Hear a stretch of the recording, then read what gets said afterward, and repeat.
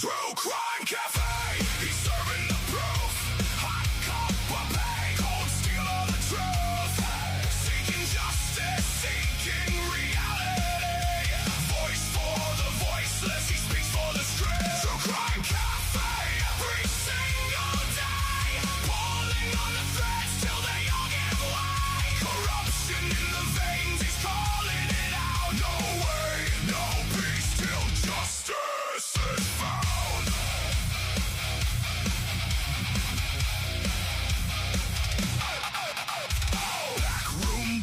Under neon signs, he reads one line, then follows the lies. Crack tape, low sound, he can hear that plea. Somebody out there, come remember me. He don't blink when the story gets dark.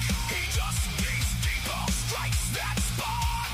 You hear that rage rotting under his breath. Every question a dare, every pause a threat. TruCrime Cafe, he's serving the proof. Hot cup of pain, cold steel of the truth. Yeah, seeking justice, seeking reality. Voice for the voiceless, he speaks for the street. TruCrime Cafe, every single day. Pulling on the threads till they all give way. Corruption in the veins, he's calling it out. No way, no peace till justice is found.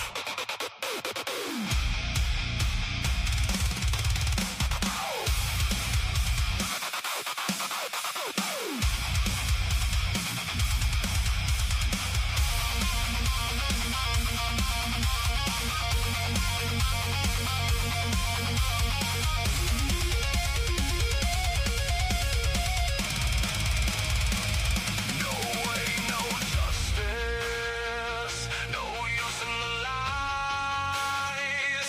He tears down the curtain, looks dead in their eyes. Whoa! You feel that verdict rising inside your chest, till the guilty confess, till the broken can rise.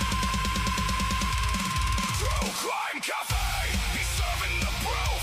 Hot cup of pain, cold steel of the truth.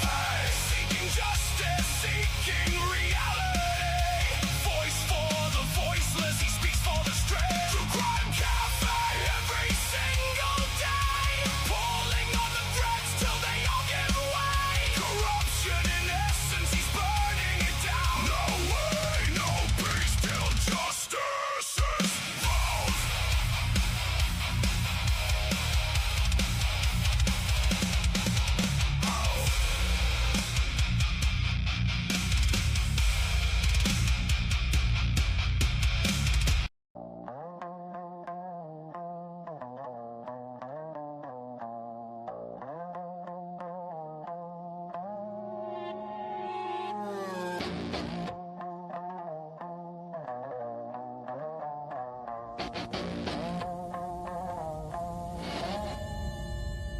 Blood on the briefcase, ink on the plea deal, coffee ring stains on a life that you can't heal. Man, this a charge, priced out by the ounce. Judge cracks a joke while they auction every ounce. Cameras in the corner, catch a cuff, then it cuts. Paper shred, justice turn a file into dust. Who signs the warrant when the fox runs a pen? Same last name on the golf bag, and the bench lies in the wind. Blowing through this TruCrime Cafe. Hey, everyone's guilty, far as I can see from this ashtray. Can't trust a halo, every halo gotta stay with it.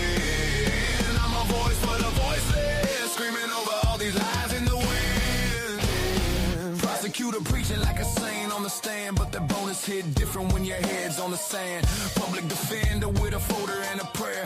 Rust on the handcuffs, rust on the chair. Corruption on the table like sugar in a jar. Sweet when you taste it, then it eats out your heart. Who do you run to when the badge got a brand? Same old handshake, same dirty hands. Lies in the wind, blowing through this TruCrime Cafe. Oh yeah, crime gets ignored if the suit got the right last name. Can't trust a halo, every halo gotta stay within. I'm a voice for the voiceless, screaming over all these lies in the wind. Who can you trust when the system laughs in your face? When the judge is a punchline in the dark staircase? Insanity replay, same scene, different day. If justice won't answer, then we carve our own way. Hey. Hey. Hey. Lies in the wind, blowing through the TruCrime Cafe. I'm seeking the truth while they're sweeping all the proof away. Can't trust a halo, every halo gotta stay within. I'm a voice for the voiceless till the last breath chokes. All these lies in the wind.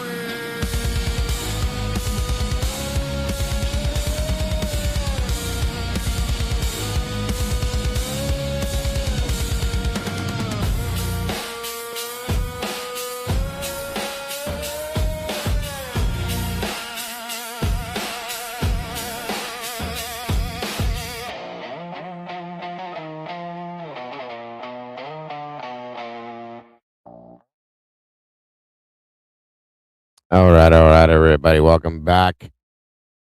Happy Sunday. We are here on a Sunday afternoon. Beautiful Sunday, too. It's great to see you guys in the cafe. We're open for business. Guys, today we're looking into the Idaho 4 victims that had matching wounds and injuries, and how and why. And what does that mean? We're going to have a bit of a conversation. Sergeant Friday had a bit of a conversation on his channel the other day. I think it was on the 27th. And Mama Bear said, this is an interesting point. So we started looking into some of this stuff, and it's kind of interesting. And there's some points to this that really caught my interest and made me start thinking on some things. So we're going to break this down, discuss this as well. And, of course, whatever else we get into, because we always do. We'll see what happens there. But come on in, guys. Make sure to hit that like button. Share this out if you will. Grab your cup. Fill it up. Grab a seat. Get off your feet. And let's do this stuff, guys. Always something to talk about. Never enough time, as I always say. So, again, welcome into the cafe. We are open for business on this Sunday afternoon. It's great to see you all. Thank you for those of you that showed up last night and supported us at the Verdict Room. Great show with Mr. Travis, Kim, Logan, and Mikey. Had a great show last night. Very much enjoyed it. So thank you guys for being here again. And make sure, guys, that you're hitting the like button on the way through the door. And please, please, please share this out if you will. And let's get this show on the road. Here we go. Here we go.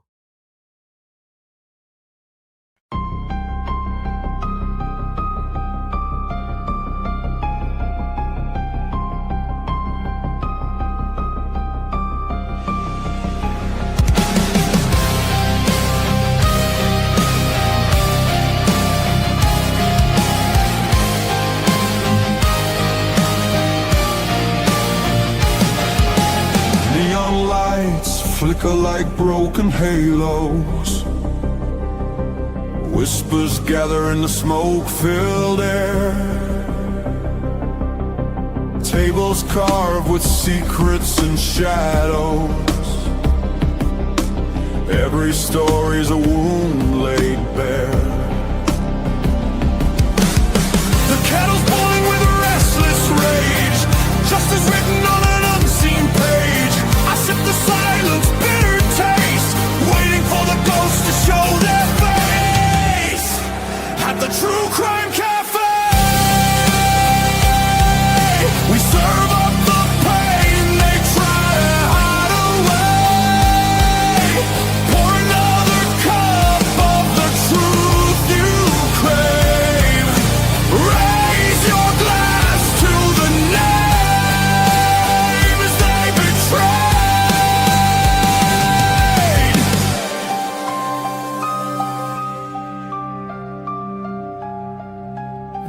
mirrors cracked, reflections are liars. Ashes fall where the guilty once stood. The jukebox hums like a funeral choir,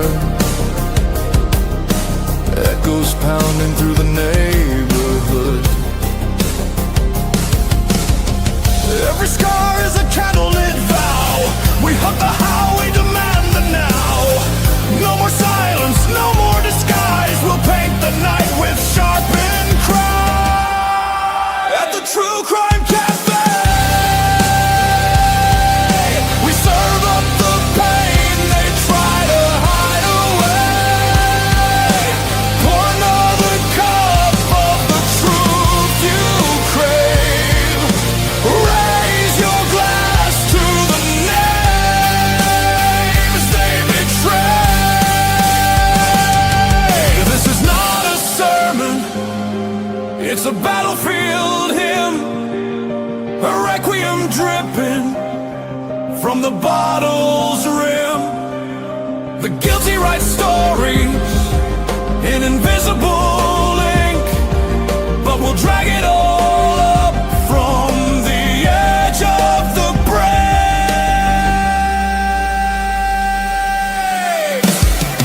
At the True Crime Cafe,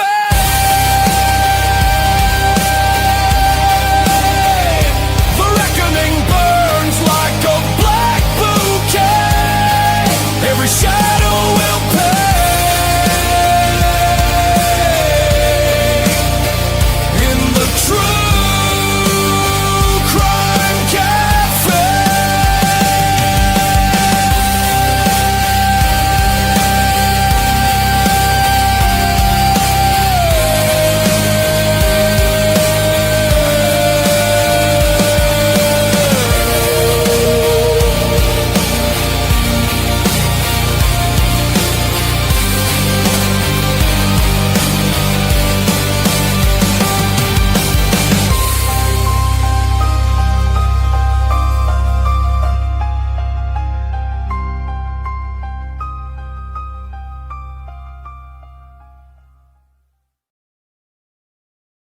All right, all right. Welcome back, guys. Thank you guys for joining us here on this awesome Sunday. I hope you're all having an amazing and beautiful day because that is what you deserve. Because you are the beautiful people. Great to see you all. Great to have you all here on this awesome weekend. I hope you're having an amazing weekend. I truly do. So thank you for taking time out of that to join me in here. Today, guys, again, we're going to be breaking down, discussing uh, of course, the Idaho 4 case. And the victims, we were going through it this morning and we've talked about it before, but Sergeant Friday did a show. I think it was the 27th. I think if that was the date correct, it was a few days ago. He pointed out some things that are like really caught my attention and Mama Bear's attention. She called me in here this morning. We talked about it, and it's a good point. There's victims in out of the 4 victims. I think 3 of them have almost matching. Some of them have matching wounds that are very what can I say? Very I can't think of the word I'm trying to use, but it that the wounds that and injuries that they had took their lives very quickly. Okay, that's what I was trying to say, and I don't know why I couldn't say it. But knowing that, it made me start to wonder about how they were applied. Okay, so that's the problem. That's the topic. That's the conversation piece, along with other things that we're going to talk about with it, and other things that go along with the rest of the case. Again, um, very wild thoughts that I've had about that kind of stuff, and interesting, I should say, as we'll discuss. And again, I want to thank everybody that joined us last night at the verdict room. Myself, Miss Kim, Logan, Mikey, and Travis from Travesty Logic. Great show last night, guys. Great conversation and great points that were made. And on he did some live analysis and pointed out some things that definitely, I'll say, he cannot look away from Dylan at this point without saying there's a high amount of guilt there. So that was very interesting. As always, there'll be more to come from Travis from his channel. So make sure you guys are subscribed there.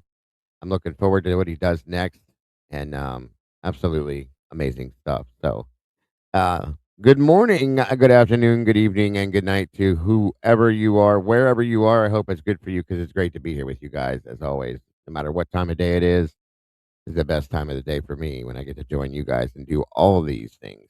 So it's great to see you guys again. Looks like Miss Leah's in the house. Sweet Pea, welcome back to you. Miss Teresa, great to see you. Saluther75 jumping in here. Danced on in here, it looks like. Jibba, jibba, jibba, jibba, jibba, jibba, jibba. Good to see you, my friend. Thank you for joining us. Jesse Schubel's in the house, all the way from Thailand. Great to see you, brother. G Bean, welcome back to you. 1 the crazy vampire in the house. Good to see you, sir. Thank you for joining us. I hope you're not working too hard. Pretty much Finland. Great to see you today. Thank you for joining us. As always, appreciated. Aquamarine, welcome back to you. Great to see you. Right Turn Clyde, thank you for joining us today. As always, good to see you. Blue Devil, thank you to you for being here. Miss Amy Oleski and Sylvia Hurley, you as well. Welcome, welcome. Welcome to all the amazing moderators that are part of this team and this community here. Appreciate you very much for taking time out of your day to be here. The last 24, the amazing Mikey, my production manager here. Thank you for joining us, brother. Good to see you today on your day off, I hope. Let me see here. Michelle F., welcome back to you. Miss Robin Lynn in the house. What a treat. Good to see you, Miss Robin. Thank you so much for joining us. Hope you and Miss Essie are having an amazing day, as always. Let's see. Let's see. Who else do we have gracing us with their presence? Miss Teresa. Great to see you. The Momentum Method with Robin. I love that. Very cool. Good to see that. I love that name, Robin. Baby Ames, great to see you. Thank you. Miss Karen Polk was good to see you today as well. Lisa Winchester, welcome back to you. Let me see. Show. Where are we at here? Sylvia Hurley. I'm getting to the top now. Miss Becca, welcome back. Great to see you. Moonflowers in the house. Good to see you, Moon. Thank you for joining us, dear. As always, appreciated. Let me drop to the bottom now. See who popped in at the bottom. Blue Eyed Butterflies in the house. Great to see ya. Miss Girl, good to see you. The Snarky P's back in the house today. Good to see you. All right, all right. Farmzilla, welcome back to you. Good to see you today.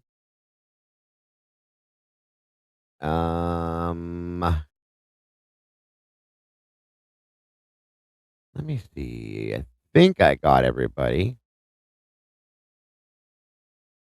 Mystica, welcome. Good to see you. Good afternoon to you, dear. Thank you for joining us. Miss Girl, of course. Teresa, I think I did. Lexi, S20 is in the house. There's Miss Lexi. Good to see you, dear. The P, of course. I love your avatar. That's really neat. Yep. There's Jesse, middle of the night where he's at.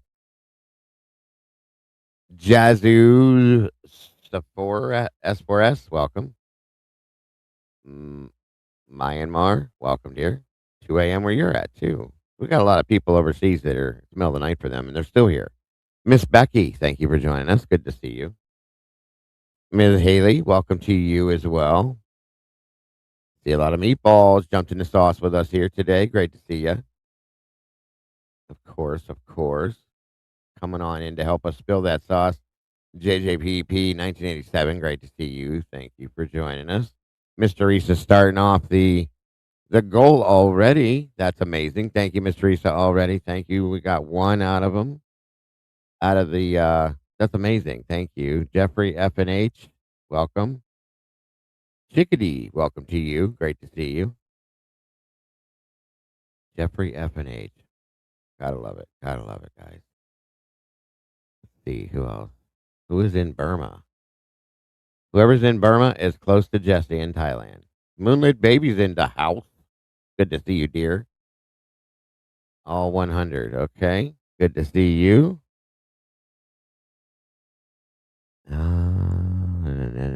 52 likes. It looks like there's 128 peeps in here, guys. Please make sure to hit the like button on your way through the door, please, and help you. I think it's the basic is 2.99. Sweet pea. I think. I think. Um, I haven't looked at that in a while. I lowered my prices on that again because the YouTube throws them up every so often, so I have to go back in and take them back down.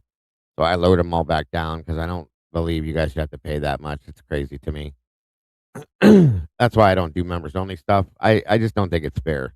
Some people are on, especially people I know that come in here, are on a fixed income, a monthly fixed income, and to have to drop a certain amount of money to be able to be involved in stuff that we do. I just don't think it's fair. You shouldn't have to do that to be part of the community. So we don't. That's why we don't do members only stuff, and that's why I try to keep the members prices if you want to be a member as low as I possibly can. So I think it's on our main page, and I know Bubbles when she's in here, she usually drops the thing and it shows the where you can uh, become a member, and it'll give you the option when you click into it.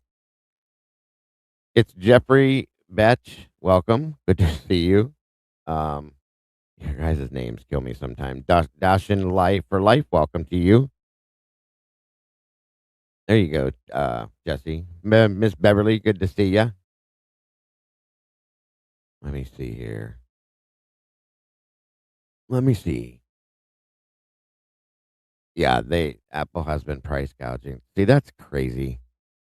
I don't see any reason in it. And I want to thank you guys for those of you that have been doing any kind of donations to like the Cash App, PayPal, and Venmo stuff, guys. That's never expected, but it is so very much appreciated.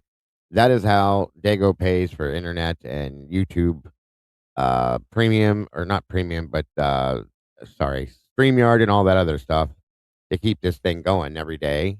So thank you for those of you that do that. We don't expect it, guys, but it is so very helpful, and we do more than appreciate it. That I can promise you. Let me see here. Mittens for Kittens, good to see you. Thank you for joining us. It is hot outside. I agree with you, baby. Baby Ames. Thank you, Chickadee. Appreciate you being here. Again, everybody, please make sure to hit the like button. It looks like we're now up to 64 likes, and there's 155 people. That's important to YouTube. That's how they help us. And if you feel up to it, please leave a comment after the show if you choose. Let me see. Miss Kim's in the house with Typically Unique. Thank you for joining us, Kim. And again, there'll be other things we get into discussions on today, I'm sure. We always do. Moonlight Baby, thank you for that. Drop 5 new memberships. Guys, make sure you can receive those memberships just by clicking in that little circle at the bottom of the chat that has a $sign in it. And go into there, click on it to allow to receive gifts, and you'll be able to receive these memberships as they go out.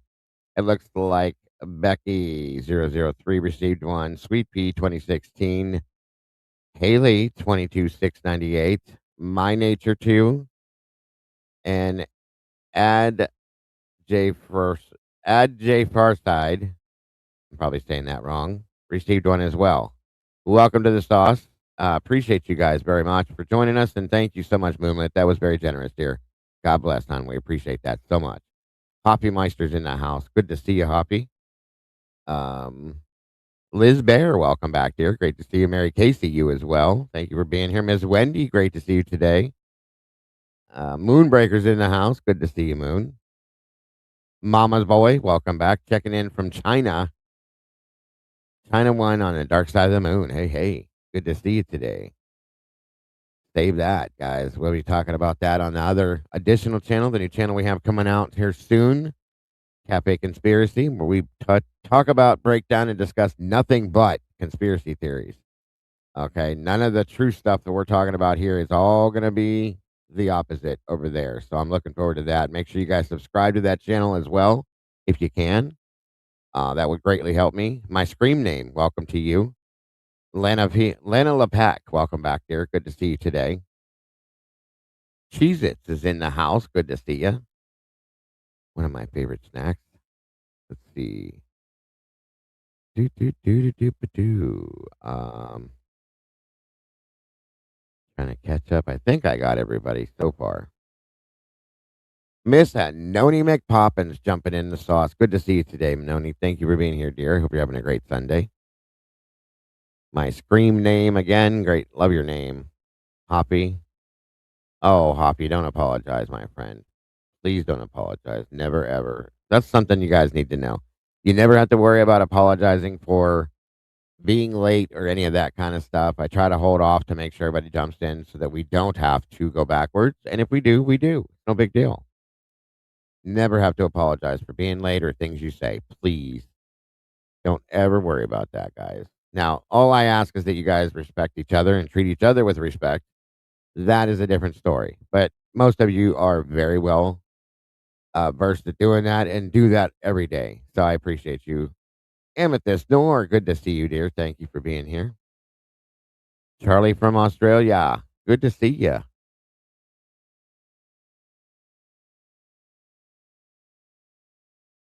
I think I got you guys are popping in little by little. No worries. 173 people with 79 likes. It's catching up.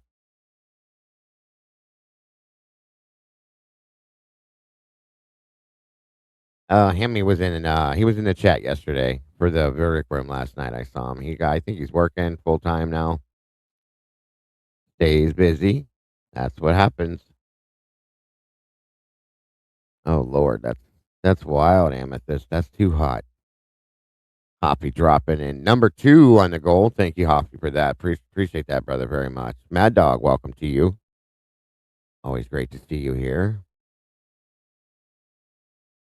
I guess I can go ahead and set this up too. Anybody that would like to join me as we discuss this, I will go ahead and pin the link. You can express your feelings and thoughts on these topics as well. It's always good to have company. I'm clean, showered, I don't stink, so don't worry about that. Fox Rooter, good to see you today. There's Mad Dog, 5,000. Hello, back to you, my friend. Uh-oh, what did I do there? Nope, wrong thing. Hold on. There we go. Okay, so the link is pinned now. All right, we're good. No AC. That would not work for me. Sorry, I couldn't handle that. I'm all right. Let me see. Let me see.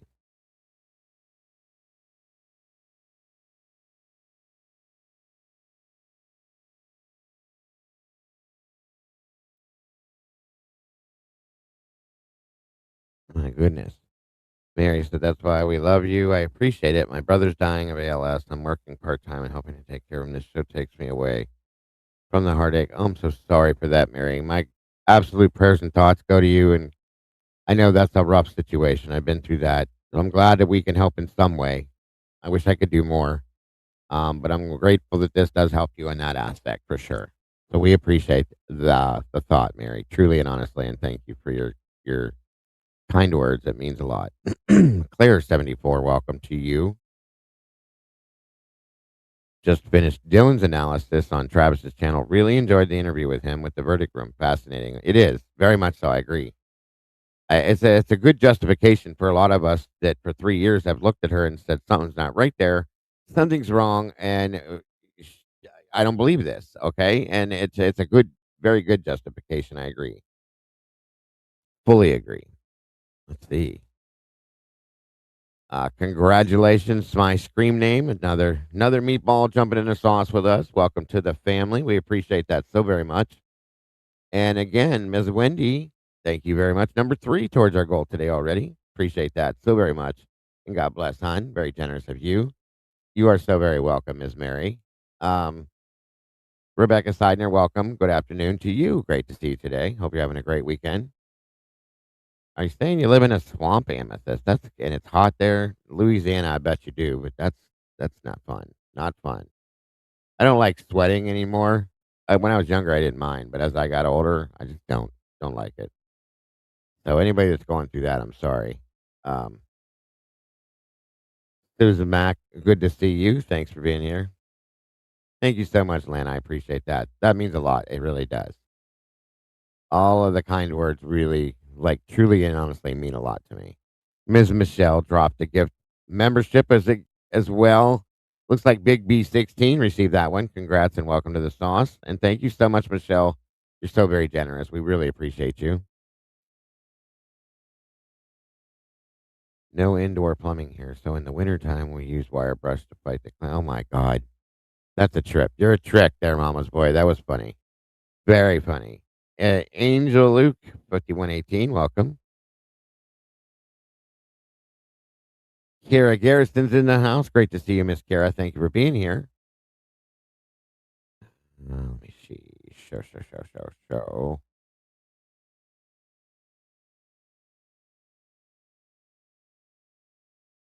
Let me see.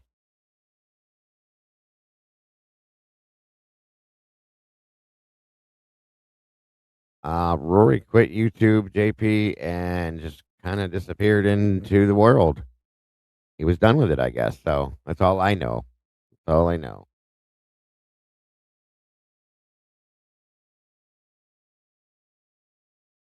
Unfortunately.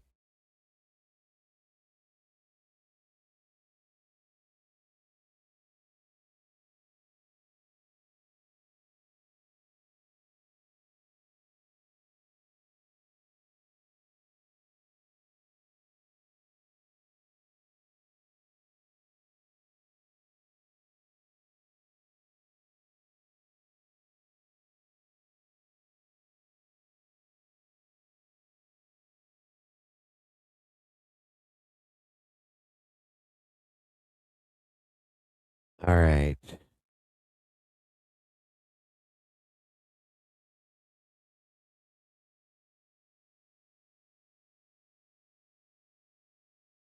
$184 peeps in the house.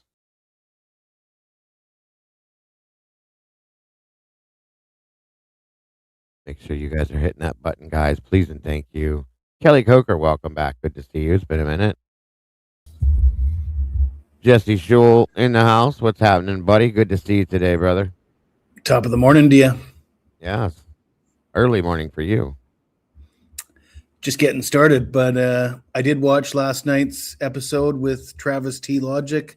Thought it was quite interesting. Agreed. It was a good show.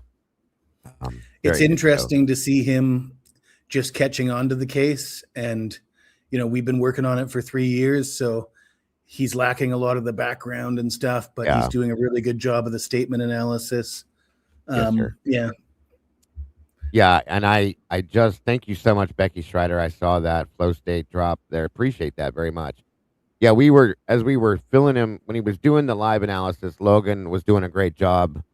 We were trying to fill him in on a little bit of the backstory behind some of the people, that he was going to be analyzing, and I think that helped a little bit to be able to kind of get an understanding for what was actually going on in the background before this all stuff, this stuff all went down and so on and so forth. So, absolutely. I could see the switch flipped for him there. Oh, yeah. He's like, hey, wait a minute. There might be a lot more people in on this scam than just Dylan. You know what I mean? Well, he was saying that's a good point that you pointed out because we've talked about that with the police and stuff. And he pointed out a couple of times with the leading questions and the close-ended questions. And I said, being that you brought that up, Travis, I said, I'm going to point something out. I said, if you go back, we've all seen all these interviews at this point. I said, so all of these interviews, if you watch them, you'll notice that they're all leading questions. They're all the questions, like they're asking questions and answering them for them at the same time in some senses. And he's like, I'm seeing that. And I said, he goes, I don't know what to think. And he's not, and I don't, I don't expect him to be. He's not on to the point now where we're all looking at law enforcement going, well, I could see he's getting there. He's getting there. He's getting there. Give him some time. That was exactly my point. I could think I even said that. I said, I noticed that you're kind of starting to get to where we're at with this, asking why this is happening, why that's happening. So yeah, I just believe he, like you said, he needs some time to fall through, and he's going through it all. He was very interested in how certain things were being said. Excuse me. And I did notice something too. And he even caught it when I showed it to him with all of them last night, was that the Hunter Johnson interview, as he's reviewing it, I think you can notice where they clipped that interview, because I was like, "Did you guys just catch that?" Because he was talking and he said, and then he said, and it sounded identical, like it overlapped, and I said, "That one was clipped." So, at this point, now even, and like I said, he saw it, I think Kim and Logan, Mikey saw it. At this point now, I don't even trust these interviews, you guys. I just don't, because they've clipped things out of them, I believe, things that are missing that don't make certain other things make sense and stuff like that. So, yeah, Well, it's you know what obvious. I think of Hunter Johnson. Of I've been course I very do. vocal about Hunter Johnson, but I don't dispute Travis's Sure. statement analysis. But for me, it's not about the statement he gave to police. It's about the statement that Dylan gave to him, and the fact that Yeah. he and Travis can see that Dylan's dishonest, and only a fool would buy Yeah. into what she's selling. Right. Well, you got to think that her close people that are close like that know all these people, and they're on the ground. They know more than we do about the situation, and the story she's feeding them is probably less believable to them than it is to us, even. Sure. Sure. And So, everything last night. regardless of what his statements are to the police, just the fact that he's selling the same story she's selling, the overall narrative, the fact that they're selling the same narrative suggests they're in bed together to me. Sure. Absolutely. Absolutely. And there's, as we noticed last night, everything, and he admitted to it. We've all talked about it last night. It all points to the same thing. Everything comes back to Dylan. In any way you look at this, every bit of this comes back to the same denominator, Dylan Mortensen, folks. You can't deny that. Okay. Everything we go into, everything we review, statement analysis stuff, and when you look at other people, for some reason, it's strange. Full circle, it comes right back to Dylan. So it's the point. It's the absolute point right there. So welcome, Michael 007. Good to see you, my friend. Speaking of Dylan, did you notice any similarities between the Mackenzie Shirilla case and Dylan Mortensen? Because to me, the double standard of the way that Mackenzie Shirilla is treated as, Uh-huh. I mean, she could be labeled a victim. I know Sure. she's now basically the guilty party with very little evidence. I must say, Yeah. I don't like the girl's character. I'm not a big fan of her parents. But I No. fail to see the evidence that convicts her for that crime. But put There's it a this way, few there's a lot people. more evidence against Dylan than there is against her. Right. No, I get it. And that And I don't happened. know how the hell the prosecution got those photos of the Halloween photos and the TikTok as character assassination into that. That should never be Keep allowed in a going, Jesse. courtroom as evidence. I mean, that is evidence of absolutely nothing. A TikTok where she's dancing. I mean, the only thing that's evidence of is bad character. Bad character isn't evidence in a criminal trial. I believe I think Hitler has actually said those words out of his mouth during the hearings, the pretrial hearings, that you cannot use evidence of bad character and carry it over as if that's evidence that they committed a crime. And those TikToks, I mean, every 16-year-old girl probably has TikToks very similar to that. And Dylan, the Halloween pictures, the reason I bring that up is because I think Dylan has very similar Halloween pictures shortly after this happened. That, yeah, look exactly like Mackenzie's. Dylan and Mackenzie, to me, line up very, very, very closely. And it's unfortunate that that girl has to spend I guess it remains to be seen, but for now, it seems like she's going to spend 15, 20 years in jail. I think a little bit of jail time would probably have done that girl some good, but I don't think it needed to be that severe. But kind of an indictment against society. Since Dago appears to be busy, I'll just go on a rant about that. But yeah, looking at, I actually forced my 20-year-old son to watch that documentary as a lesson to the kind of girls that you're going to date. And if you let them run your life, they might run your life right into a freaking building. And we because this is a conversation that we've had is, he tends to let his girlfriends run his life. And I've tried to teach him through 50 years of experience that always ends badly. And I think poor Dom there, it ended badly. Part of the reason it ended badly for him is because I don't think he had enough control in his relationship. I think, you need to put your foot down at times, and you can't allow your girlfriend to run your life the way that she was running his life. Right. And I'll let you interject. I thought you were gone. No. I'm here. I'm just listening. You're making good points. No, I was just filling space, but I don't know. I don't know if anybody was interested or not. It's an interesting. You're talking about the Shirilla case. I watched the father's interview. Lana did it, and I'm just like, I think I can understand now. Looking at her parents, like the apple, they always use the saying, "The apple didn't fall far from the tree." That apple is dangling and hasn't even dropped off the tree, in my opinion, because they're just off, way off. But yeah, well, I might have some unpopular opinions, but a lot of people talk about the days of black and white televisions as bad times for America, but there was a lot of positives that came out of the pre-politically correct era where you spanked your kids and kids called their dads sir, and they were polite to adults. And, yep. And I've said the same things. I said it's the kids. They have no fear of consequence. They have no fear of authority, and they know they're taught in school now that I'm not saying you should beat your kids, folks. I'm not saying that at all. I had that type of upbringing, and I thought I turned out pretty good. My parents didn't beat me. They didn't throw me down the stairs. They didn't kick me, step on me, punch me, any of that stuff. But I did get spanked or paddled, and it didn't hurt me. And my sister was the same, and most of my friends were the same. And there's just they teach the kids now that your parents can't hurt you, they can't touch you, the police can't do anything to you, and they know this. I had a delinquent child. He was 15, who was out running around smoking weed and doing his thing, so on and so forth. And I brought a friend of mine in, who's still a police officer. I talk about him often, and he was like, "I can try," that whole fear thing. And I brought him in. And my son sat there with his arms crossed, very cocky and arrogant, and said, "He can't do nothing to me. I don't know what he's doing here." And I was like, so Jason took me to the side, and he's like, "Hey, he's right. There's nothing we can do unless they hurt themselves or try to hurt somebody else."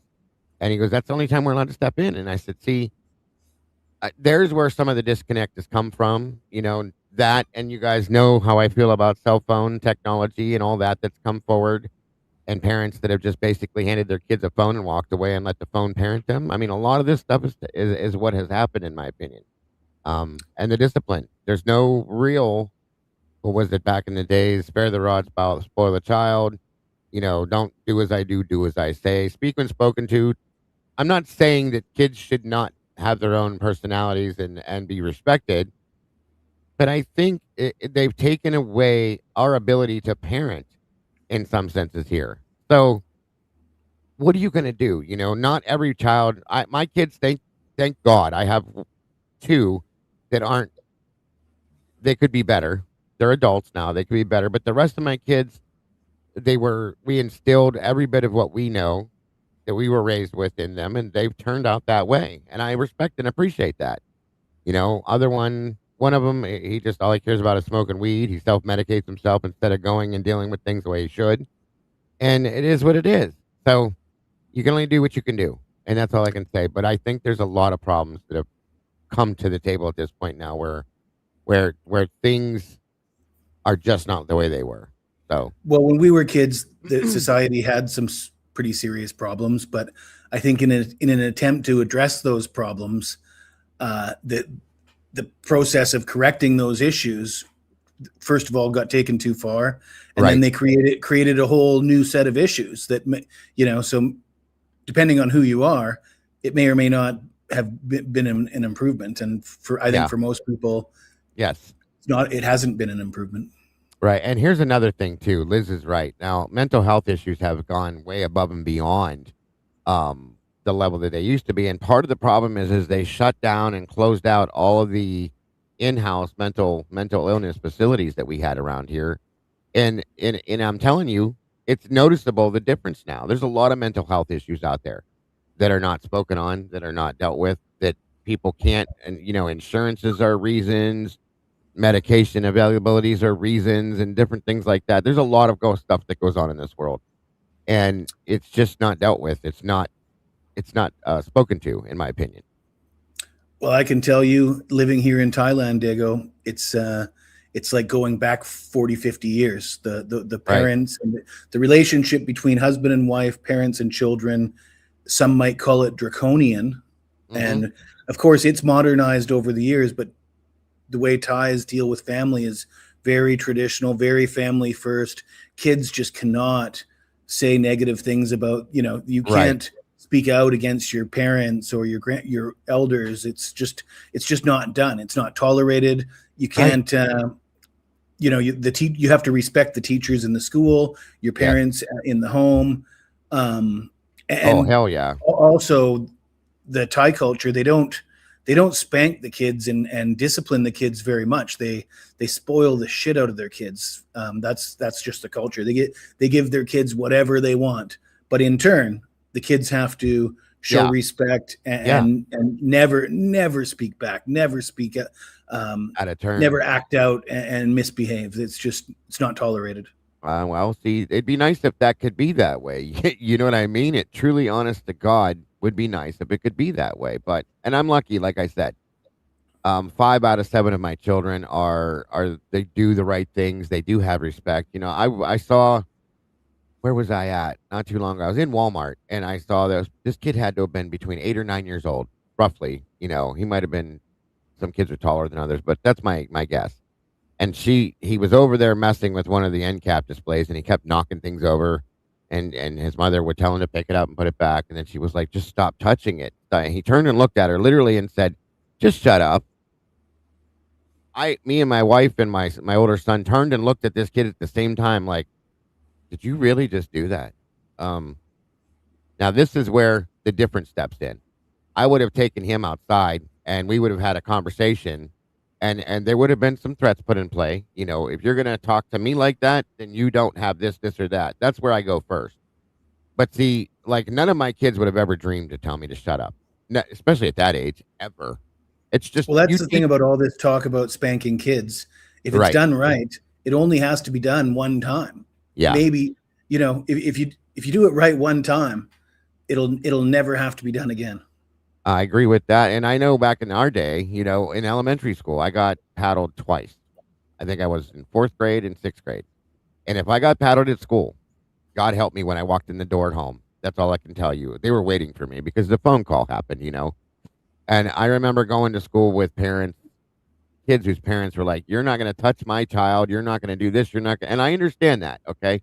Because some people don't know their own strength and they take things too far.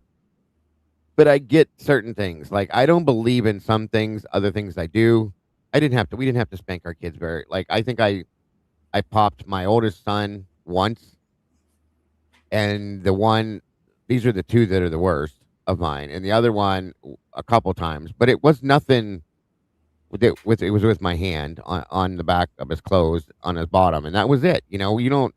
I've seen and I've been to scenes where people have thrown their kids downstairs and kicked them and done this and done that, and I'm like, what is wrong with you? Like, there's ways to do these things. If you don't like your children, don't have them and things like that, but don't ignore them. And that's what a lot of parents do. They just don't want to deal with it. So they move along and they live their lives while this child's living their life separately with no guidance and no parenting. And that drives me nuts. My son Drives me stole a nuts. chocolate bar from 7-Eleven, and I made it my mission to make sure that would never happen again. Yeah.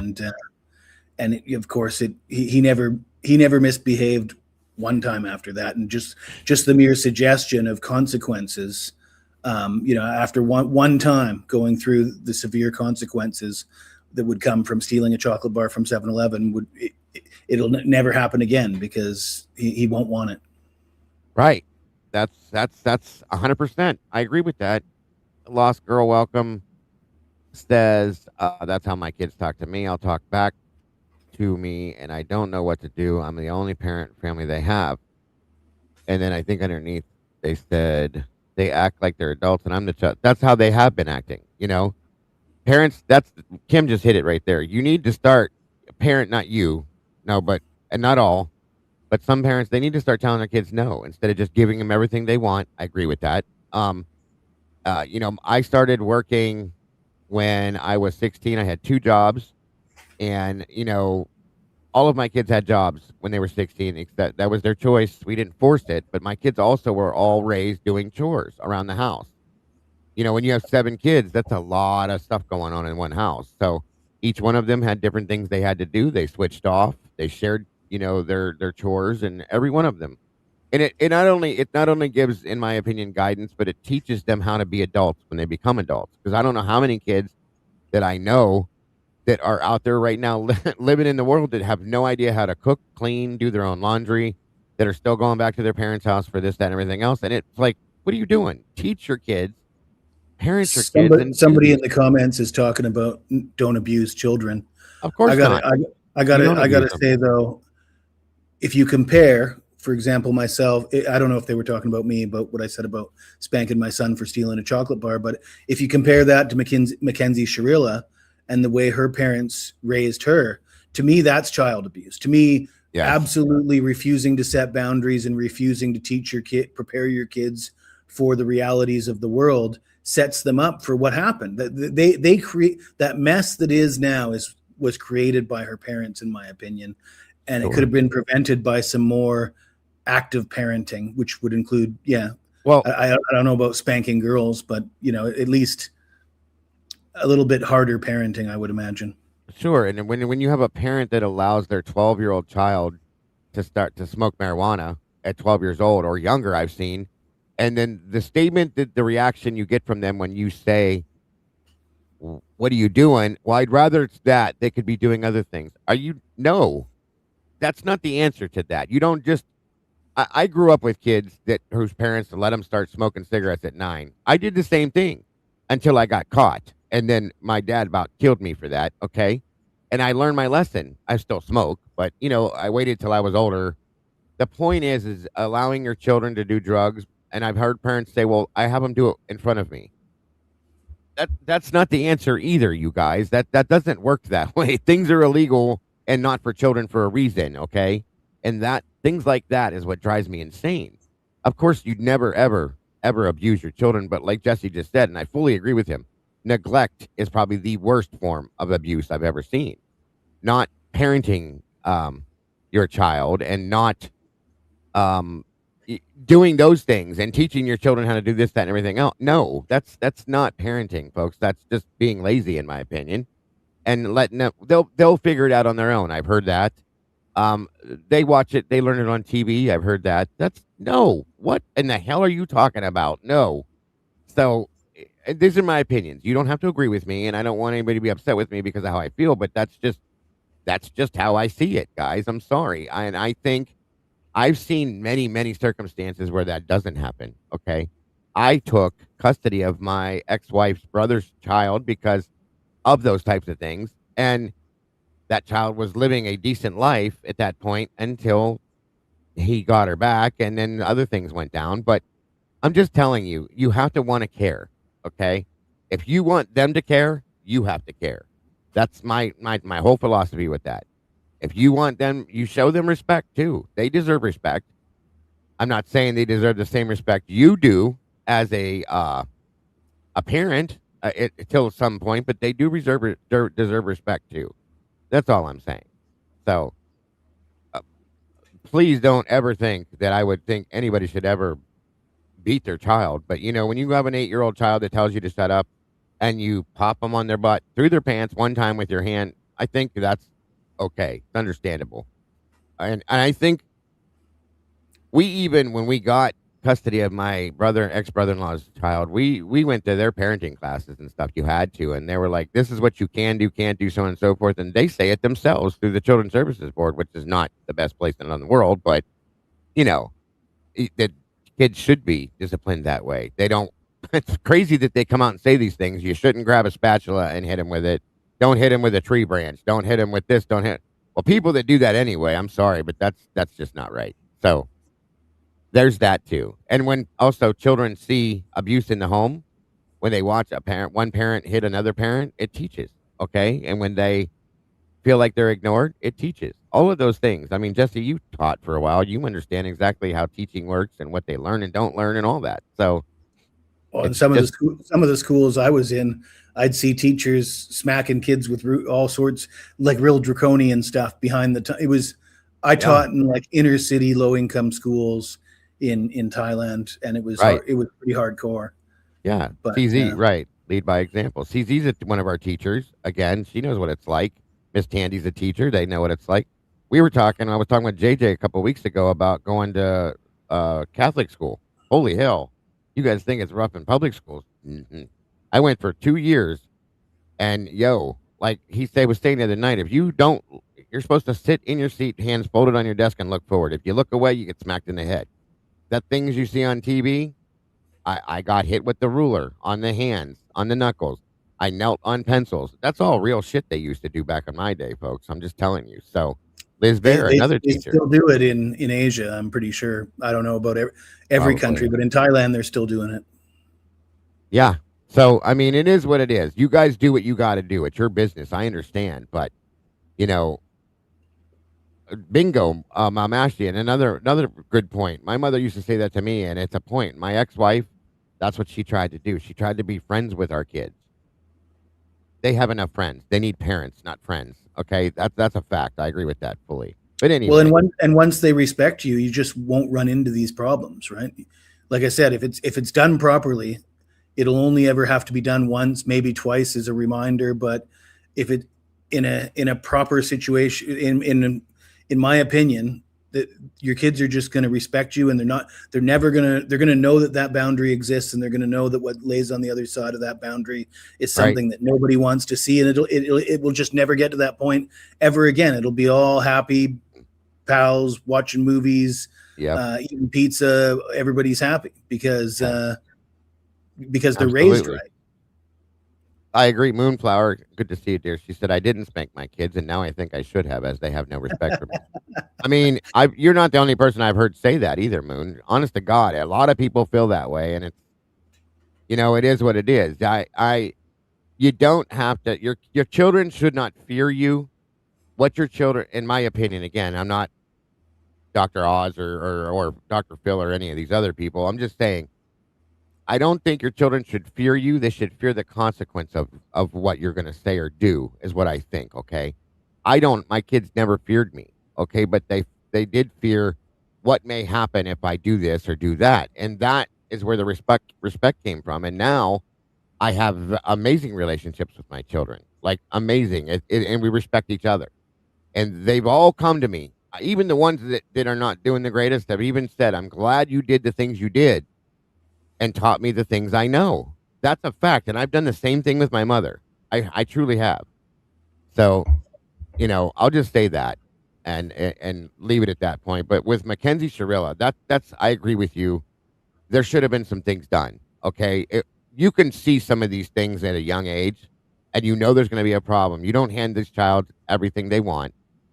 Let them stomp up and down, throw themselves on the floor, scream and yell, whatever. This is what I said. This is how it's going to be. And if you don't like it, then you can go sit on your bed in your bedroom and think about that for a while. That's how I've dealt with things a lot. And they hated that because One of the other reasons I told my son to watch that documentary is because I've been telling him since he was a very, very little boy that if you let kids run roughshod over you and you don't discipline them, the jails are full of kids like that. Every murderer on death row, every lifelong criminal has a history of running roughshod over their parents, having no boundaries, having no discipline, and that's the recipe that leads to that kind of behavior. And when I said that, yes, sir, I've said that in the company of several family members, and they've lost their mind. Like, you can't tell kids that they'll grow up to be killers.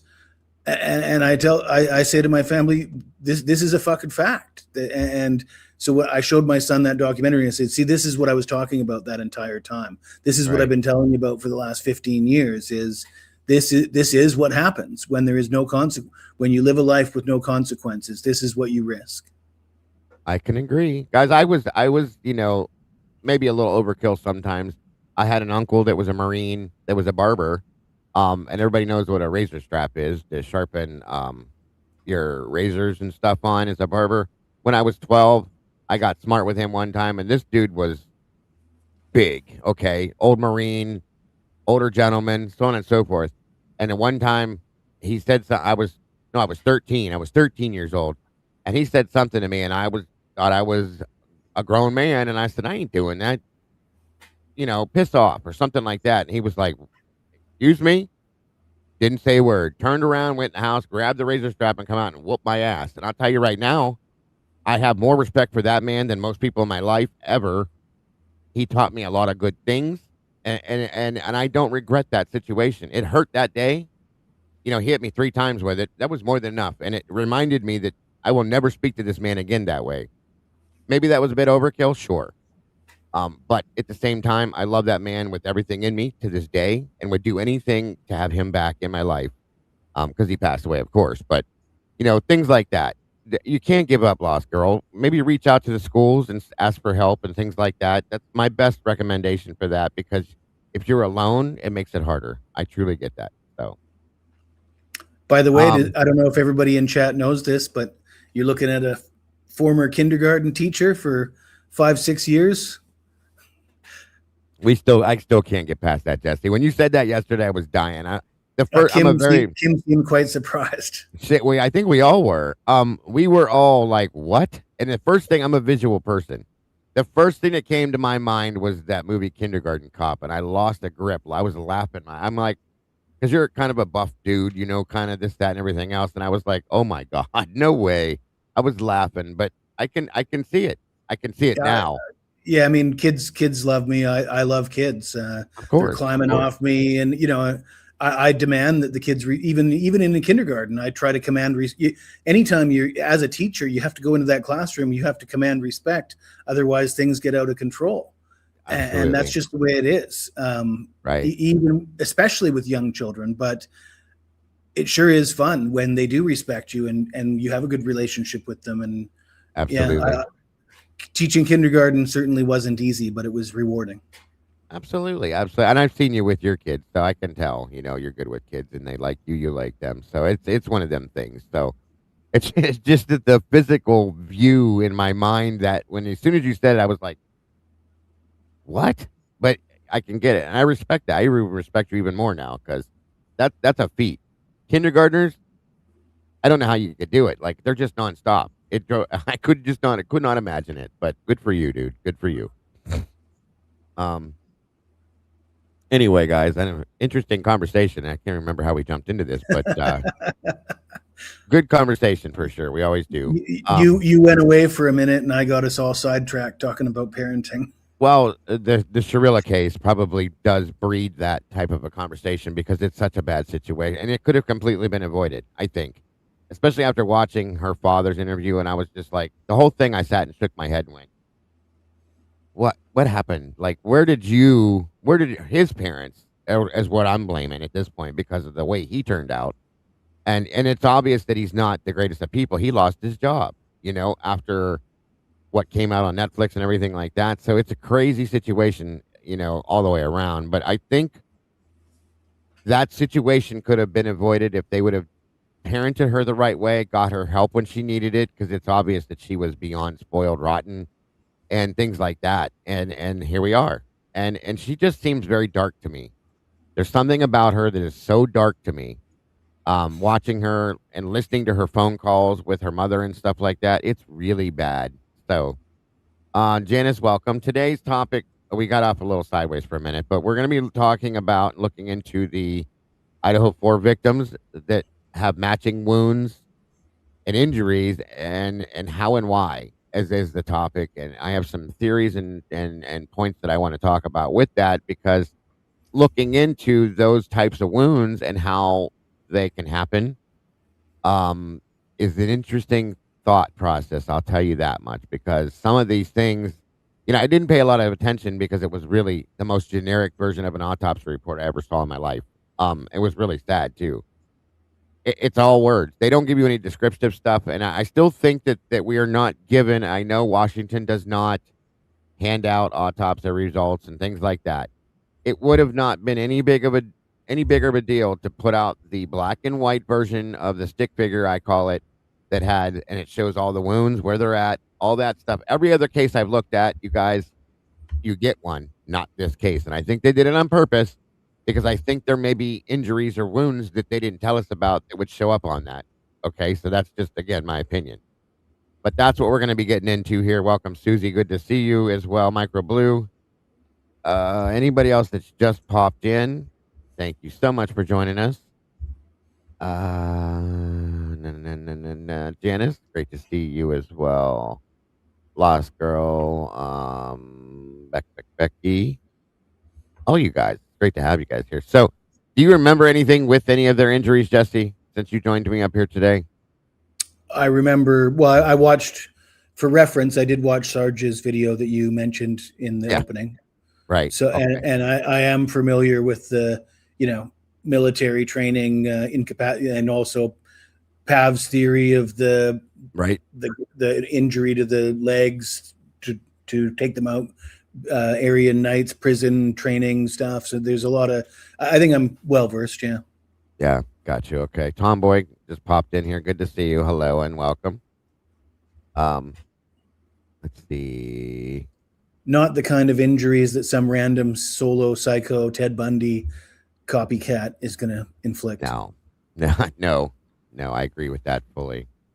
Let me see. Give me a second here.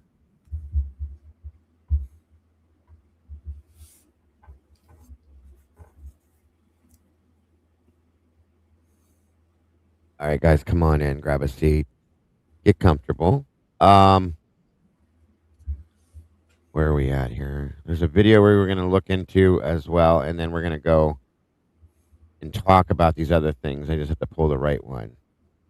Actually, there's two, but I want to pick which one I want to go with first, and that'll segue us into what we're talking about. I have a lot of problems, Jesse, and issues with these injuries because as we looked into it, come to find out, and I knew some of these things from my experience, but I just didn't. When you don't hands-on deal with certain things, you don't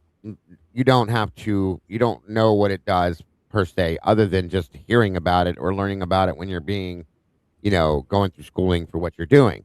If you never actually hands-on deal with something, you don't get to experience it. So, I've never experienced somebody that has had a clavicle, the clavicle subclavian. The subclavian injuries are the worst. Those are the ones that brought me to this, where I'm at with this. Mm-hmm. Because unless you deal with that, you don't realize. The closest thing I ever had to that. And what is that around the collarbone area? It's right underneath where the bone area is here. Yeah. And it's connected with the carotid artery as well. And here's the other thing a lot of people don't know, that me even included, even though I did certain, like, I stood in on autopsies as part of my training and stuff like that. We didn't do like an ass load of anatomy stuff. You get basic stuff with it. Okay. So when you cut through, through that area to get to that point, you can perforate it, or you can completely cut through it. You're going to bleed out. Now, the closest thing I ever had, now this is why I'm going there, as I worked for a fire department that was way out in a rural area that was right by a lake. And we were like with 5 minutes from the lake. And there was a causeway that separated the two sides of the lake. And a lot of people would stand on the causeway fishing. So this one gentleman one morning, early in the morning, was fishing and pulled. He had one of those 4-prong hooks. I know fishing, but I don't know a lot about certain things. He was fishing for a larger type fish. And it was a 4-pronged hook that he pulled out of the water, and he was trying to do something with it. And he flung it back, I guess, from the guy that was standing near him, said is what he remembered seeing. And it must have got stuck right in his jugular area. And when he yanked it, he thought it was stuck to his shirt. He didn't really feel it. When he yanked it, it ripped this open. The dude, no lie, you guys, he started bleeding. He was trying to hold it, I guess, from the guy that was next to him. The guy was trying to help him. And it literally took 5, maybe 6 minutes, and he bled completely out. When we got there, he's sitting on the ground. There's blood all around him. He was completely gone. So these types of injury, you'll die fast, very quickly, because the blood leaves your body so fast because it's behind pressure. It comes out very quickly like a water fountain. And partially that's what happened with some of these. I have questions about some of the other that we're going to talk about with Kaylee and Maddie, um, because some of their injuries, in my opinion, had to have been done post-mortem, which we know there were, but the ones that, such as the neck cuts and stuff like that, they would have bled out. There would have been so much more blood in those beds, but there wasn't. So I feel that they were dead before those happened. I'll just say that, okay? And I'm not, all respect due, I'm not trying to be rude when I say this, but some of this may be a bit of a trigger warning to some people, and if so, please feel free to step out if you need to. I truly understand. But yeah, very, it's so fast when you go through these things that it boom, boom, boom, you'll pass very quickly. And here's the thing: in the subclavian aerial part where this would all be, there's tissue, of course, and there's also tendons and muscles and nerves and all this stuff that if you cut through those will paralyze you. One of the main things that happened with Kaylee, and I'll pull up some reports and show you guys these things, is that she asphyxiated on her own blood. Well, when you look into this, okay, one of the main things that can happen is that if you cut through this, okay, you start bleeding internally into your own throat, things like that, which is probably how and why she asphyxiated. Very quick and easily. Here's another thing: it stops you from screaming. It can stop you from yelling, talking, screaming. It can paralyze your body. And these things could explain how things were done and people were not able to defend themselves, possibly. I'll be honest with you, at this point, after reading through what I did this morning and looking into some of these things, I think the only person that likely was able to truly defend themselves was Xana Kernodle. I don't think the other three were able to. I think that they went in and dealt with Ethan very quickly because he was the only threat in the house, probably the biggest, the baddest, and the toughest. So I think they went in and dealt with him very quickly to shut him down. It could have paralyzed him, um, kept him from making sounds, talking, making noise, screaming, yelling, any of that stuff, okay? Because of that type of situation. And I believe that very well is what happened. Now, the other side to this that has bothered me, and I think we've talked about it in the past, okay? But now we're back to this today again. This type of an injury and these types of wounds, and I'm not saying this is what happened, okay? But I'm telling you that these things are used in military operations by special forces units and things like that to very quietly and quickly shut down people, if you know what I mean. The SEALs, Rangers, Green Berets, Special Forces, whatever it is, they go into these situations. I've looked into that too today, and they will use these types of options to shut somebody down like that. That person can't move. They're immobilized. They can't talk, scream, yell. They can't alert anybody. They can't fight back, and they're done. They're down on the ground, out of commission within seconds, folks. No lie. Okay, so here's my question. And I think we talked about this way early on because of some of the types of injuries, right?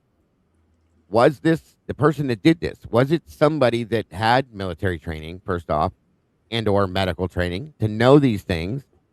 And as I'm going to show you on the documents here, you can see that all three of them had some of the similar type of injuries done. Now, that's why I question that too, Claire. Kaylee's face, that's a different situation. I think that's separate from immobilizing them. Maddie, I think that was initially probably, maybe she might have been one of the first, okay? But that doesn't mean she was the target. Let me put that there. That's another thing too. That's another thing. Tomboy's right. You can learn these things in a prison atmosphere to protect yourself. There's many options here, folks, with this. So, and I do believe, again, the only person that may have defended themselves possibly is Xana. And I think maybe the reason why she was not taken down that way is because they couldn't get to her and hold her still long enough to get to that point to do what that needed to be done. That's my thought. Okay. This is just my opinion on that. I think that is how and why. Okay. So I wonder on that. And that's why we're discussing this kind of stuff today, because I have a lot of feelings and I want your guys' opinions. Go ahead, Jesse. I'm sorry. So regarding the learning in prison, um, and that kind of makes me think of Pavarotti's theory of the Uh-huh. Aryan Knights, and basically a hit, a drug hit, or retribution from a gang. Where Right. I struggle with that though is how does that involve cops coming in to clean? Like, yeah, you can learn this in prison, but can you clean a crime scene and remove it of all the DNA and get corrupt cops? Sure. I just I have trouble fitting that in. No, You know I what I get mean? it. Like, I get it. to me, the better fit is somebody who's directly connected to the power structure that would Yep. do that. You know what I mean? That level of cover up, the level of cover up that is so severe that Travis was thinking, maybe the cops are in on it, kind of thing. And Sure. I, who tend to be too controversial sometimes, even wonder if the defense was in on it. In That any of that, anything's that level of possible. cover up isn't going to happen for the Aryan Knights, in my opinion. That's going to happen for it's got to be somebody who's closer to the power structure, not the riffraff on the outside. Well, how many law enforcement officers have you heard of that have military training in the background? Most of them, don't they? Or A like lot half of of them. them. I A mean, lot a of good them. a good number. Yeah, quite a few of them have some kind of. I mean, I know, like I said, my buddy Jeff, who's a cop, he's the one I always go to. He was special forces. Okay, Mhm. he's the one that argued with me that there's no way that anybody, Brian Koberger, anybody, or God himself, went in and did this in 3 minutes. There's no way. Not with four people. He argued with me. He's like, I can't see that, especially if there was anybody at all that defended themselves. And he was like, it just doesn't make sense, Joe. And I said, he goes, me alone. He goes, maybe me, somebody like me could have done this. But even then, it would have been a struggle because that period of time, especially without taking any DNA with me or doing this or doing that, he goes, it just doesn't make sense to me. So, yeah, a lot of them do have that background. And it makes you wonder. It does. That's all I can say is it makes you wonder. Um, And another thing is the Aryan Knights. I don't know a ton about the Aryan Knights, but I would imagine they don't stick around for 8 hours cleaning up after they do their business, right? I don't believe so. No, I wouldn't think. They wouldn't, but I think, see, the way that the Knights got brought into this, if you base it on what Pop's theory was and some of the things we've looked into, was that there's a possibility that they're associated with certain people, such as Dylan and people like that. And I get it; it makes sense because of who she does know. Um, now, I believe Dylan had a very high depth involvement in this. Okay, at this point, I most definitely do now. Do I believe she was the one that, com- committed the actual act of taking their lives? Maybe not. I think it's possible, but now we also have injuries that happened post mortem. That is what I believe she could have been involved in. Okay, as a vengeance type thing, for lack of better terms. Okay, that's what I could believe. Now, beforehand, no, I don't think she did. I don't think she may have been the one that took their lives per se.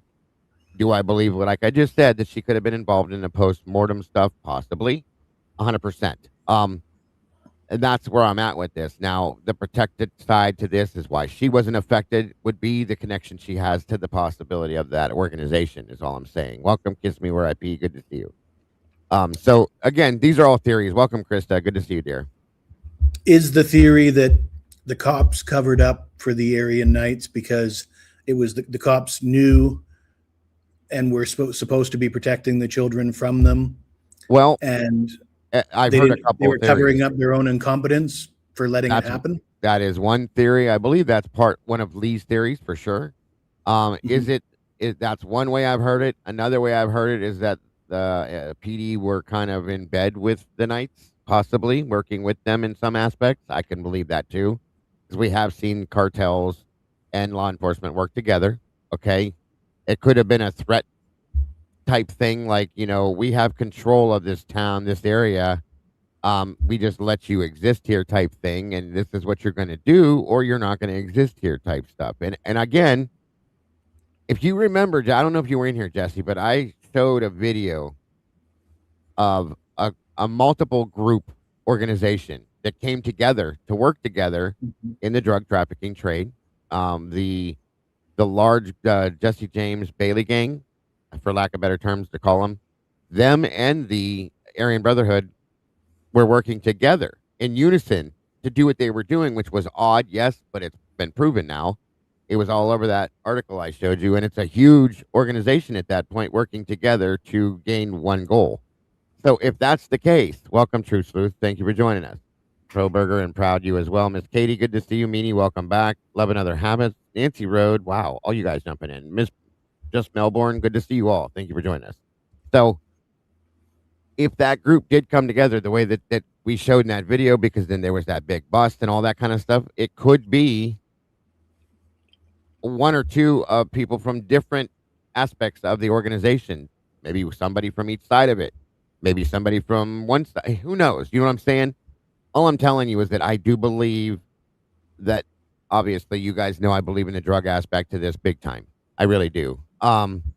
And I believe that is it possible law enforcement had some kind of involvement somewhere? Absolutely. If you go listen to Lana's video about Whitman, um, that kind of solidified some things for me when I Well, think it I was definitely think it was law enforcement doing the cleaning. I think the cleanup was done, and I mean, we've seen the. I know Travis said he doesn't want to get on board with the cops being part of not it, yet. Right. but I mean, the interviews. It's so obvious that they're trying hard not to uncover what they already know to be the case. Sure. Yeah. And I mean, oh, let me take you off track just for a second. No, go ahead. I'm sure you remember me saying back in the early days when you first met me and I was on the panel, and this was when they first produced the knife sheath and said it's got touch DNA on it. And then all these mainstream media people were saying, oh, he's dead to rights because of this DNA evidence. And I think I said at one point that, you know, all these people that are saying that have likely said the opposite of that throughout their careers, that touch DNA evidence is actually garbage. And not. And I used Ken Maines as an example because Ken Maines was one of the guys that was saying, oh, Brian Koberger's so dead to rights with this DNA evidence. But Right. yet he made a similar argument in the John Benet Ramsey case saying it's touch DNA. That's garbage. It's useless. And he just, you know, the way he speaks about it in one case and another, completely contradictory. And I had mentioned that I wanted somebody who's, you know, got I don't have a true crime channel. This is just Right. a hobby for me, but it was my suggestion that do a little bit of digging and you could probably uncover every player involved has probably made these contradictory comments. Sure. Well, Pav dropped a video overnight. Apparently Bill Thompson, trashing a Washington State forensic lab and saying that the DNA evidence is only as good as the person doing the testing, and this lab is, you know, and really just casting a shadow of doubt on the entire forensic sciences, really. 100%. Yeah, I do remember we had that comment way early on. I do remember that. And yeah, absolutely. And at this point, where do you, if you remember that too, then at this point, Jesse, where are you at in your mindset with that now, based on that conversation we had 3 years ago? About these people making contradictory statements? Yeah. Everything that you just said, like from what your thoughts were 3 years ago. I'm going to guess it was 3 years ago, but it was about 3 years ago. Right. Well, maybe a little more. I think that, part of it was vindicated when Bill Thompson came in the plea hearing and told us that, oh, by the way, all this stuff we were telling you, no, that's not true. No, he wasn't stalking those girls. Right. No, we can't put him at the house. No, that stuff we had on his cell phone, he wasn't really watching any crazy porn or anything. It was all, you know, he basically told us what was up in that plea hearing, really. And, and the subsequent interview with Gilbertson and Brett Payne, right? They already told us that this was all a bunch of bullshit. Absolutely. Sorry, guys. It was all a bunch of bullshit. No, I got you. Right. And it's been proven. One, I don't think it'll let you post in the chat here, but drop whatever you have in the Discord to me, and I'll be able to pull it up. And yeah, we can definitely look into it if you want to. Absolutely. I'll make time for it, no big deal. But make sure you put it in the Discord because I can't pull it up here. It won't let you drop links in here unless you're a moderator. So, but no, I agree with you. I do. It's how much of that? Let me ask you this, since you remember that stuff, because you came on board almost right away. Well, before Brian was arrested. Yeah, with Eddie and everybody came on. Right. I think it was before for sure. I think it was probably towards the end of November because I was on this the 14th. You showed up pretty quickly. Eddie showed up very quickly. A lot of you guys were in here right away almost, and we went from there. So we've been here from day one, basically. I know I have for sure, and so have most of the rest of you. So, point is at this point, we are so far backwards from where we were 3.5 years ago. It's a completely different case from what we got back then, in my opinion. I know you see that because we've talked about it. Like the reason I'm still here and I still keep coming back after long absences is because everything we talked about back then has been vindicated. Yeah. You know what I mean? We were called conspiracy theorists and pro burgers and all, character assassinated all the time for our beliefs. And I know Jeff H still thinks he's right, but all of our hypotheses, I shouldn't say all, but the majority, the bulk of it has been proven to be, we were correct. It's all that's rewarding. It feels good. It does. And that's why I get so excited, like with people like Travis that are coming out and even adding more justification to what we've been saying. I mean, at this point now, it's done a 360, folks. We're still being attacked. Don't get me wrong. Like I even have people that are coming forward. Oh, this is fake and that's not real. And this is trying to attack Travis. He's not an expert, this and everything else. Travis has never claimed that he was an expert, for one. For two, he learned from an expert. So I'll give him that quality there. You may not want to, but I'm going to, because he learned from one of the best. I'll just put that there. So deny that, and we'll have that other conversation. You'll be wrong, is all I'm telling you. So thank you, Krista. God bless, hon, very much. I can't see who got it, but welcome to the sauce, whoever did, and thank you so much. We love you, Krista. Go ahead, Jess. Well, I'm not an expert, but I've been doing pretty good for just, Yeah, all you got to really have to see this stuff is common sense, Jesse. I mean, come on. Yeah. That's all we've done it with it, so anyway, very good points. Very good points. Again, welcome to anybody that's just now jumping in. We appreciate you so very much. So we're going to run this video real quick here to start this off, and it'll segue into the other stuff we're going to look into. Give me time to make myself a cup of coffee. Me too. I need another one. Believe that or not. Give me 1 second here. This is coming from True Crime Design.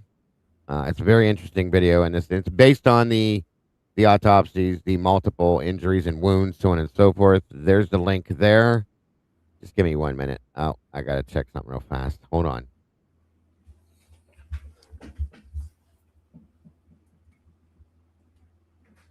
Oh, okay. Thank you, Tomboy. And we can look at this towards the end. This should be interesting. Good Lord. CrimeCon itself. That's where Lee's at. God help him if he's at to be around these people. Anyway, Jesse, go ahead. If you need to go grab some stuff, I'm going to go ahead and get this up and moving. It shouldn't be too long. And 1 minute. 1 second. I'm sorry, everybody. I like to make sure everything's in place.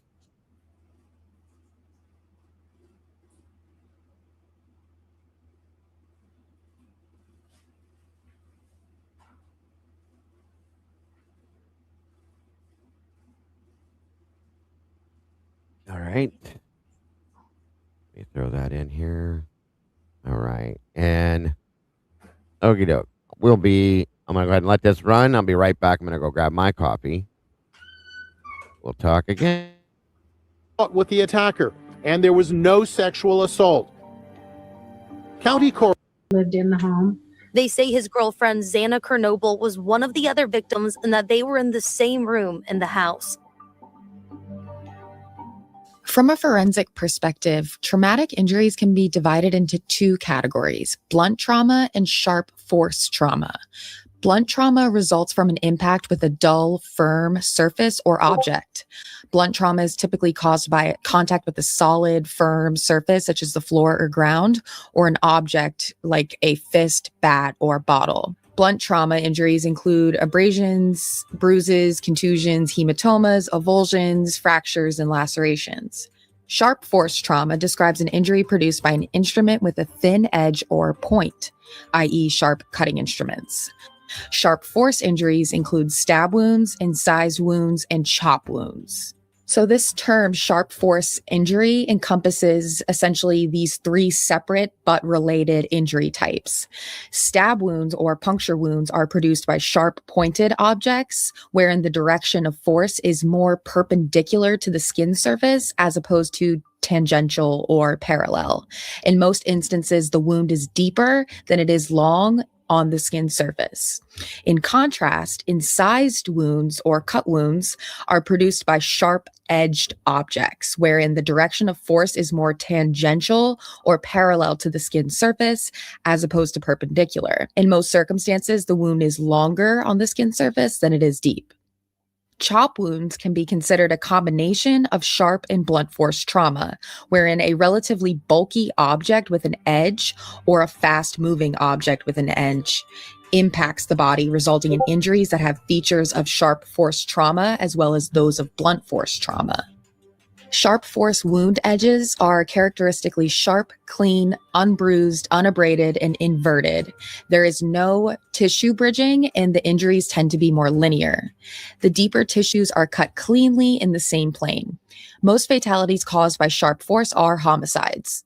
The most frequent cause of death in homicides caused by sharp force is exsanguination because of injuries to major vessels. How fast death will occur depends on the number of vascular hits, the type of vessels affected, and their size. In this context, not only the amount of blood loss, but also the speed of blood loss is a deciding factor. As one might guess, the scene of death in cases due to sharp force injury are frequently extremely bloody, although this is not always the case. Oftentimes, when skin injuries are gaping open, blood freely flows out of the body, resulting in extensive external blood loss. This may be particularly evident in cases with large, gaping, incised wounds. In contrast, in some cases with sharp force injuries, particularly stab wounds, the wound edges remain relatively well approximated and there is extensive internal bleeding, but little external. Thursday edition of Banfield. I want to begin with some breaking news on the Idaho murder case.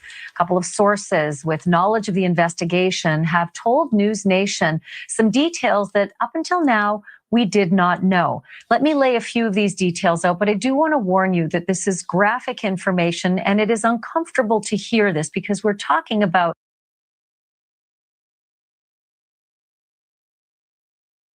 Trigger warning. This video includes sensitive and violent content that may not be suitable for all viewers. This video is for 18 plus only. Innocent kids who were killed in that home back in October. And not only that, this is evidence that likely will come out in court at some point. Whether it will be germane to who the killer is or not, that remains to be seen. But it could be evidence nonetheless. With that in mind, let me let you know what these sources have told News Nation. Number one, they told us that the victims, Kaylee Gonzalez and Madison Mogan, were killed first, and they confirmed that Ethan Chapin and Xana Kernodle were killed on the second floor afterwards. And these are some of the other details that they have released. They said that Ethan Chapin was killed in the doorway of Xana Kernodle's room before the killer set upon Xana. The sources say that. Now, some of this stuff, you guys, if you remember back when this all went down, I don't know if you guys remember hearing about this, but this video came out. True Crime Design put this out 3 years ago. I remember this, and Banfield said it happened in October. We all know she's an idiot, but we know when this actually happened. This is kind of an interesting thought process right here that she was killed. They're saying that he was killed in the doorway.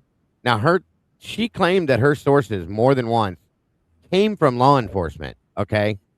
I don't know if I believe this or not. I'll just put that out there. So I know there's probably going to be some stuff that makes you go, wait, what? That's not what we heard. That's not what we know. So remember, this is old, first and foremost, and things have changed. And who knows exactly where the sources came from, because they've lied before and told us different things that ended up not being true. But just remember that. I know people we're going to probably start jumping on us like, what the hell? So just before you do that, remember these things.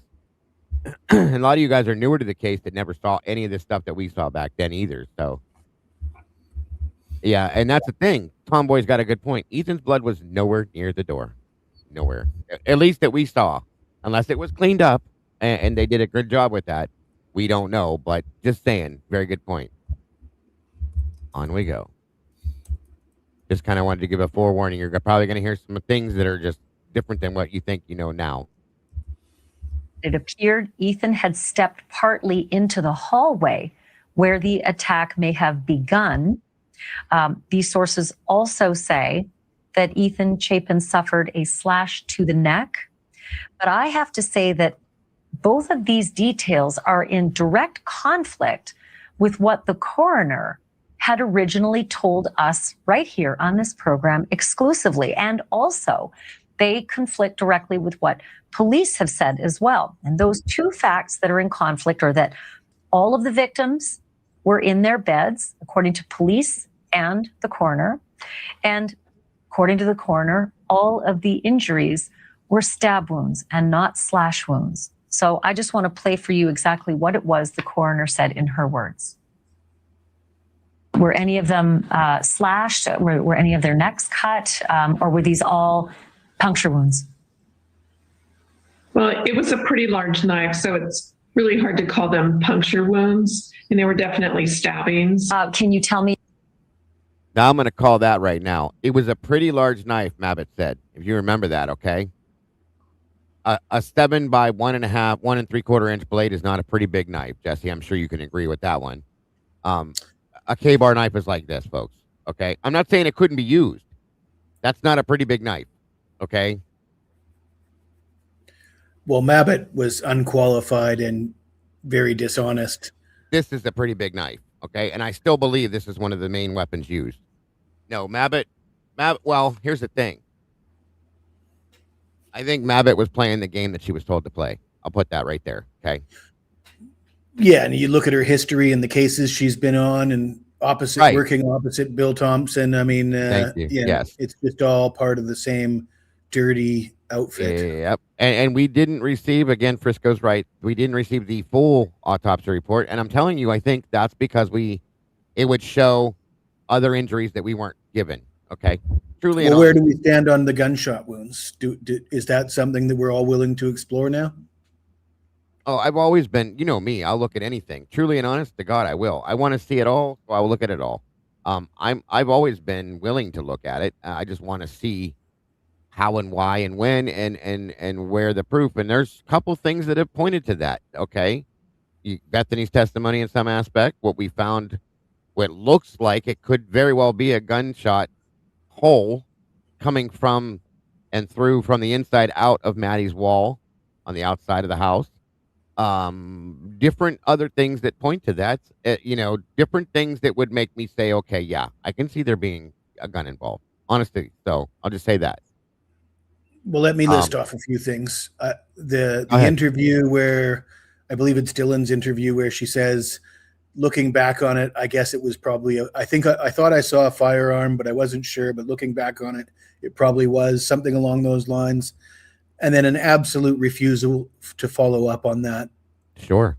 That in my mind, there's only one explanation for that. If you're a cop and there's been a murder and the witness is telling you they saw a firearm, and if you just gloss over that and don't ask any more questions and just act like it, yeah, she's probably just dumb. Yeah.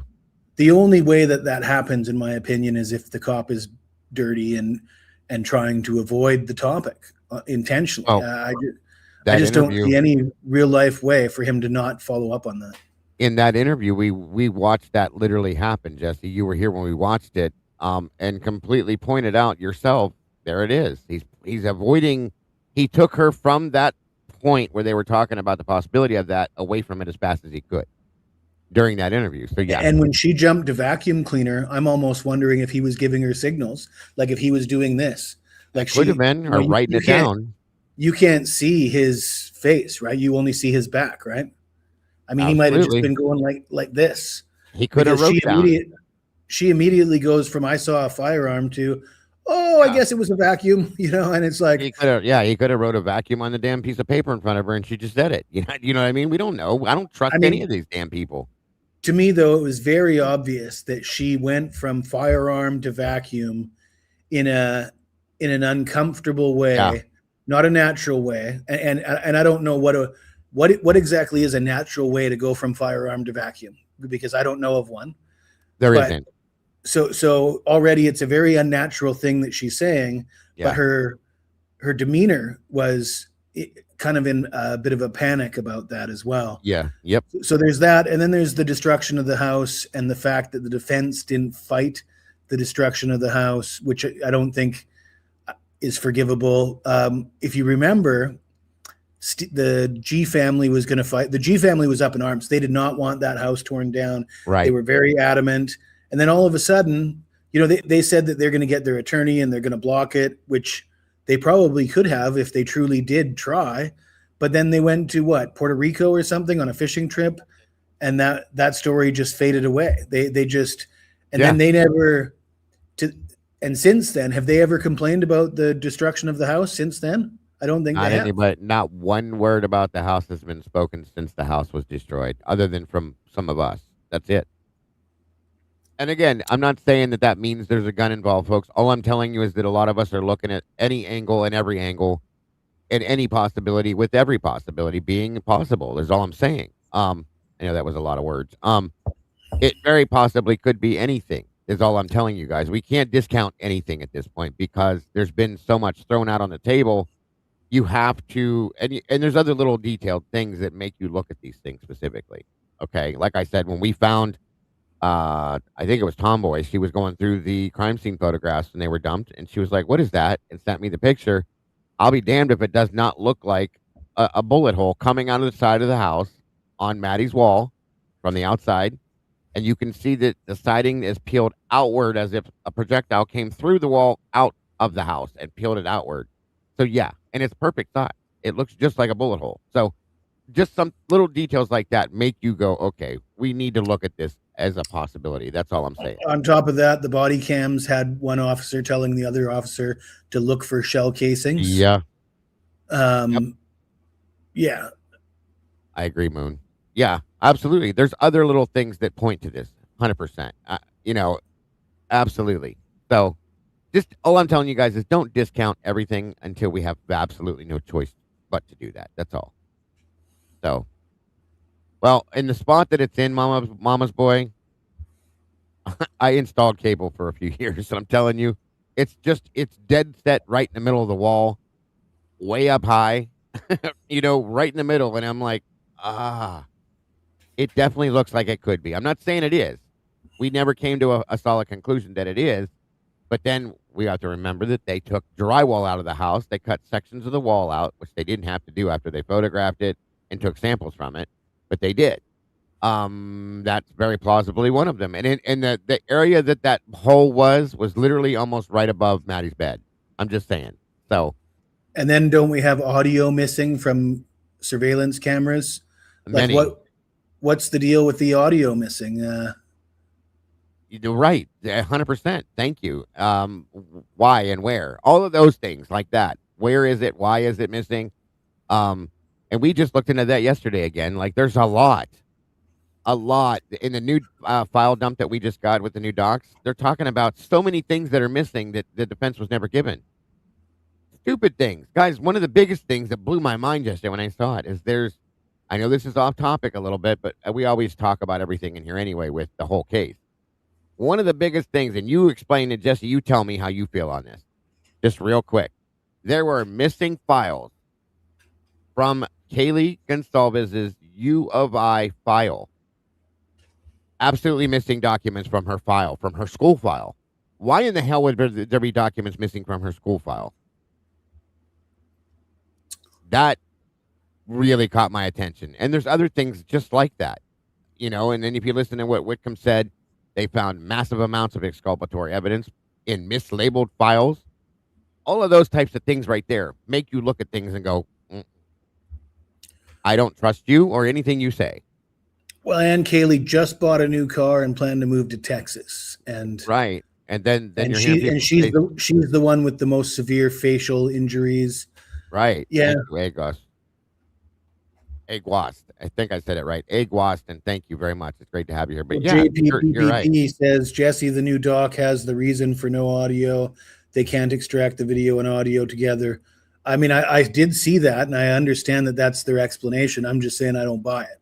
And that's I'm just saying it's too convenient. Right. Yes, and yes.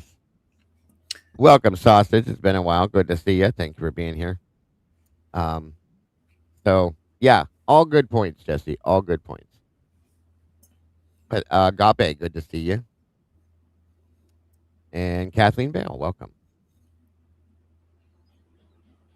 Oh, I remember that too. That's an odd statement to make. Truly and honestly, it truly is. Kathleen said, I was watching old interviews of Olivia, Kaylee's sister, and I wish they would have gotten a DNA sample from her. Amen. That's all I'm going to say. I agree with you. And what I was thinking too, right there. The missing files could be why she couldn't be a teacher. Agreed, Tomboy. Go ahead. Sorry, Jess. And Olivia Gonzalez she sends off some really creepy vibes, red flags. The way she talks, the way she acts, her physical appearance has changed. And when I say your physical appearance is, some people gain a little bit of weight, some people look a little bit older. She just does not even look like the same person. She's a very dark person too. Very dark, scary dark. And she doesn't act as the same person. It's like she's just not the same person as she was in the Chronicles of Olivia interview. You go from that to recent interviews. Mentally, physically, and emotionally, Jesse, I fully agree. She's not completely. And I don't know about the rumors about her, whether she's still with her husband or not, but I've heard that she isn't. And, all those things. Yeah. I mean, it's a big red flag to me. Yep, absolutely. I do remember that when Steve said that now Kaylee doesn't have to go to court. We always question that too, Tomboy. I do remember. But no, there's a lot of questionable things, folks. There always has been, which is why we're still sitting here doing this. So, absolutely. All right, on we go. I'm going to step away real quick to use the bathroom as this is playing. If you need me to go backwards or anything when I get back, I'll only be gone for a minute. And let me know. When you say that they might have been sleeping, were they found in beds? Yes. So those were the facts that the coroner told us. And like I said, it is in direct conflict with what these two sources familiar with the investigation are now telling us as well. That obviously needs to be sorted out and likely best in a court of law as well. Also want to tell you these other details that we have learned from these two sources, that Xana Kernodle put up a fierce fight when the attacker set upon her, repeatedly grabbing the attacker's knife, so much so that she sustained deep cuts to her fingers and that her fingers were nearly severed. Now, that does actually work in comport with what Xana's father had reported to an Arizona news outlet about what he knew. Father of Xana Kernodle says her wounds show she fought for her life. Bruises and maybe hurt by the knife or whatever. She's a tough kid. Whatever she wanted to do, she could do it. Joseph Scott Morgan, I was trying to be as tender as possible with the coroner in asking the nature of this is before we ever knew anything about the nature of the stabbings. And I asked if any of the victims had been slashed. And she seemed to be very clear that these were all stab wounds. But these sources are saying that, Ethan had been slashed, that his neck had been slashed, and that was the original injury he received. I guess the same question for you. Can those two things still be true? Can a coroner consider a slash a stab? If her assessment was made merely by what she saw at the scene, I'd say, yeah, they could be true. Those two things could be true. Well, I'll stop you right there. I asked her that. I said, were you present for the autopsies? And she said yes. No, I said at the scene. If she made that assessment at the scene, just to be very blunt with you, these injuries are going to be encrusted with blood. It's hard to make that assessment at the scene. However, if she went to the post, this would have been easily visualized at that point in time.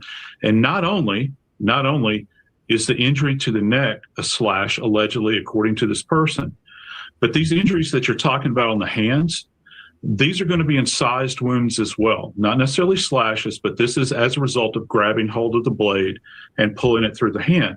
These are not stab wounds. I can tell you that definitively based upon my experience. So, yeah, there probably are some stab wounds, but that information is, you need more clarity here as to what she's saying. And that's, I guess at the end of the day, it's not really the point. I would draw into question what kind of exam was conducted on site at the scene. I've always wondered, when did she actually get access to the bodies, and how much exposure did she have to the remains that she would have had to have traveled to Spokane to view those posts, because that's where they were done. Okay, so there's obviously a lot to unpack here. And of course, we're not going to take this information as fact because it's an unnamed source. Just because News Nation platforms it does not mean it's necessarily credible information. That being said, though, I think it would be negligent to just ignore and dismiss this information as speculation. I think it's worth considering and seeing if we can corroborate some of the things that are being reported here. So this first claim that Maddie and Kaylee were killed first seems to check out, at least to me, just based on a number of different items, such as the fact that the sheath was found next to Maddie, whether it was planted or not, the scene upstairs being more controlled and less chaotic, I guess you could say, as the scene downstairs. And when I say downstairs, I mean the second floor. And not only that, but the charging documents, which list Maddie as the first murder victim and Kaylee as the second murder victim. It then lists the charge for Xana and then Ethan.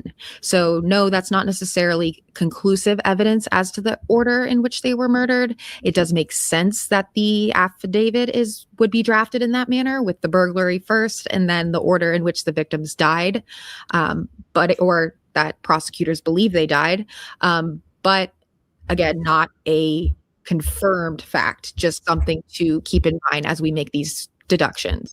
With that being said, I've seen it reported a lot, and I think the common opinion or narrative is that Maddie and Kaylee went to sleep in the same bed, which is Maddie's tiny little twin bed tucked up against the wall, which to me just does not make a lot of sense. And I don't think there's anything weird about sleeping in the same bed as your best friend. That's not what I'm getting at. It's the fact that Kaylee's room was right there with a normal size bed, that if they wanted to sleep in the same bed, it would make a lot more sense to me that they would choose to sleep in Kaylee's room. Not only that, but Murphy was in Kaylee's room. There's no, I guess, factual evidence that they went to sleep in the same bed. Nobody's testifying that they went to sleep in the same bed. We saw Brian Enton from News Nation got this piece of information from Steve Gonzalez, which was a credible piece of information that they were found in the same bed. But he did interpret that to mean that they went to sleep in the same bed. We confirmed that they were in Maddie's room, which is also interesting. That's something that we did not know. So Kaylee's injuries were significantly more brutal, but they were sleeping together in Maddie's room. They were sleeping together in Maddie's room. Which is a huge logical leap, in my opinion. I don't think you can state that someone was killed where they were found. And that will continue to come up as we talk about the crime scene on the second floor. But I do want to take a minute and discuss Maddie and Kaylee's wounds.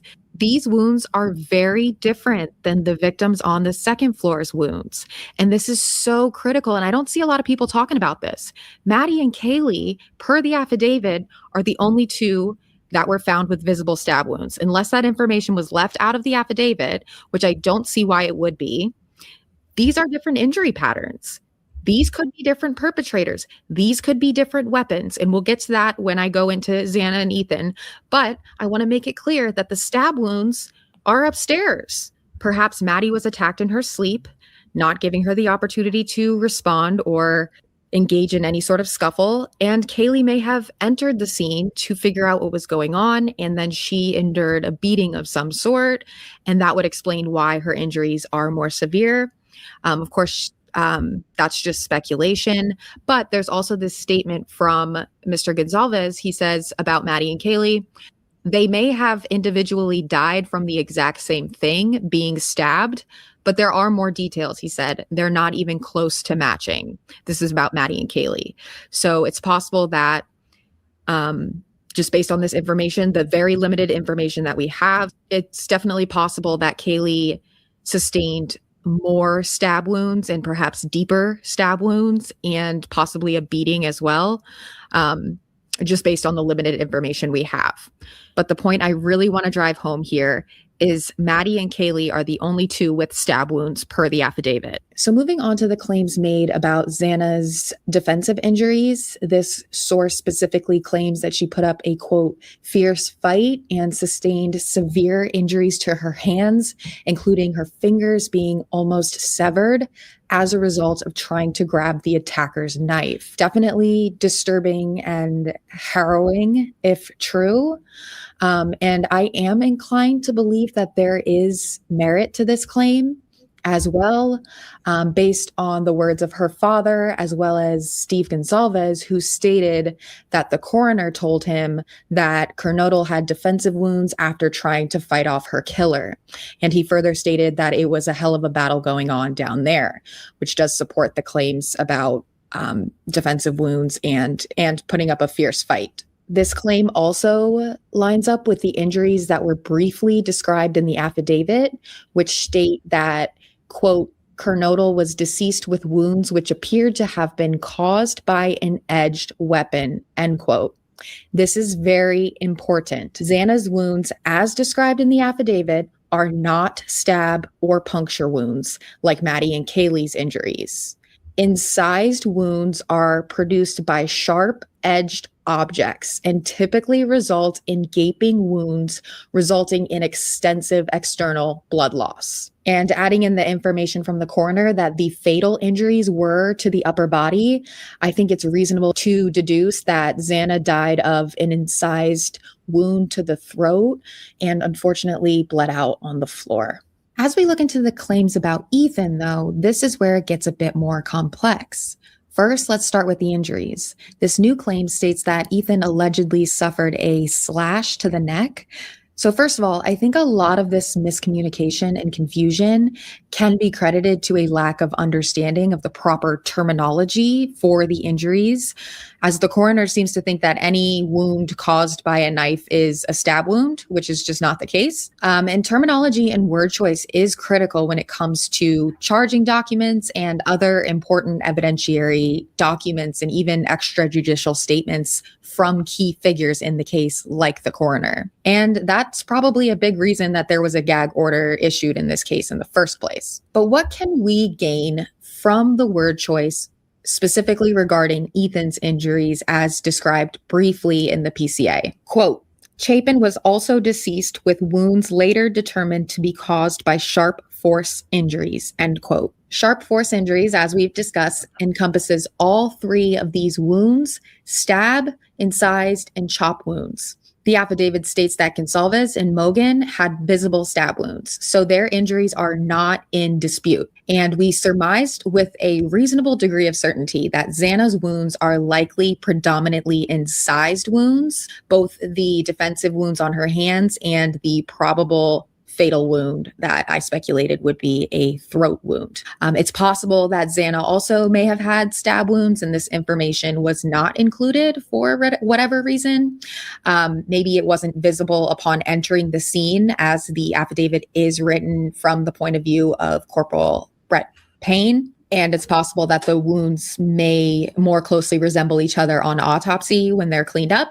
But we're working with the information we've been given, so I'm comfortable saying that Maddie and Kaylee died of stab wounds and Xana's wounds were cut, slash, incised, whatever you want to call it. So if Ethan was killed with an incised wound to the neck, I would expect the affidavit to read that he was found with wounds which appeared to be caused by an edged weapon, as this would describe what is presuming to be both his wounds and Santa's wounds.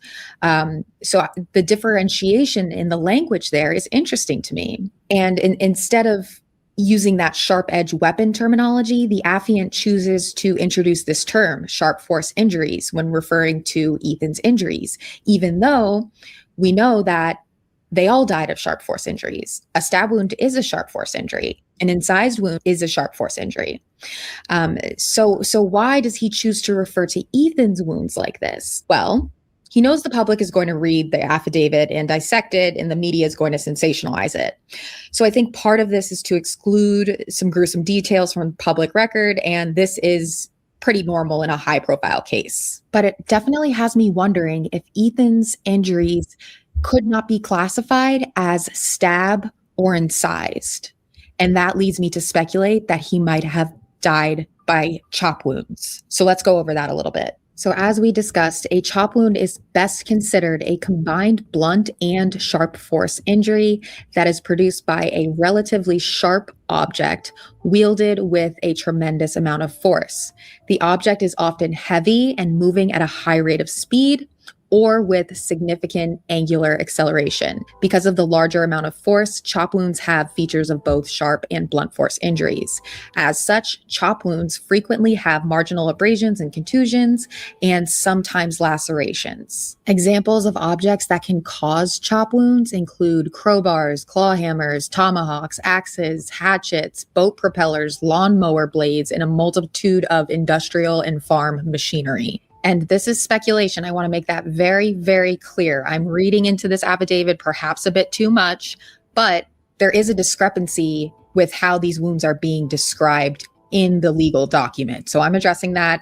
I'm wondering if these wounds that Ethan sustained are chop wounds, and that's why there's a bit more secrecy surrounding his specific injuries. And being the only male victim, it would make sense that he was perhaps incapacitated with a heavier, duller object than a knife. And if that's the case, then we have a new weapon we're introducing into the scene. So that also may be a reason why they kept that pretty vague within the charging document. So as I'm going through all of this, I remembered a post that Ethan's mom, Stacy Chapin, made on Facebook on January 11th. And it mentions that for an update, anything we/Ethan had is now frozen with the defense. For us, it involves 2 vehicles, E's belongings, and a nice set of golf clubs. So why were golf clubs taken as evidence? So then I asked myself, is a golf club capable of producing sharp force injuries? And I immediately thought of the infamous case of it. And we did a whole show on that. If you break it in half, that was only after holy hell. Steve said that there were large gouge marks, and I said, okay, break a golf club in half and stab somebody with one of the ends that's sharp. Yeah, it will cause that. And we looked into it, and it absolutely is a possibility. Just so you know, before, we go there. Martha Moxley, who was a 15-year-old girl who was murdered in 1975 in Greenwich, Connecticut. Martha was found beaten and stabbed to death in the backyard of her family's Greenwich, Connecticut home. Investigators traced a trail of blood to the Moxley driveway. There, investigators discovered a piece of the murder weapon, the shaft of a 6-iron golf club. While one man, her neighbor and Kennedy cousin, Michael Skakel, who was also 15 at the time, was eventually arrested, tried, and convicted of her murder. His conviction was later overturned. Martha Moxley had been beaten and stabbed with a Tony Pena golf club. The golf club she was struck with shattered from the force of the blows. But listen to the way these injuries are described. Dr. Henry Lee testified, using his right arm in a chopping motion, Dr. Lee demonstrated how the murderer most likely stood over the victim, repeatedly hitting her with the club. She was probably on the ground receiving some injury, he said, as the killer swung the club back. Thank you, Michelle, for the gifted membership. Again, to whoever received it, I can't see right now. Welcome to the Sauce and the family. I appreciate it. And Michelle, God bless. Very generous of you. And thank you again so very much. Had finally broken apart, and the bloodied metal head and 2 sections of the shaft flew more than 100 feet, coming to a rest among dead leaves across the yard. Also, Connecticut Chief Medical Examiner Wayne Carver directed the jury's attention to deep wounds in the girl's head. They were, Carver said, produced by the Tony Pena 6-iron that police say came from a set of clubs owned by the defendant's mother. Carver said the great force of the blows pierced the girl's skull and brain, and that one blow was so sharp and piercing, virtually a stab, that it dragged a lock of her hair through one side of her neck and out the other. As many as 9 blows may have been delivered, said Carver. The assumption I am making, he announced, is that only one club was used. So even though her cause of death back in 75 was considered blunt force trauma, I think it's clear that these are sharp force injuries, specifically chop wounds, which does include characteristics of blunt force trauma. But clearly these wounds have characteristics of sharp force injuries. So objects that are used to produce chop wounds are typically heavy or a powerful object that is somewhat sharp to very sharp, or by a sharp object wielded with a tremendous amount of force. The edge of the object creates a sharp force injury, characterized by cutting of the skin and underlying tissues, whereas the intensity of the force or the relative bluntness of the object results in associated abrasions, lacerations, or contusions with or without underlying fractures. A chop wound's appearance may also aid in determining the type of weapons used, as the wounds may take on the pattern of the weapon. So if Ethan's injuries do have elements of blunt trauma, that would make them unique from the other 3 victims. And it would definitely introduce the possibility of 2 separate offenders, 2 separate weapons. This could even be 3 separate weapons used in this attack. Possibly the same weapon upstairs on Maddie and Kaylee, could be a different knife on Xana if the golf club was at the scene, could have been grabbed in a scuffle or a panic by the offender, or it could have even been grabbed by the victim in an attempt to confront the intruder, right? That could be an object that he grabbed, and then he could have become overpowered in a scuffle, perhaps in the hallway. So this is another great point. I want to stop right here and point this out. Guys, I talked about golf clubs 3.5 years ago.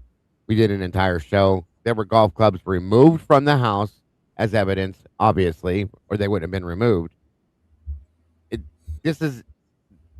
I'm telling you, this is a very interesting video pointing to this situation as a possibility is all I'm telling you.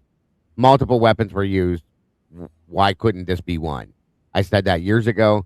When you snap a shaft in half, it becomes very sharp and very with this. 1 second, Jess. When you have the end of the golf club in your hand, you can use that as good leverage to puncture stab somebody too. So remember that. Again, this is True Crime Design that put this out 3 years ago. So go ahead, Jess. I'm sorry. Well, let's just not forget that the girls said in an interview that the golf clubs were the first things they grab when they're afraid and need to protect themselves. They already suggested that. Yeah. Once again, you're in my head because that was going to be the next thing coming out of my mouth. If you think back when Dylan was giving her interview, she said they came home, the door was wide open, the washer was going. The first thing they did was grab golf clubs and go through the house. What if one of the victims grabbed a golf club to defend themselves? Xana, for instance, okay? And it was turned on her. That's not hard to believe by any means whatsoever, okay? By any means look at the lines on those golf clubs, Dago. I know. That's another point we've all talked about too, is the lines that were found on Kaylee's face that have never been distinguished. Well, I know Moto came up with a great theory on that with the carpet strip on the ground, so on and so forth. Look at the lines, guys. Look at the lines, okay? Even if this was busted in half, everybody was like, there's no way they could use a golf club because it's too long. There's not enough room. Okay, break it in half, and guess what you have? You have a short stick with that blunt end with the lined. You could do some serious damage to somebody's face with that, and then spin it around, and it's a dual weapon. Okay, the gouging, the sharp force gouging, all that, guys. Come on. Again, this is something I pointed out 3.5 years ago because a lot of people didn't want to hear this. They were like, "Dago, no, I don't. That doesn't make sense." So on and so forth. Yes, it does. I never let go of this because this is truly, honestly, this makes so much sense. Why would they take the bag of golf clubs out of the house? Especially like Jesse pointed out just now. They pointed out they've more than once, I'm sure, grabbed golf clubs to protect themselves. It's a very good weapon in some aspects. Okay, so 100%. And again, clubs were missing. If you look at the spare bedroom, there's golf clubs in that closet, whether a couple of them aren't there, so on and so forth. I'm just saying, we don't know for sure, but I'm not going to discount this as much as I don't discount anything else, guys. I'm just saying. Anyway, again, very eye-opening and very interesting. I hope you guys are getting something out of this. As suggested by the source, maybe not. But if he was overpowered, say by two males, one of them could have grabbed the golf club and beat him to death with it. Not to be graphic, but that's a possible scenario that could have happened. This is just something to think about with regards to these injuries. I think it's very interesting, and I think there's a reason we don't have more information on Ethan's injuries. So these new claims have to do with these schematics and locations of the murders. Exactly, SRB. No golfers using 3 clubs to go golfing, period. No way. I agree with you. They claim that Ethan was confronted, or an altercation began in the hallway where he may have been overpowered, killed, and then the attacker or attackers turned their attention to Xana. And that makes sense to me. I don't, have any evidence to combat that. The one thing that bothers me is the charging documents. And I know that that's not fact, but I don't know. It's just something that sticks with me because originally I did guess that order that Xana was last just based on her having defensive wounds and having to fight. But when I first heard these claims, well, here's the thing, Sausage. You're right. And that those lines on the irons, if you get an iron out, they're pretty much flush. I don't think they would leave. Here's the thing. If you hit something hard enough, okay, it's going to leave an indentation, period. Just like a shoe stomp. When somebody I've actually been to crime scenes like where fights have happened and somebody gets stomped on their forehead or their arm by a tennis shoe, and it left a Nike imprint on their body. A hard enough impact is going to leave an imprint of whatever was impacted with, in my opinion. And you're right though. I'm saying, depending on what it is, it would have to be a lot of force. Well, I mean, if you think about it, but I agree, you're right. It very likely may not be, but yeah, a lacrosse wand is something else that could have caused just as much damage, in my opinion. The only reason why I went to golf clubs is because there were golf clubs taken from the house as evidence. There were golf clubs missing from the one bag, and it kind of lines up with some of the other stuff too. So that's why we went into that theory at that point in that time. So again, I don't discount anything. I don't care. Fizzy likes to throw that baby aliens came and landed too. I'll listen to it, folks. Until you give me something better, I'm gonna listen to it. So I'm just saying. I got real heated and, kind of like Ashley Banfield, I'm like, wait a minute, this doesn't line up with what we've been told. This doesn't line up with even the affidavit, because the affidavit says, quote, just before this room, which is Xana's room, there was a bathroom door on the south wall of the hallway. As I approached this room, I could see a body, later identified as Kernodle's, laying on the floor. Kernodle was deceased with wounds which appeared to have been caused by an edged weapon. Also in the room was a male, later identified as Ethan Chapin. So because Corporal Payne first came across Xana's body, I'm like, no way Ethan was in the hallway, because he would have seen Ethan's body first. And it does say also in the room. Ethan's body was in the room. And it's presumed that Xana's was too, but just perhaps closer to the hallway than Ethan's was. And then you have the statement from the coroner who says that they were all in beds. And I'm like, what the hell? None of this makes sense. Until I rewatched the segment and pay very close attention to what's being said. The other details that they have released. They said that Ethan Chapin was killed in the doorway of Xana Kernodle's room before the killer set upon Xana. The sources say that it appeared Ethan had stepped partly into the hallway where the attack may have begun. And compare that with what the coroner stated. They might have been sleeping. Were they found in beds? Yes. So these news sources. It's obvious that Mabit is lying, period. And Ethan the whole thing could have started with him out of the bed, folks. Think about that.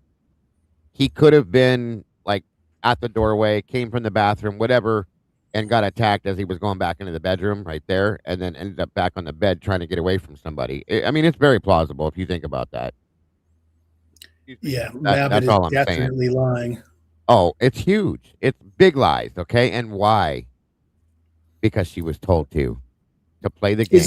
Isn't there blood missing as well? Like, wouldn't the beds be more saturated? I thought that there was. I don't know if it was true. I think many people have said that, but I even said at the start of this that if Kaylee and Maddie's injuries to their throat, okay, where the jugular vein would be, were happened while they were alive, the whole bedroom, folks, think about that, would be completely painted red. I hate to say it like that, trigger warning, but it would be. Now, if those throat wounds happened post-mortem, there's no pressure behind that blood spurting everywhere. So no, maybe not. Maybe it would just be a slight bit of drizzle. I mean, how many liters come out of the human body when you bleed out? Do you know? Oh, God, I did have that. I even had that. I remember I used to have that memorized back in the day. Got to be over a gallon anyway. It's a lot. It is. It's a whole lot, which could explain.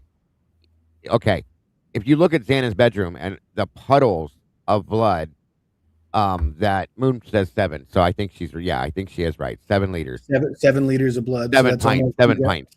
Yeah, that's a lot of blood. Okay.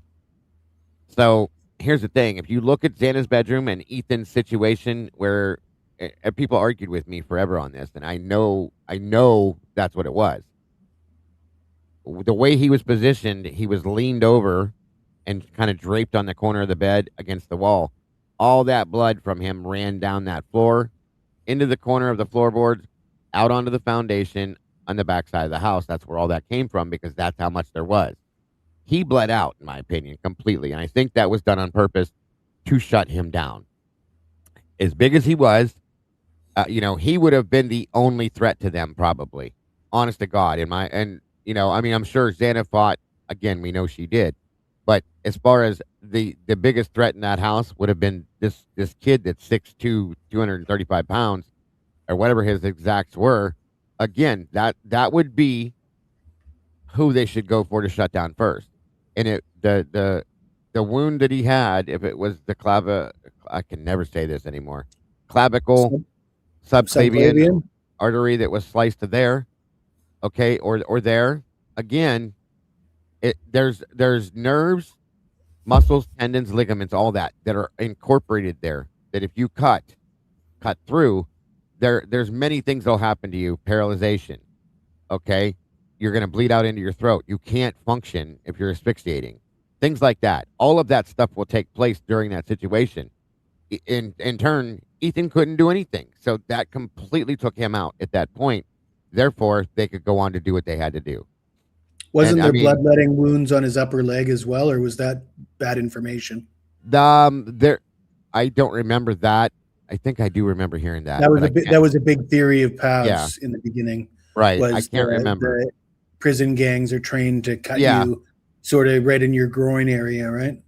Yes, to cut and bleed out at that artery as well. Very possible. But the understanding that I had was that anything with his legs was the post-mortem experimental stuff that was done, supposedly. So I'm just saying. So yeah, again, very interesting. On we go. Aren't saying that Ethan was found in the hallway. They're simply claiming that an altercation started in the hallway and he was maybe killed in the hallway. Again, there's that presumption that you have to be found in the same location that you're killed. And as we covered in my previous video, crime scene staging and cleanup is a thing. If somebody wanted to make this look like a random intruder attack, as we've been led to believe, we have to consider the possibility that the bodies were moved. We know that Xana was at least discovered by Corporal Payne on the floor. It did say that in the affidavit. So we know Maddie and Kaylee definitely in the twin bed. Xana on the floor. Ethan just in the room. We don't know whether he was in the bed or not. But we do have to consider staging a possibility, and that could be why this particular crime scene is so complex, in addition to the contamination. But that's about all I have for you today. I know that this was a lot of information and a lot of speculation and just kind of trying to make sense of the facts and also the non-facts in this case. I really care about this case, and if you're listening to this and following my coverage, you probably do too. So it really does upset me to see leaks and possibly not credible information being presented as fact. There's nothing wrong with speculating. Obviously, this is a true crime channel. That's what we do. But the problem is when it's being presented as fact, that's when the waters get muddied, and ultimately it's a huge disservice to the victims. I understand that these were real people, and my goal is to not indulge in the morbidly curious, gruesome speculation about these poor college kids' deaths. No, not at all. My purpose is to sort through the facts, help us understand how something like this could happen, and maybe get a little closer to the truth and ultimately justice for the victims. I hope this has given you a thing or two to think about, and please let me know about what your impressions of all of this are in the comments below, and I will see you in the next one. So did you say this is like 3 years old? Are you muted? Am I muted? I was. Sorry about that. Sorry about that. Hold on. Sharp Force. That came out February 5th of 2023. Okay. You're muted. I'm not muted. Can you not hear me? Can anybody else hear him? I can't hear him. Can you guys hear me? Hello, hello?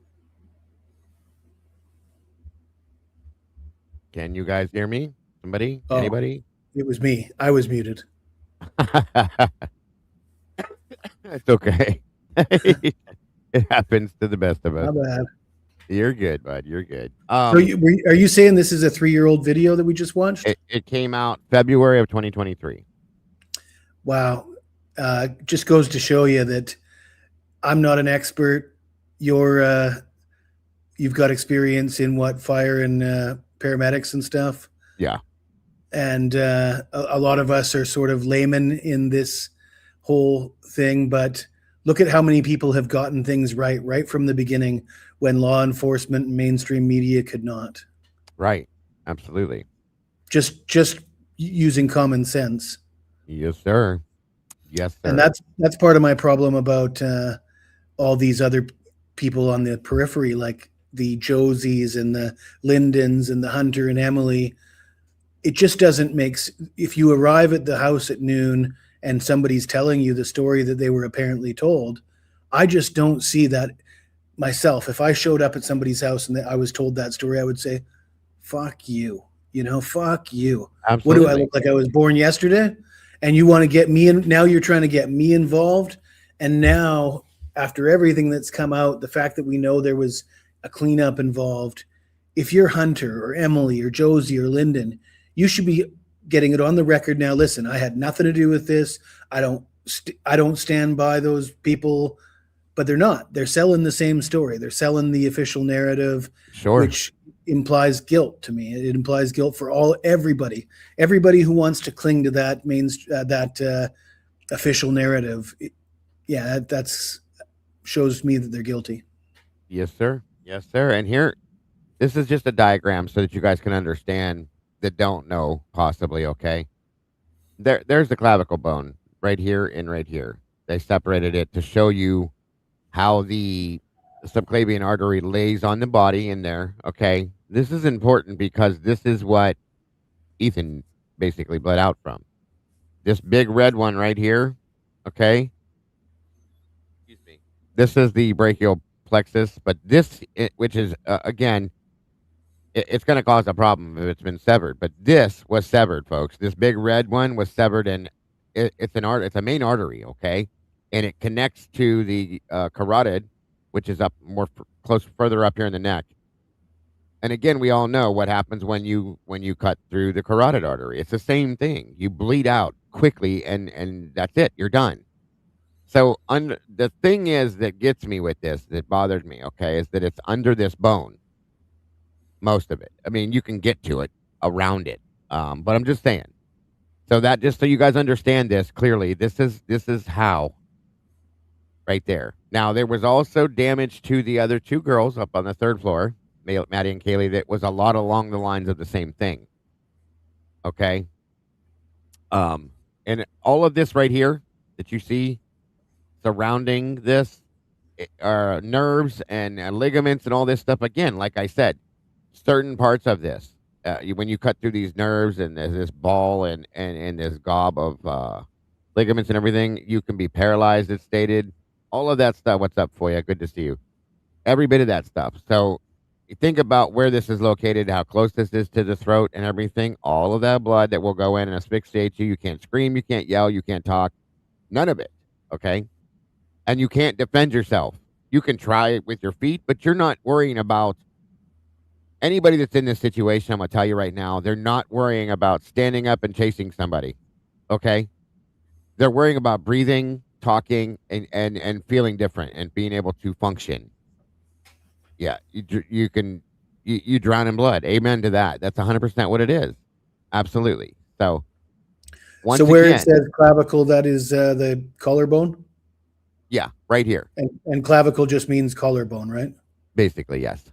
So subclavian means under the collarbone then. Sub, which is, yeah, see the subclavis down there, it says. So it's sub, you would know what that means. Underground or underneath or underbone. Under the, so you gotta angle the knife so it's right on the collarbone and twist under.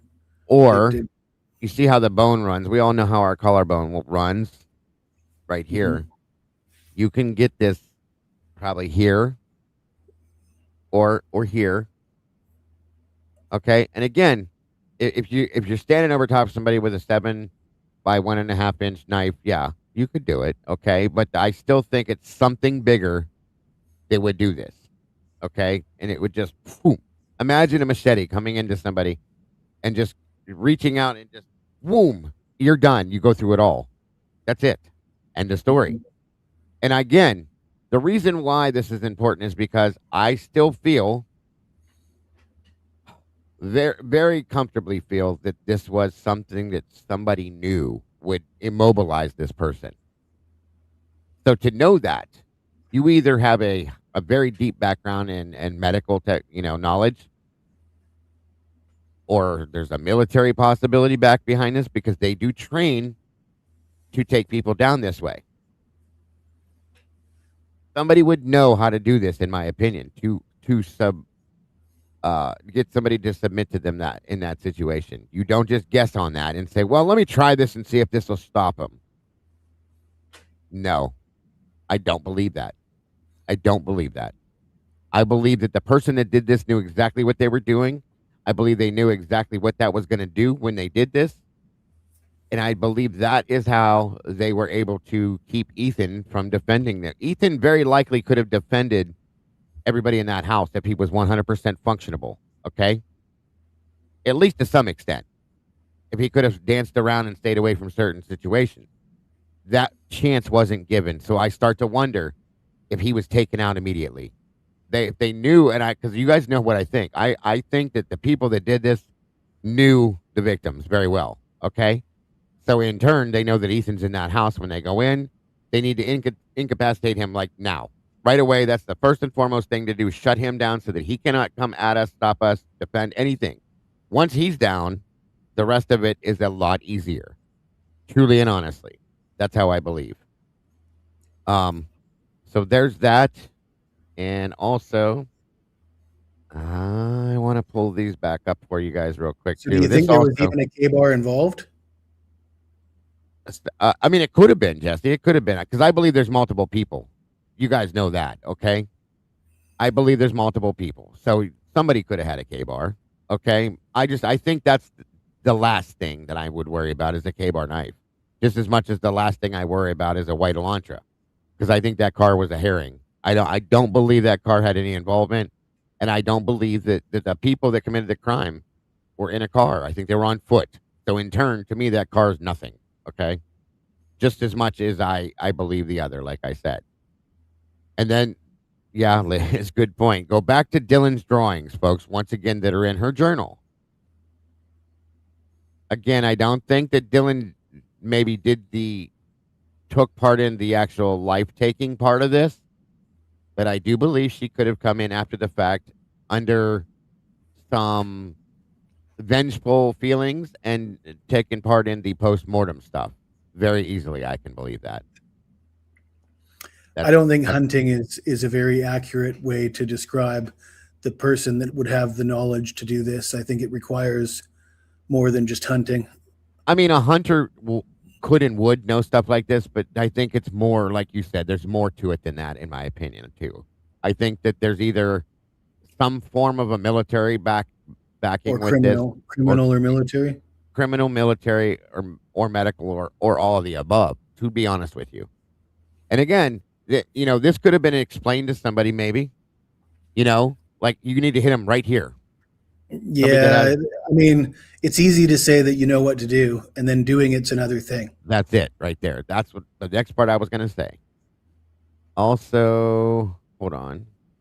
Let me pop this back up again. As soon as I can get to it. This is not by any means coincidental. That's the main point I'm trying to make here, okay? By any means and no means whatsoever was this a coincidental situation that these injuries happened. That is my main point with today. Is this the one? Yes, this is the one. And that's to point out the fact that, no, it is. They didn't just accidentally, by some lucky chance, do this. They did this because they knew they were doing this.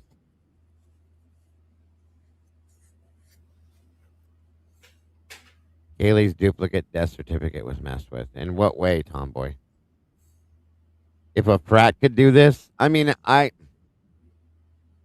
don't know. If somebody's raised in a household with somebody who had a parent that was hardcore military, maybe, some dads like to teach their sons how to do certain things, but I don't believe so. I don't think so. I don't believe that if the frats were involved, I don't think it was that part of it. I think it was just guilty knowledge, and maybe they helped clean. I don't know. If at all. That's just my opinion, I'm saying. I think this was somebody that they knew what they were doing. It's not a coincidence that these injuries happened the way they did. It was meant to happen that way. Also, as we're going to see here in a minute, I'm going to read this for those of you that never saw this. I know some of you guys have, so bear with me, please, as soon as I get to the right damn page. Hold on. Here we go. I think we're coming up on it now.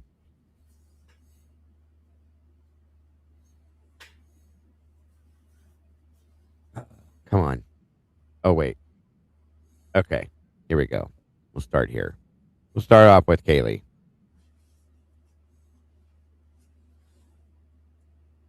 Okay. Jump it up one more size there, and it should be big enough. You guys should be able to see it. So, and this disgusts me that this is all we got, okay? This is such a joke to me, but it is what it is. So, again, it explains that all autopsies were performed by the chief ME and forensic pathologist Vina Singh at MPH at the Spokane County, Washington office of the medical examiner in Washington, which again is the excuse and reason why it's been given for most part, why nothing's been released, because Washington doesn't do that. Okay. That's fine. So welcome, Croft. Good to see you. So date and time of the autopsy was 3 days after the crimes. Okay. Cause of death is listed as multiple sharp force injuries. Significant contributors to her death were blunt force injuries of the head and asphyxial injuries, as I explained earlier, choking on blood. Okay. Significant findings included the stab and incised wounds of the scalp, face, and neck. Stab and incised wounds of the chest. Now, some of these here, in my opinion, is what Whitcomb was talking about when he was talking about the signature wounds. I think that's what this part of this is here. Stab and incised wounds of the upper extremities as well. which would be your arms and stuff like that. Okay. Now, this is where this gets a little interesting. Punctures of the outer table of the skull. Puncture. Just think about it. Okay. And think about what we just watched too. Then, of course, we know the whole facial injury thing. Injuries to the teeth and the tongue. Perforations. Perforation. So what a perforation is, for those of you who don't understand, if you perforate an artery, it's like nicking. Okay. Say, for instance, there's a surgery being done and somebody was having a rotator cuff fixed over here. There's a main artery we just saw, the subclavian artery that's over there. Okay. And they're working on the rotator cuff or whatever else over here that you have to. And they're in there with the scalpel doing this, doing that. It's happened. My mother had a surgery where she had a nicked artery one time. They can absolutely accidentally, because of all the blood and everything that's in the area, not see something clearly and nick a vein. When you do that, you could absolutely bleed out internally because you don't know it's cut open. Okay. What happened here was, I believe that somebody was being attacked, and not, even if they know what they're doing, there's still spots you're going to hit, stab, whatever, slice, cut towards. You may not have fully severed the artery or the vein, but you may have cut it slightly, which nicks it. In turn, that's a perforation, and you can still bleed out from that, and you're still bleeding from it. So the perforations is what she has. Of these, this is Kaylee again, perforations of the subclavian artery and vein. So both. It could be that they were trying to do that, okay? And maybe she was moving around or something. In turn, they didn't fully get it, but they did it enough that it caused the damage it did. And then, of course, because of that right there, the perforations of the subclavian artery and vein, you have hemorrhaging that goes into the chest cavity, meaning she's bleeding out internally into her chest cavity, okay? Blunt force injuries. We all know that she had tons of those. Scalp laceration, again, was she stabbed or was it blunt force, that maybe a golf club like we just watched, okay? Scalp lacerations, bleeding around the brain, which would be blunt force trauma to the head. It's not hard to do that. Slamming your head. And this could also go back to what Moto was talking about that one time, with if she had been caught maybe by the stairs or something and grabbed and thrown to the ground and her head was slammed into one of the stairs or the floor, okay, it can cause that too. Or, again, getting hit in the head very hard with something can definitely cause that. Nasal fractures. So here's where my thing comes into play with the whole why I was listening and believing in what Moto was saying. So nasal fractures, all of the nasal bones and stuff being fractured, broken, so on and so forth, scrapes on the nose and cheeks. Okay, so if she was knocked down to the ground, held down with somebody's foot, and her hair was used, and again, trigger warning, guys, this is so, I hate even doing this, but I'm trying to explain this so you understand what I mean. Or somebody grabbed her by her hair. She had long hair and just started slamming her head into the ground or into a stair or something like that. That is going to cause and could cause all of this damage, truly and easily. And it could cause the intracranial damage that was done. Is there something wrong in the chat? I just noticed. Oh, don't worry about typing in all caps. I always do it. You can all type that way if you want to. I can't see. That's why I do it. But don't worry about typing in large all caps. That's ridiculous. Anybody gets upset about that. And that could cause also the scrapes in the nose and the cheeks and all that. Bruising around the eyes. Again, if you've ever been punched in the nose or punched in the face, what immediately happens? All of this. Bruises and swells immediately. Puffs it all out because you're right here. And that came probably from the nose and the face, okay? And it says patterned bruises extending across the lower face. Pattern bruises. I'm telling you, if you think about this, imagine somebody's face being bounced off the floor or off a step multiple times. The corner of a step, like this. Hard force. Somebody standing above you, they have full and absolute capacity and full control of your head and your body at that point in time. That could cause and would cause all of this. Teeth damage, okay? Knocking your teeth out. All of this. And then, of course, there were petechial hemorrhages, which is when your eyes, if you're not familiar with it, when your eyes are all bloodshot, all the blood vessels are busted from pressure. to whatever, okay? And it was all around the mouth and the eyes. Again, two different things that could cause, or more than one thing, or more than two different things that could cause it, I should say. And then it said the other findings were listed as patchy hemoaspiration pattern.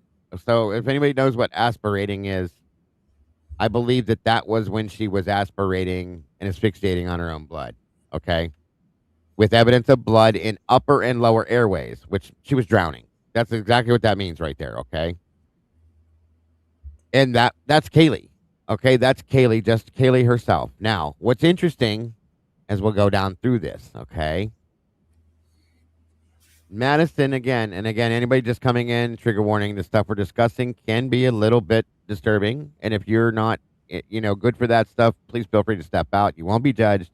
I have no worries that you Trigger do. warning. Trigger warning. This video includes sensitive and violent content that may not be suitable for all viewers. This video is for 18 plus only. I just want to make sure everybody understands, because I don't want anybody to feel bad or get upset, because this stuff could be triggering. I'm telling you, I still get triggered sometimes because of my PTSD from some of this stuff. So don't feel bad at all. If you need to step out, we're done. Take your time. Anyway. All right. So moving on to Madison Mogen. Okay. And here's the thing. There's no time of death listed here. Okay. None. We were told that Mavitt called it at noon. Well, we all know that's bullshit. And I think that, again, was done on purpose so that we cannot figure out a time of death and a timeline. That's my opinion on this. But what other reason would there be? She could have done liver temperature tests and done that. There's multiple things they could have done to try to come up with an absolute actual time of death, but they didn't do it. They just said, we'll mark it at 12 noon when police got there. That's absolute bullshit, folks. And it just drives me nuts, because I know that there's other options and it could have been done. So moving on to Maddie. Again, cause of death was the same, okay, as Kaylee. Multiple sharp force injuries. And the findings included with Maddie, stab and incised wounds of the scalp, face, and neck. Same exact shit as Kaylee. Stab wounds of the chest. There were 5 of those. She had 13 stabbing incised of the scalp and face and neck. Maddie did. Okay. I didn't read that to you up here. Hold on.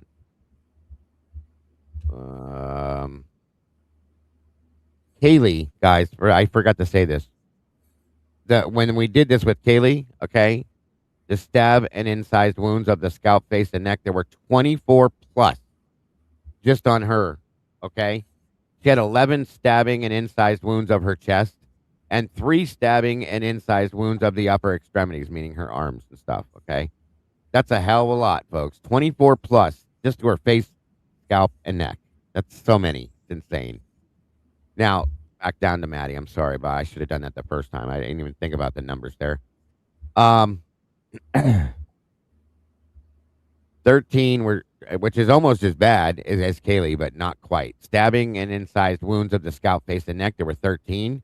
She had 5 stab wounds to her chest, 10 incised wounds of the upper extremities. So she had more on her arms and upper body extremities than Kaylee did. And then this is another one that caught me off guard a little bit, okay? But it matches. Maddie also had wounds of the lung and liver. So I have to guess that Maddie was moving around on the bed, and that's how the liver injuries happened. The lung could have been, going for the same subclavian situation that they were going for with Kaylee. Just saying. Here's where it gets interesting, because they match. Perforations of the subclavian vein, subclavian artery, and blood vessels of the chest wall. That's almost identical to Kaylee's, you guys. Almost. Okay, they were both perforated, which in turn is probably where the lung injuries came from as well. And then it gives her alcohol levels, so on and so forth. And then there is incision of the nasal septum, okay, which means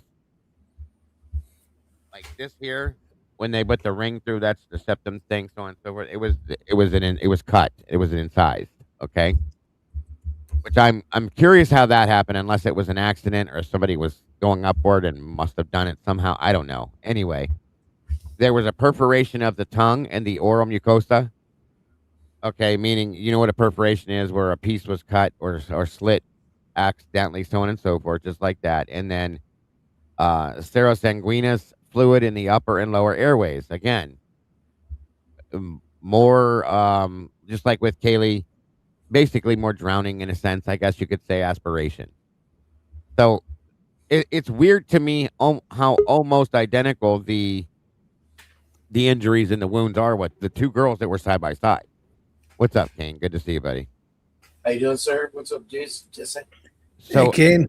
And they were so articulated. Again, that brings me back to somebody knew what they were doing. Somebody knew exactly how to do this, in my opinion, and where to go to shut this person down. Okay. So let me go. I'm going to go past Xana's real quick and go to Ethan. Okay. Here again. Cause of death, multiple sharp force injuries and significant findings listed here again. Stab and incised wounds of the scalp, face, and neck. There's only 4. Stab wounds of the upper chest, just 1. And incised wounds of the upper extremities, again, the arms and upper shoulders area, so on and so forth, 6. Perforations of the jugular, which is up here, okay, and the subclavian vein, subclavian artery. Just like Kaylee and Maddie both, identical. Okay? Now, you're going to tell me that somebody, just a random person, and somebody just randomly came in and gave 3 people the exact identical injuries. Just out of, just because they did. They got lucky. You can't make me believe that. You can't make me believe that because you can't. I'm sorry. Whoever did this, I'm telling you, knew what they were doing. There was some form, in my opinion, of training or something. Some knowledge came from somewhere to do this. They're all 3 of them are the same, exactly the same. Welcome, Sally. Good to see you.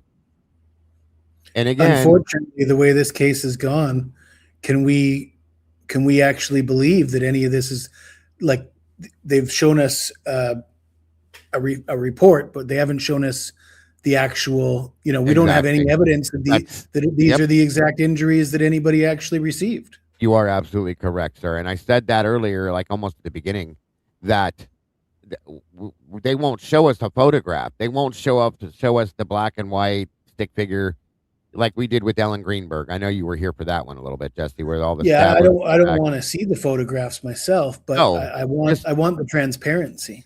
The sketch. We don't have to see the actual photographs. Like they showed Ellen Greenberg's, they showed a drawing, a sketching. It was a black and white stick figure type thing that had all the knives pointing in the back areas where she was stabbed in the head. They could do the same thing here. They have not done it. The only good reason I can think of that they would not show us that is because there's something on there they haven't told us already, and it would prove to be a lie. I got a question for you, Diego. Right. Do you remember Dave's interview? I know Dave said that he got the Snapchat thread where they said that something happened at King Road. Yeah. I know it went from an overdose to a stabbing, and there was a lot of unclear what exactly happened. Absolutely. What was a gunshot mentioned by Dave in that among the many things that were hypothesized of what happened? I don't think Dave said it. Dave ever mentioned a gun?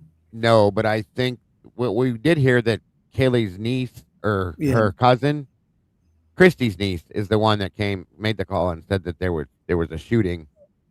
In the beginning.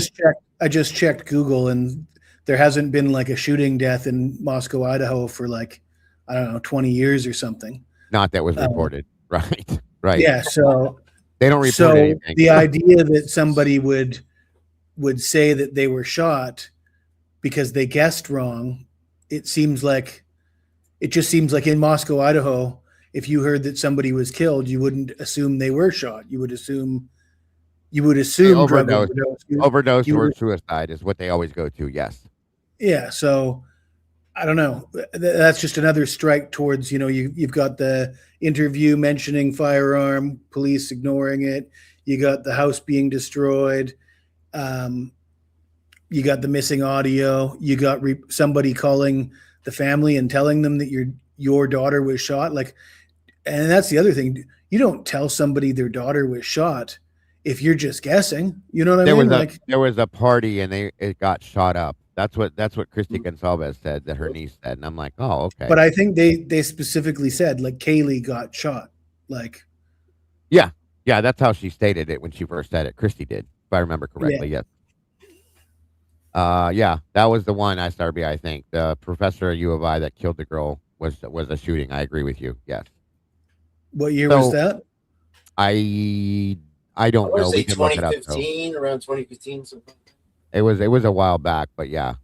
Moonflower said if someone was Narcan, would drugs show up in their talk screen? The Narcan would.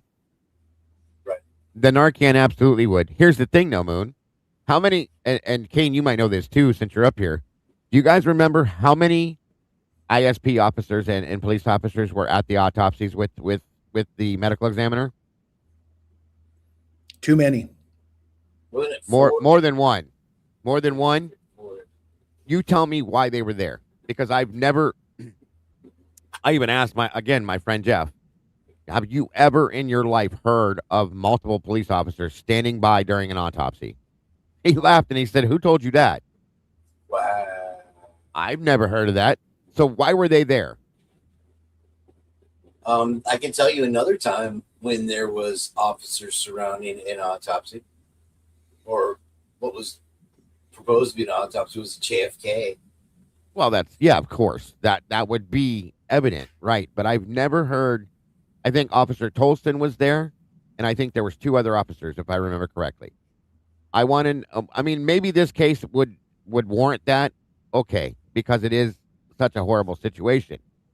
But again, JFK is the only other thing I've ever heard of like that, or something in that situation. When Reagan got shot, of course, there's tons of people around. There's law enforcement all over the place.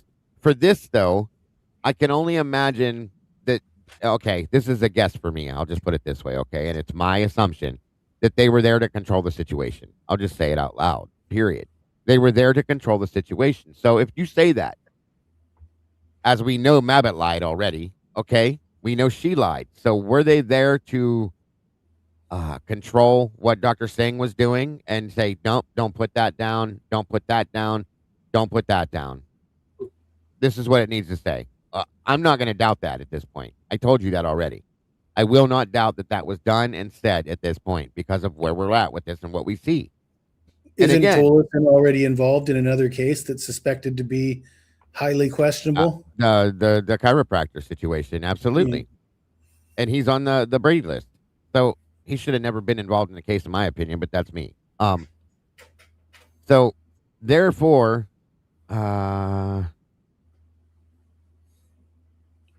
okay, yeah, I just lost my train of thought. Anyway, let's stop for a second. We're talking about the ISP officers guarding and suggesting what can or can't be or not go to the report. So okay, I'm going to stop here at this point with what I'm saying, and let me ask you two gentlemen and anybody else in the chat: Do you have any questions, thoughts, feelings, opinions going forward before we get lost in something else with this? Go ahead, Jesse. Does anybody actually know which wounds were supposed to be post-mortem and which ones were pre-mortem? It's never been put out there that way, but here's my opinion. I'm gonna throw something else at you guys real quick. We all were told, I think it was Wickham that put it in the book, that Kaylee and Maddie had identical neck cuts, ear-to-ear cuts on their throat, okay? Two of them. I'm going to say this again. If they both died in that bed upstairs, okay, those wounds had to have been post-mortem, because that bedroom would have looked like somebody threw red paint all over the whole room. End of story. If they were alive, two people, mind you, alive when those injuries happened, there's no way on God's green earth that room would not have been spray painted red. Yeah, no, I mean, end just of 2 story. pumps of the heart would just coming from the submarine would just spray all nonstop. over. Like, It just keeps even going if it was if they were blocked alive. by, say, a comforter or something, it would just be a massive. Yeah. Yes. Absolutely. So do and you guys think the post-mortem cuts could be just to disguise the cause of death or to draw attention away from the manner of, death? It could be. It Or could have maybe to been. send a message also as well. There you go. Okay. I think 1, it could have been a message. 2, it could have been to try to destroy the possibility of keep it going in a certain type of narrative, whatever you want to call it. If there Or was bullets or something like that, possibly. maybe. Yeah, it could have been that too. But I think if anything, it was done. To me, that's a personal thing. Seeing that postmortem would be a personal thing. This is why I said I could believe, knowing how disturbed it seems that a certain somebody is, okay, with the drawings that were found now and seen on the wall and all this shit with the knife.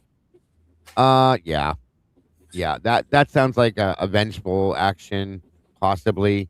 Let me get my digs in type thing. I hate her. I'm gonna do this for my own self type stuff. I hadn't considered that possibility either. Absolutely. Because of that person I have a feeling that there was a hatred here. Okay. A bad hatred. That's a pretty good consensus. I mean, considering how badly they were torn up. Exactly. There was definitely some rage going on. Maybe I'm just sexist, but when I think of somebody beating a woman with a golf club, I kind of think of a woman doing that to a woman rather than a man beating a woman with a golf club. Because it just seems to me that you don't need the separation, as a man attacking a woman, you don't require to stand back and have that separation. You would feel a little bit more confident to get in close and use a different weapon. Whereas a woman, I could really see a woman going to town with a golf club on another woman. Sure. Absolutely. Taking out her hatred on the person she hates and getting her vengeance for whatever it was that caused it. And like Steven just said, Dylan was trying to make her drawings come to life. I don't discount that. 1,000,000% I don't discount that. Thank you, Michelle, so much. Again, Wickham also says that Kaylee and Maddie had 2 vertical. Yeah. The signature wounds that were on their shoulder and their chest area, again, I believe was post-mortem. Okay. Because somebody's either, or it could be a combo, leaving a message or taking her vengeance out on the people she absolutely dislikes. And I'm saying she for a reason. Okay.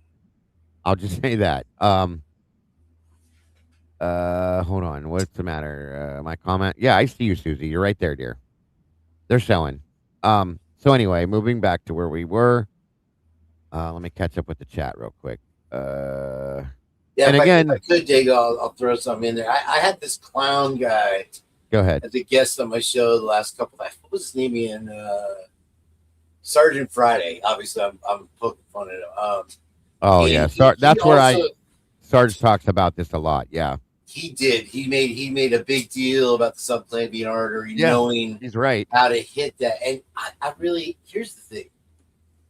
I really feel like that. I agree with him in the bushcraft knife was used in this crime, the machete, and in my opinion, almost by nature, whether you're right, left-handed, when you're swinging at someone to cause great bodily harm with that, as you know, Dago, very well, you swing one of those a well-sharpened bushcraft knife, it is going to slice through even thick not tree trunks, but bush trunks, and stuff like that. Just go for butter. Sure. So if you are doing that naturally, whether you're right-handed, left-handed, whatever, it is going to hit. What is it? Right here, right? You could, okay.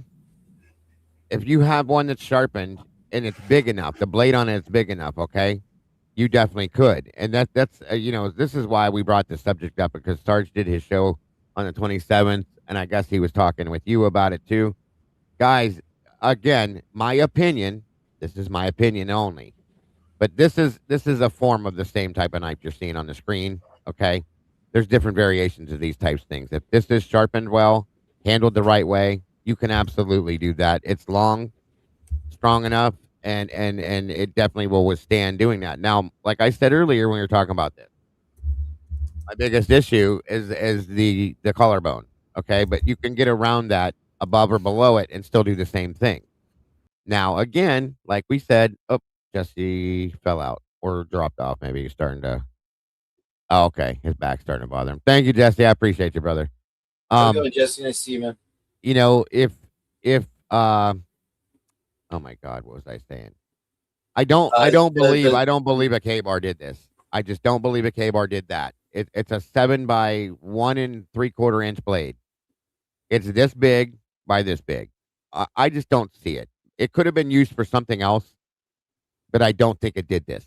Okay, this is the bushcraft. This is what Kane's talking about, and it's like I said, it's a fashion of what I just showed you in some form. There's different variations of it. 100% could have been used. Hunters carry these a lot. Okay, that's exactly what mine's for.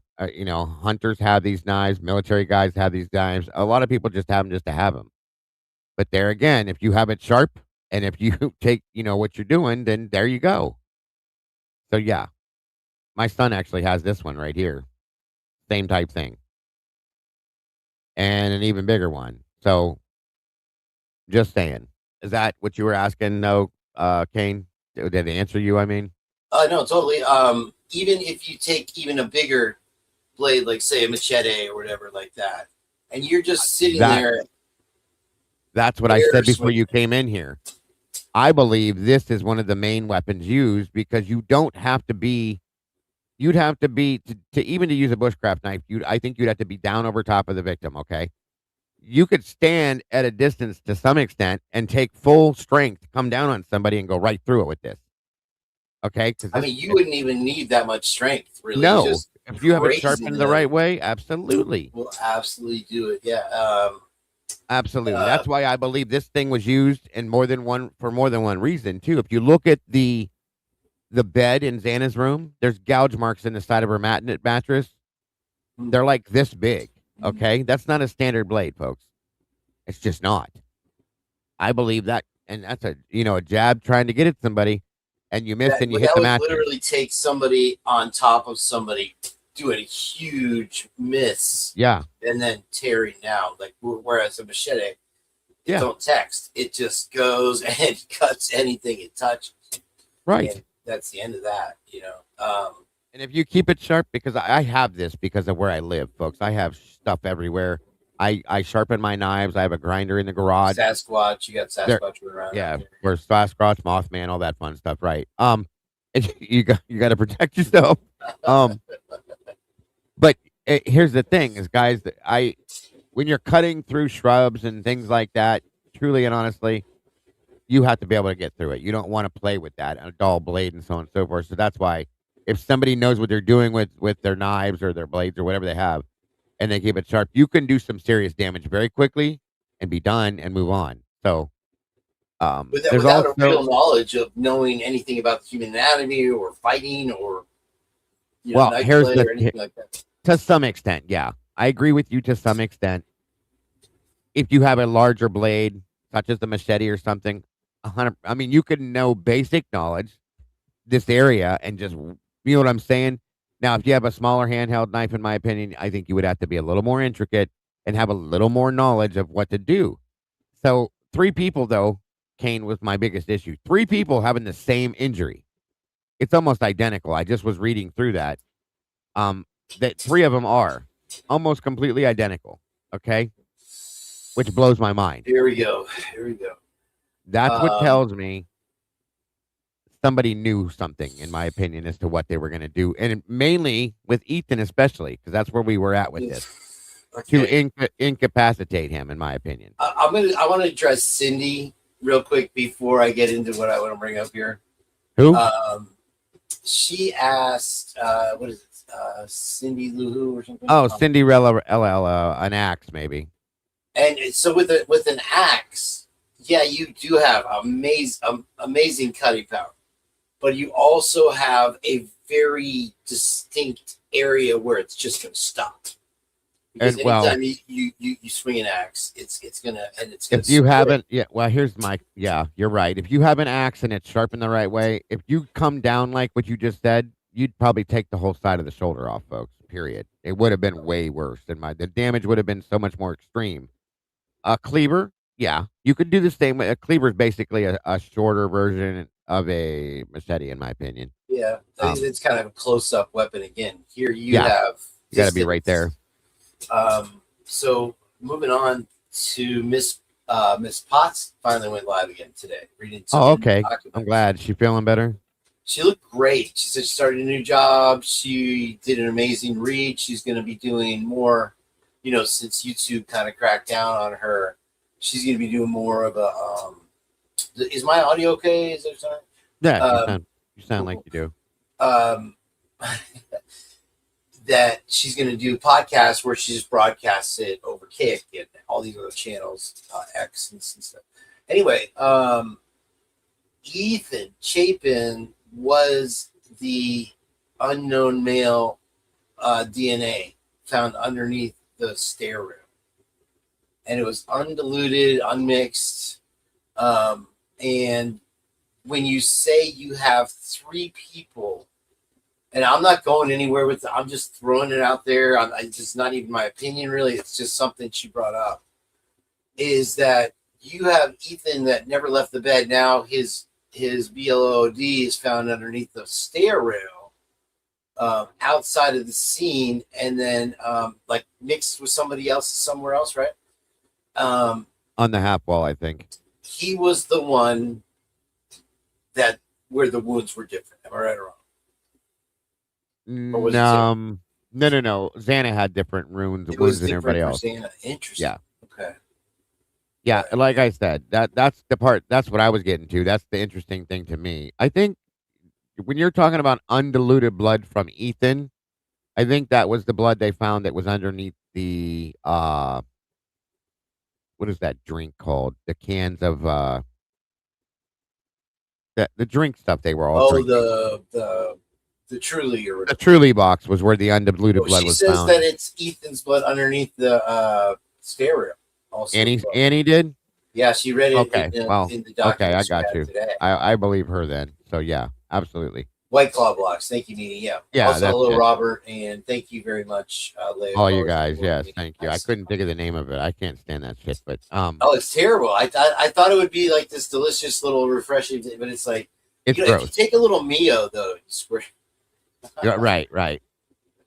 Give it some flavor. Yeah, they said that it was in the book that they found undiluted blood of Ethan's underneath the White Claw box. That's what it was. So that was the newer knowledge, but finding it underneath the handrail is interesting to me because I didn't realize that. If anybody wants to go back and watch her live, she does review it at the end. I can pull it up. Yeah, I can pull it up. It's a 2-hour long live, obviously. So. But I could just get to that part. How that's very interesting. If you want to listen to that at some point, yeah. So you were saying with his blood being under the hand, what were you going to at that point with that point? Based on what we're talking about, I meant. Sorry. It seems like it's starting to look like your one male victim has a lot of possibilities of being somehow involved in this from what and she'll say it at the end if you're going to pull up that clip from I'll pull that up and we'll see. And it's not something I've even entertained in the back of my mind, but now my brain worms, like Miss Potts says, get firing and my brain hole starts shooting stuff out. Yes. Is that with Adderalls or whatever it is, of course, there is the rage factor. Like this, it's just this thing that comes about maybe from doing it over time, whatever it is. Adderall, the hyperactivity, and the I know what you're saying. Okay. Yeah, they're quick to anger and getting worked up and all that. Sure. The only way I can put it together is say there was a catalyst, like there was some event that really pissed him off, that set him off. You mean like somebody sending him messages telling him that Xana's cheating on him? Exactly. Yes, sir. And hello, 1-1. What's how you doing, buddy? 1-1. What's happening, brother? What's up? What's going on, buddy? Good to Say see hello. you. I'm going to grab my brownies out of the oven. I'm trying to keep. Yes, and I have to grab something too. So go ahead and 1-1. You have the floor. Don't start no crazy parties, 1-1. I'll be right back. I can't. I can't even see the chat because I'm on my phone. Well, hello, meatballs. I'm here. I'm taking over. Vampire taking over.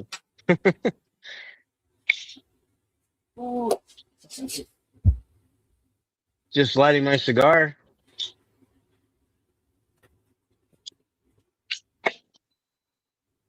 I don't know if I can see. Can I see the chat? I can kind of see you guys. Here, I can see you guys if I take off. I can see the chat. Speech. I was out all day at T-ball, climbing fences.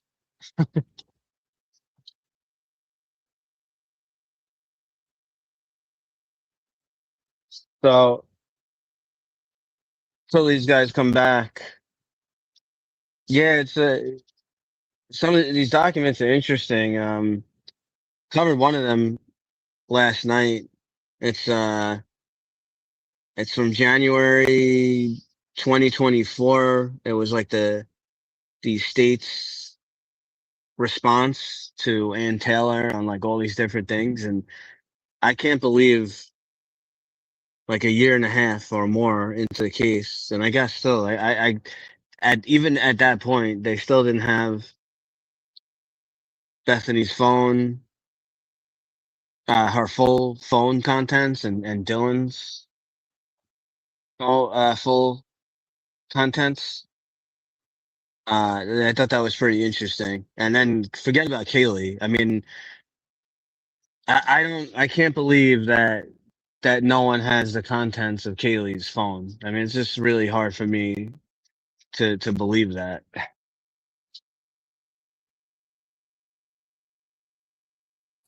Also, another thing that's kind of an anomaly, 1-1, is the fact that they're sitting here claiming that they don't know at certain times the whereabouts of Ethan and Xana. Oh, yeah. We know for a fact that they had Life 360 on their phone. So that's right. That's right. To me, that's the simplest part of the case. And, you know, it's like with this thing, it's like anytime you open up a box that you think it has some kind of answer, and it turns into Pandora's box and sucks you into 65,000 different directions. You know? Yeah. Well, I don't. Did you? I don't know if you took. I know the documents just dropped the other day. Did you get to look at a lot of these documents yet, or? I spent about 2 hours listening to Miss. I don't read documents. Okay. So I let Miss Fox do the work Okay. for So me. there. Right. So this one that we covered yesterday in Devil's Advocate. We just covered the one. It also talks about the 3D house that they were trying to. Oh, really? Okay, have. that's interesting. Yeah. So. And what's interesting to me, so in the same document is also stuff about, there's all these different, basically, we don't know what's in it. It's just labeled as like different video files, and there's a video file and a whole bunch of documents where apparently the defense got the documents and got the video, but they got it in redacted form. Like, why would the defense be getting anything redacted is beyond. It makes zero sense. I understand the, obviously the fuckery and whatever to FOIA requests, but you're talking about the actual defense team of Brian Colbert. How are they getting redacted files? Right. That's a good point. And before I get into that, put a pin. Well, you know what? Let's go on that one because hold on 1 second, gentlemen, real quick, if I can. Does anybody have any more questions about what I was pointing out with the injuries, the wounds, things like that? Before I have no problems talking about this other stuff because I was going to. I just want to make sure everybody's clear on what I was talking about presenting. Excuse me, so on and so forth. And I don't want anybody confused. But that's the point I'm trying to point out to you guys real quick was there's 3 people that have identical injuries, okay? Just about. And then Xana's are different, and I'll tell you real quick why. I believe she does also have multiple sharp force injuries, abrasions, contusion of the head, torso, extremities, stab and incised wounds of the scalp, face, and neck, and stab wounds of the chest. So those match to some extreme with the rest, yes. But those 3 have very particular, okay, very, very particular, specific wounds that I believe, in my opinion, that you would need to know. I think they were done on purpose. Let me put it that way. Yeah, that does All sound 3 a lot people. more now that I look at it on paper. Yeah. With the incision of the nasal septum, the perforation. Now, we were talking about the Colombian necktie, obviously, with Sarge, Yeah. right? Yeah. And that is where you pull the trigger You warning. pull the tongue pull the through tongue the neck. Yeah. Right. course. Which is. And that- that wasn't done here, but it's, I mean, other than that, it's every other message that you could send as an unaliver. And then if they're, the signature injuries that were across the with Maddie and Kaylee that are identical as well as the other things, something's not right. Okay. Yeah. And that's the point I was making with that. But I definitely want to get into these other conversations. I just want to make sure everybody understands what I was pointing out here and why. That's all. Welcome, Tomboy. So that's actually a great point. Sorry, let me jump in here. What's up, Bomb Toy? You've got repetitive injuries. So now when you're talking about doing the same thing 3 times in a row or whatever, that does become more of a skill practice. I think well, Kaylee's injury, it was a perforation to her tongue. I think she bit her tongue when maybe possibly again, listen, I still think Kaylee's face may have been smashed into the ground or a stairwell or something. And that right there is a good point right there. You could have bit your tongue, all sorts of different That's things. something we talked about with Sarge also the other day. Yeah. Go ahead, Bob. I think her asphyxia is because they just noted the petechiae. Yeah. And I think a lot of that may have to do with her gurgling on her blood from Absolutely. not only her Yes. mouth, Yeah. but from her lungs. Yeah, that's right. I don't think right. she was gagged. I don't think she was No. strangled. No. Nothing. No, it said she asphyxiated, and knowing the injury that she received, okay, just like Ethan and everything else, I truly believe she was choking, literally choking on her own blood and gagging on it, and that in turn is what caused the petechiae in the eyes and around the mouth and all that. Truly and honestly, I absolutely agree with that. That's my thought and feeling absolute at this point. So One. Yeah. Hey, buddy. Hello. Hey, buddy.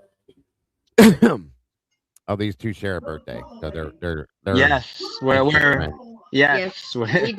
We did. Birthday bros, huh? Okay. Yeah. Yes, something like that. Cover up marks such as prong burn marks via a taser. That's a good question, Aaron's.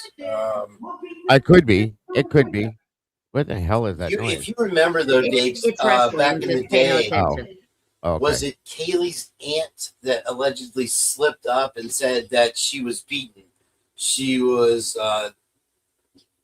stabbed and whatever else, that way back in the day before anything had come out, and it was supposedly a slip up, but she was choked, she was stabbed, and she was beaten.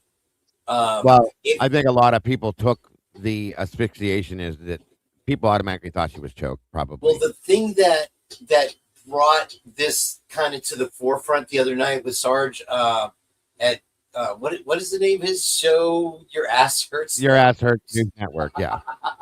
I cracked up when he told me that. He's very bold, and he just puts it out there like that. He let me kick him off my show though at the end, which was great because that's his thing, right? That's how we usually say goodbye. Is one kicks the other, who gets to do it first. And so if you look at Lucy Morningstar's one of her most recent posts there, this is something that was redacted for a long time, and we were like, what is it, dick pics? Why are they not showing us her court board, her bulletin board? And that was recently unredacted, or the pictures came out, whatever it may be. But yeah, Lucy Morningstar has a post going through, and I have this little short I played for Miss Potts on my channel, which is an amazing short if you want to run it. It's one of my only shorts, where Dylan is drawing pictures of basically cadavers or bodies, or whatever, with the two slices or the cut around the thing. Right. That's what I was talking about earlier. Right. Here's the thing about those cork boards: when you're, they live together total of about 3 months, all of them together, right around. That a lot of people have said, "Oh, Bethany seems like she's afraid of Dylan," and I'm like, "Yeah, because Dylan's fucking scary." You know what I mean? Yes. If you've seen recent pictures of her, I mean, she's gotten pretty big. And anyway, I feel like that bulletin board or that cork board is kind of her message to the people of the house, like, this is who I am. And so if I mean, it's like your personality Which post of Lucy's is this? I haven't pulled up. I don't see it. The first thing you'll see is the guy from Batman. What's his name? Christian Bale, with a bloody red face. Is it? Oh, that one. Yeah. Hold on a minute. Yeah. So if you pull that one up, what I wanted to point out about that in particular, and thank you for that, Lucy, very much, and your dog too, Kick Boy Kick, is that what Sarge pointed out was that when you look at one of these drawings that you see, and it looks like it may be whoever. It's like a curly-haired girl covered in red. And the areas that are bloody are, if you came across this as a law enforcement officer, you'd be like, yeah, I don't recognize who this person is at all. And here that is right here on you'll see here coming on her bulletin board. And this is pre anything. I mean, so the chance, if you click on the arrow there, Diggs, you'll get to the other cork board pictures there. I don't know if you have to go into the post or whatever. Did you hit your head? There he goes. There's one. One was in there. I didn't know that. How'd you get in there, one? Yeah, I think do it's I a couple keep more over. do I keep going or okay? Yeah, it's a couple more over. Okay, so this is the one I'm discussing. Right. That was like, so if these were the places in the face where Kaylee say was hit, that would definitely make you unrecognizable, right? Absolutely. Yeah. Absolutely. And on a side note, did you hear? Not trying to. I don't mean to cut you off, but before I forget my thought, I saw someone in the chat mention. Did you guys hear anything about the Goncalves speech today? Speech? Oh, yeah, no, I was gonna play that after we get you through all this. So we hit. Yeah, I sent it to him. Yeah, I have it. It's coming. Yeah. So apparently Steve G slipped up on stage and said something about Kaylee being adopted or something. I haven't actually heard it, but it's going to be interesting. Yeah. She looks like they all look the same. I know. That's what I thought, but apparently he said something. I'd have to hear it I know I'd have to actually hear the comment how he says it, but yeah, okay. I got you. Yeah, we'll play that towards the end of the show. Yeah. Can I answer something real quick? Go ahead. Sausage.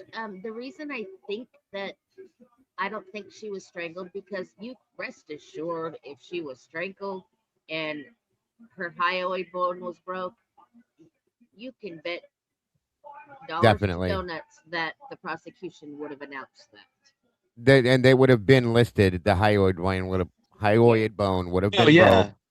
Definitely. Yeah, so that's why I don't think she was strangled. Yeah. I agree. I agree with that too. Yeah. It'd be impossible to wrap your without breaking that.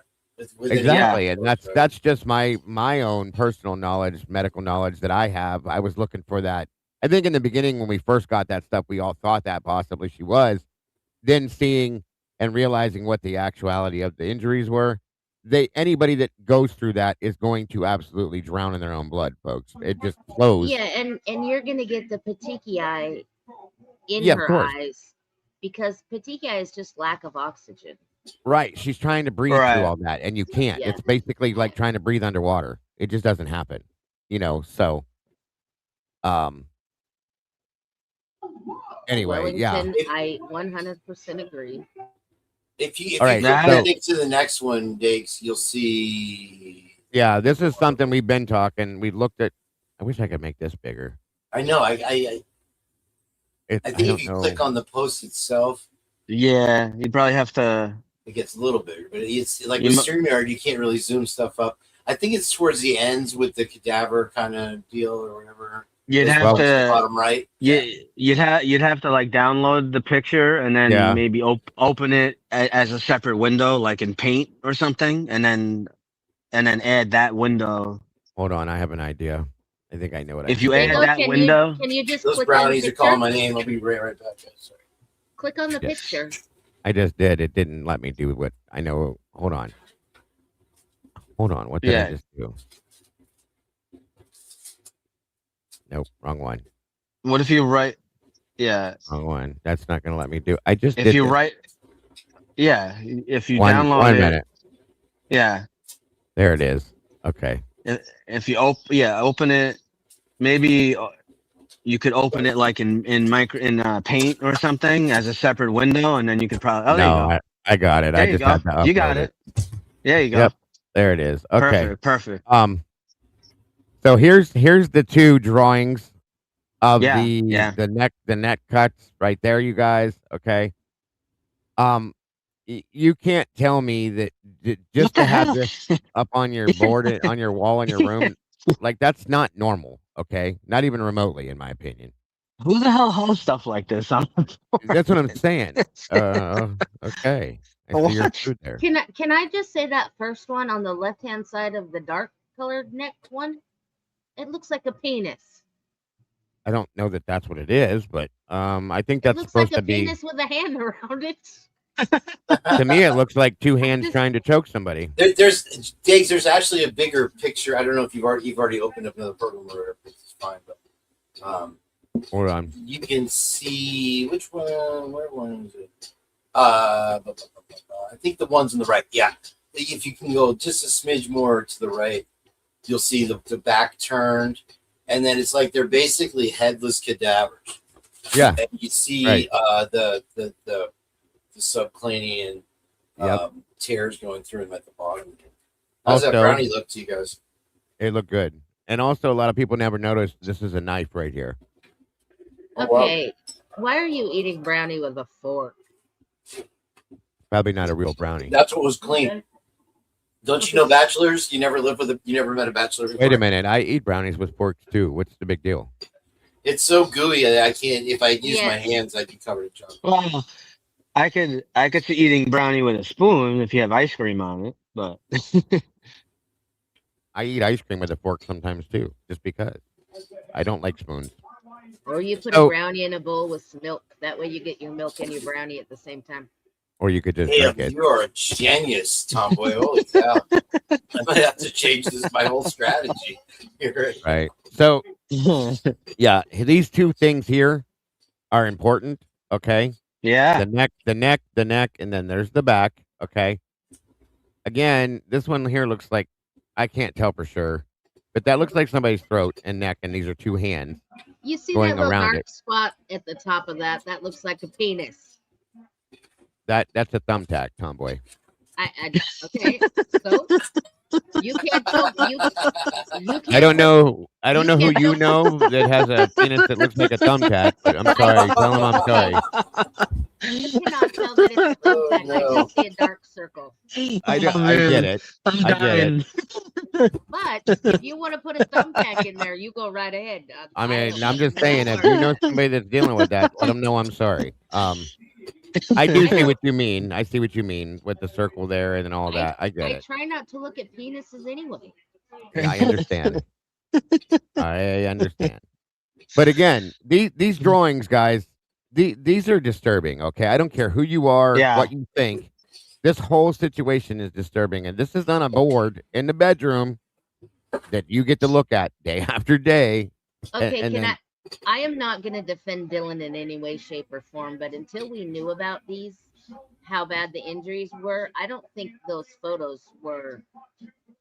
They were never brought to the table, though.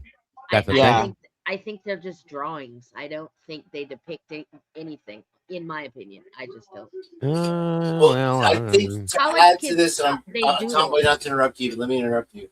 On top of this, if I'm not wrong, and Tomboy, I'm sure you'd be the person to tell me whether I was or not, if Lucy wasn't there, is that Dylan also had a Pinterest that was shut down because it was just all weapons of these sorts.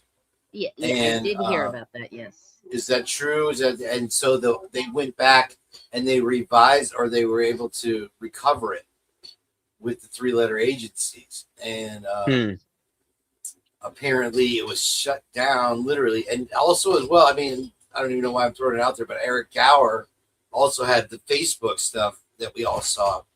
The bat shedding things that he was making. Yeah, that weird shit. Really, people are strange. The whole case just makes me want to rip my eyebrows off my. Well, I'm gonna say this, okay? These drawings here, but with the neck and stuff like that. If they didn't have the cut marks there, maybe I would say okay. And then you go to the right, and there's a knife right there. Right. Okay, it's like it's an advertisement for what's coming. Here you go, guys. Yeah, this is what you get when you mess with Dylan. Sure, and that's what I mean. I'm not saying 100%. That's my complete thought process. All I'm saying is some of this is kind of disturbing to me, knowing the situation and the circumstance that we're talking about. That's all I'm saying. It's just odd. I just think their photos on shading, and like Shelby said, maybe on how to put on makeup. Well, listen, this doesn't take away from somebody else committing the crime. All it does is say that this is another person that was involved within this situation that's disturbed. That's all it does. I'm not saying that Dylan had to be the one to commit the crime, because I know there's belief that other people did it. I'm just saying, to me, it could be that there's a full involvement with everybody. That's all it means. Possibly, that's all. I mean, you can literally conjecture all day long about, this is just for shading purposes. This was some of my best work, bobbity, bobbity, bobbity, bobbity. And if you look at the one where it appears with the double slice on the neck, you also have an eye. And for women, what a lot of guys don't get is that makeup is like an artwork, and it's expensive. So, like, when you talk about taking a woman out to coffee, and she's going to get all diddied up in her expensive outfit and get her $100 a cup makeup on, that's kind of an insult, So, it's very possible you could. But then when you add in the other Dylan Moore situations that we have on top of it, and then you see this finally unredacted now 3 years later. What was their first impression when the cops walk in and they see those exact same damn injuries on the cadavers that are posted on her bulletin board? That's all I'm saying. I agree. Does that make sense? Thank you, Frankie, for that. Very much appreciated. Greetings from Ireland. It makes sense. Just, I guess my thought process is different with those photos. No, I mean, here's the thing. You have to look at the Stadio de Olimpico in totality. I mean, who goes to Santiago, Chile 3 times in 1 year? Nobody, right? But you got these people that witnessed what happened, saw the bodies, and then they look, oh, wow, this violent roommate over here had allegedly a bloody sweatshirt in her room. And so instead of sharing that with the public, they say that she saw his eyebrows, which they completely made up. They give us this whole bullshit PCA for us to sit there and try to shred up into a million pieces for 2 years, right? Yeah. I don't feel like it's too wild. Sorry, one more. Go ahead. I didn't mean to interrupt you. Sorry. No, you're not interrupting me. I mean, the whole PCA is garbage, and I guess since that's been brought up, now we can kind of go into that direction now with what one was talking about when I had come back was in the new documents that were dropped. We talked a little bit about that yesterday, so on and so forth. There was a lot of stuff that defense was looking for that was not there. There was things completely okay. The biggest thing that caught my attention that kind of disturbed me was that the U of I file that belongs to Oh Kaylee, yeah, there was documents missing from her file. Why? missing. Yeah, and there's a letter apparently from her sister, right? They said there's a Yeah. letter that just doesn't exist. What do you mean? What do you mean it doesn't exist? What? And if you Just- listen, just- if you go back to these hearings and you listen, the prosecution saying we absolutely turned everything over to the defense, Your Honor. No, you didn't. No, and going back to Chris's book, he states in that book alone that they found many, many pieces of like multiple bits of exculpatory evidence in mislabeled files. Again, that I've claimed that I Yeah. believe was done on purpose. And then you see in this document, the defense is saying, we're missing this, we're missing that. There's audio visual things that are missing. There's documents pulled and missing from Kaylee's U of I or college file. Why? Things like that, guys. None of that stuff makes any sense to me. It And shouldn't be. you saw that bit. I know Jules was covering it too. You saw how initially the 12:55 a.m. to 2:55 1112 was missing Yeah. audio. Even Tay and Taylor, she didn't get the audio, and that's crazy to me. So can did you? Say that again. I'm trying to ask a question. Go ahead. Okay. If you were just right now, do you guys think that reading the PCA, there is a fair probability that he did it? No. I'll tell you. I'll jump. I guess I'll jump in quick, and then the other. I guess they'll. Everyone. Who I guess will say what we feel. The three. So you got as Christopher Wickham says, right, and Turvey or whatever. You have the three pieces, right? You got the cell phone. Him turning his cell phone off and turning it back on, right, at certain times. You have the only thing that so we haven't got the drop yet of all the official actual data of the cell phone info, whatever it was that Cy Ray was looking at and evaluating, just little bits and pieces. But what we know and evaluating, if you go back, and I know we've covered this a million times, like on a million shows, if there's anyone new here, read the PCA. It never says in the PCA that BK turned his phone off. It doesn't say that. They used word salad and they play with words, and then the mainstream media took it and went fucking apeshit with it. Oh, he turned his phone off. All it says is that someone who the FBI guy that whatever that they said it's someone who would commit a crime like this. It would be indicative of someone turning their phone off. It doesn't say that they have proof he turned his phone off or anything like that. Then you have the knife sheath, right? I can't say 100% right because we don't have a trial. He pled guilty for whatever reason that we don't know. The knife sheath would not have been. There is no possible way that the knife sheath would have been allowed at trial. That would have been thrown out. How do I know that? I can't say 100%, like I said, but their own rules, their own laws, the sample size they had, was not. It wasn't It wasn't enough of a sample to use. You have to have a certain amount. So whatever like fuckery happened between IgG and whatever lab and whatever, they had a small amount, and then I know Pav has been covering this too.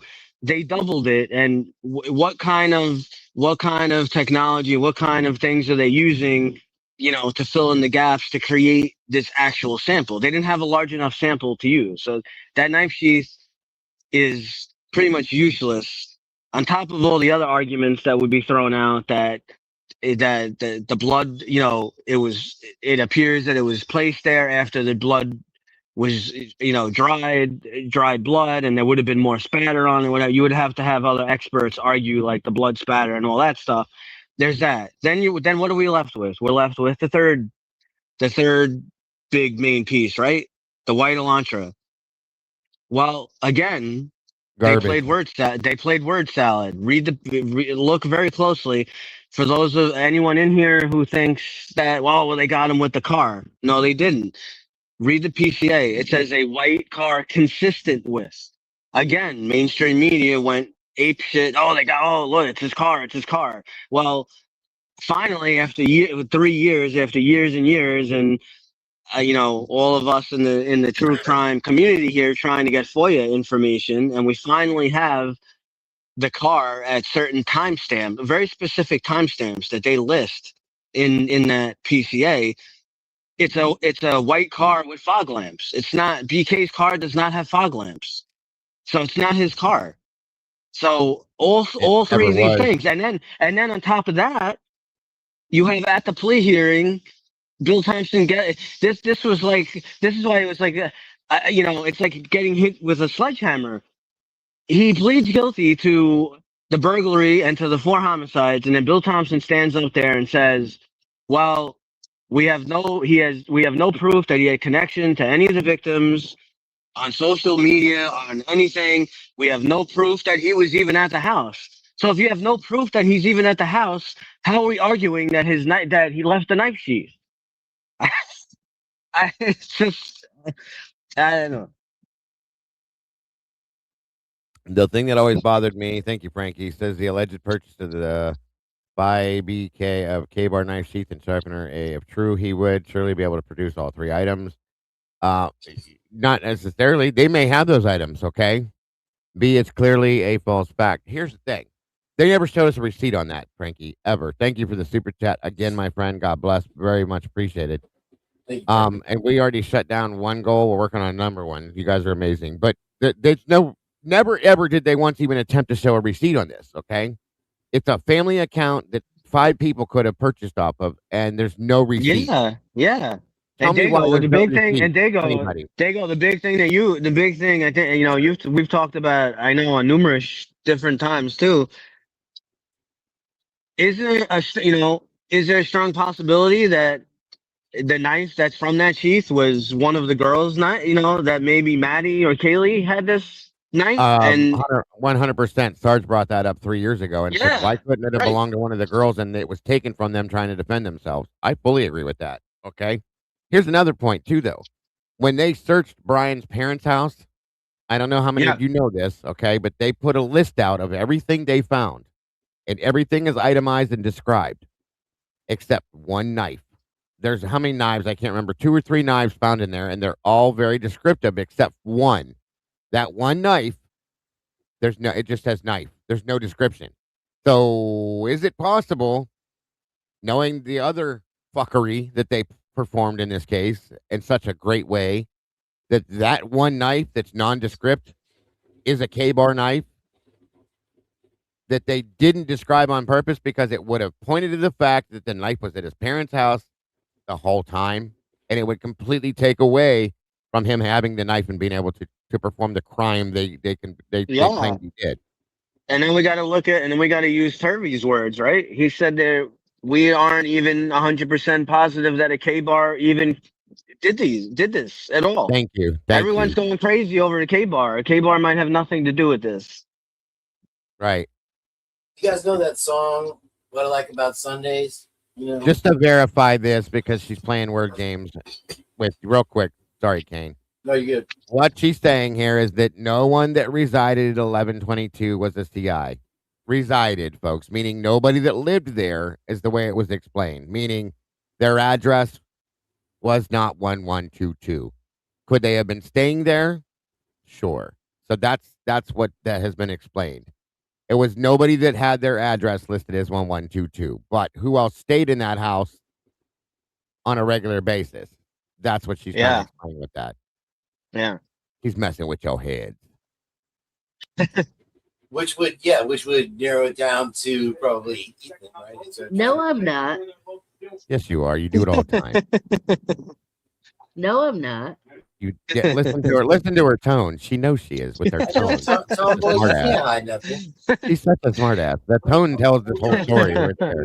I have No, a I'm cold. not. There's That big no old smile on tone. her face. I'm not Yeah, being you're a liar. sarcastic. Don't make me grab Tandy and have her come in because she'll call you out right here.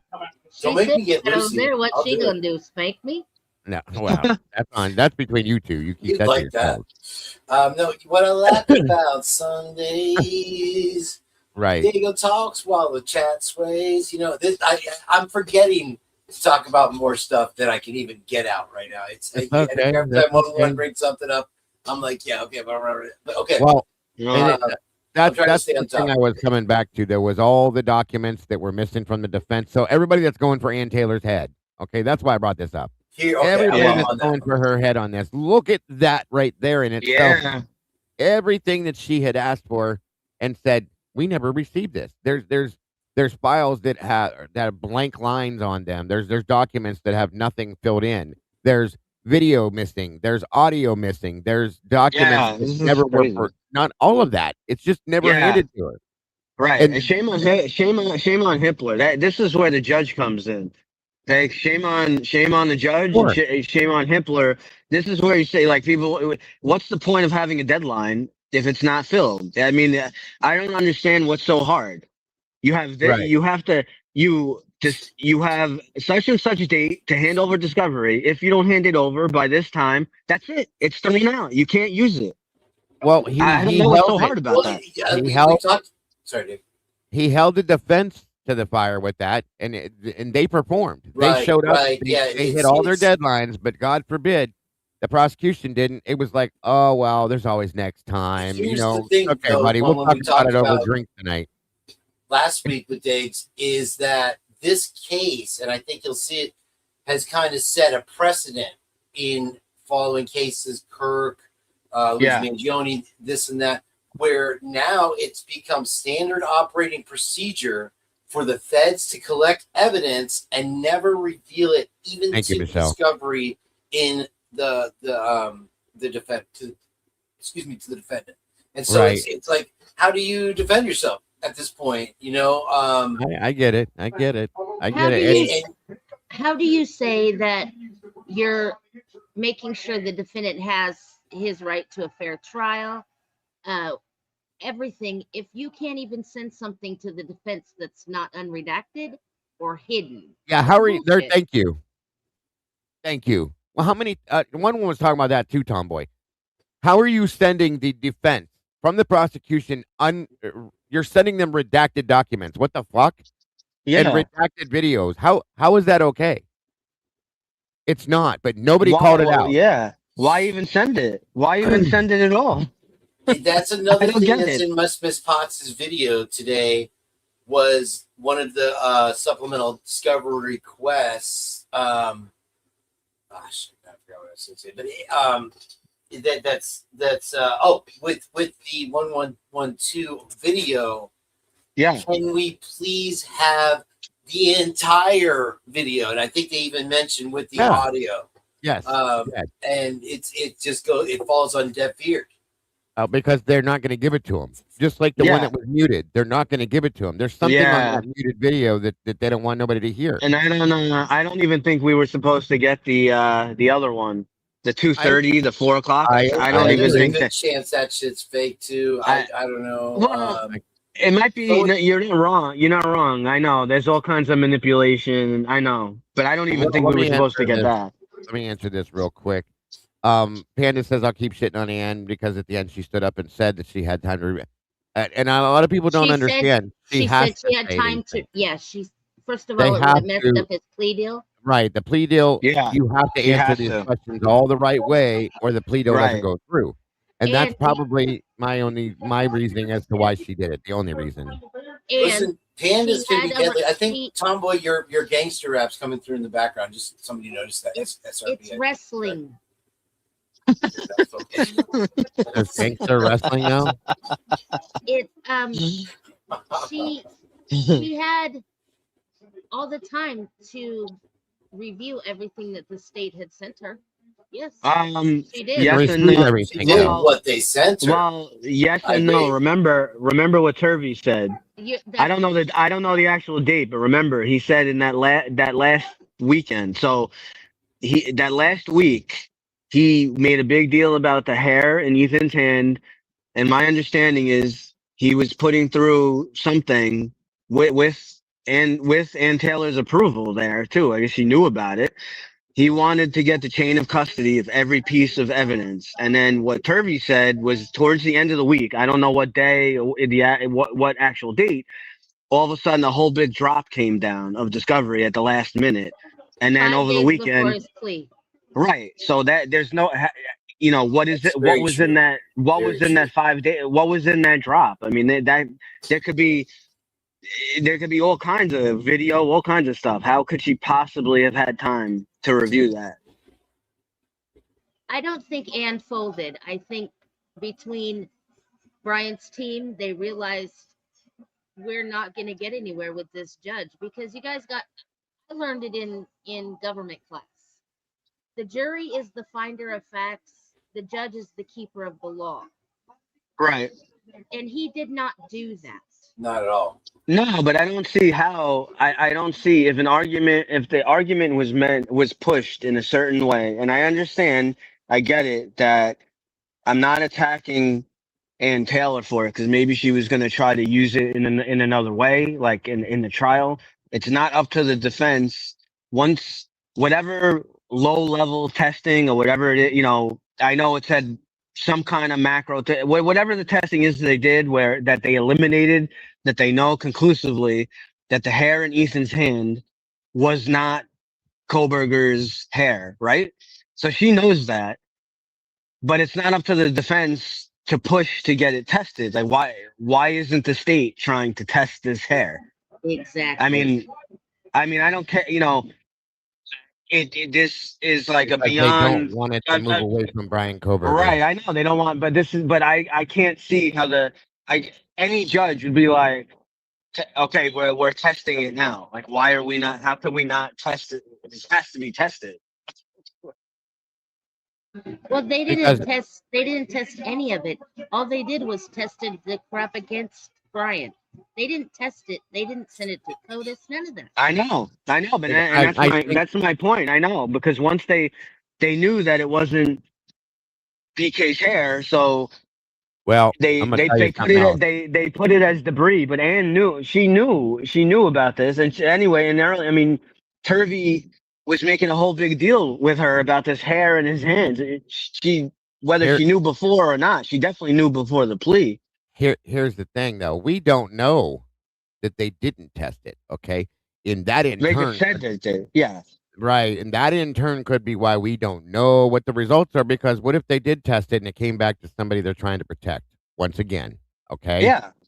That's all I'm saying. Yeah. We don't know 100% what the Yeah. reasoning and the basis of that is. We know, Aaron- once again, what we were told. Aaron, Anne asked to have it tested, and Hiffler said, "Well, if the state tested it already, that's good enough." See, that's a problem too. Yeah, it makes no sense. Big time. And it comes back to one. It comes back to Muppet versus Muppet. Okay, you have your Fed Whitcomb.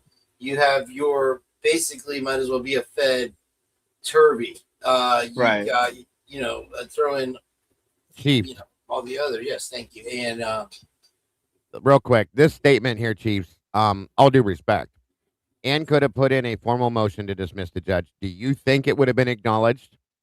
Do you think if Ann put that motion in to dismiss Judge Hippler, they would have acknowledged it? Honest and truly, think about it for a minute. And in your heart, do you believe they would have acknowledged it and it would have went through? Because I think at this point, guys, there's a lot of things that everybody's saying Ann could have done or should have done.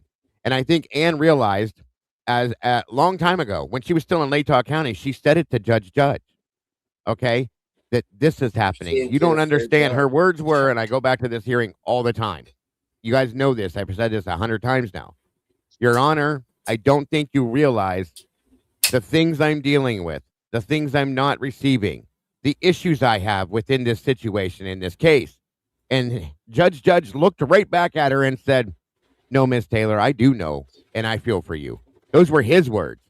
So 100%, it was known the game that was being played. And I think Yeah. at some point, Anne finally said, "This is why I won't throw her under the bus. This is why I don't do the whole Team Turby, Team Taylor thing because I don't think Yeah. either one of them were wrong. Okay, I'll just put it that way. That's my opinion. I respect your guys' opinions, though. But I think Anne realized at some point, right there, whereabouts once she was denied the alternate suspects and then the continuance, right there, I think is when she shelved everything and said, "You know what? Fuck this. They're not going to do anything. Anything. They're not going to do anything I ask them to do. They're not going to help me in any way. They're not going to allow. But just They're for, not yeah. going to. They're not going to allow me to work. Defend my client. So what am I going to do? Let me get the death penalty taken off the table and at least try to save his life." That's what I But think happened. Donna, just remember though, with the alternate suspects, she didn't fully lose that. So a lot of people are saying that she, that was a loss What do to you her mean? because she got Hitler to agree. If you watch it over, Hitler agreed. She said if she's able to question someone where something would come up with an alternate suspect, if she was able to bring it into questioning, then Hitler said he would allow it. So he did give Okay. her the approval on that. Okay, but do So you it wasn't a really think? complete. Well, I think he did that to cover his own ass, truly and I'm honestly, just, because in the yeah. end, if she would have brought something to the table, I don't think he would have approved it. That's all I'm saying. When I talk about Muppet versus Muppet, okay, the bottom line is I like that name. with Turby. These people are all Muppets. Yeah. It's a Muppet land. We live in a Muppet world. Dago knows his theme song. What's his theme song?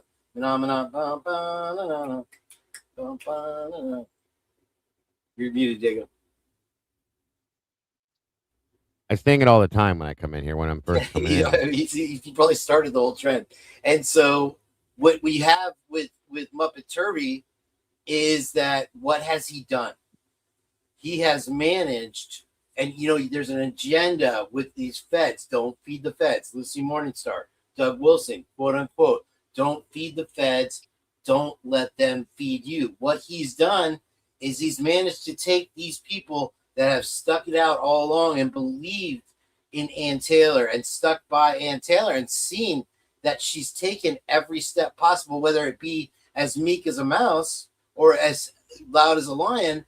She has made all of the motions and submitted everything at the hearings, whether they're redacted hearings or not.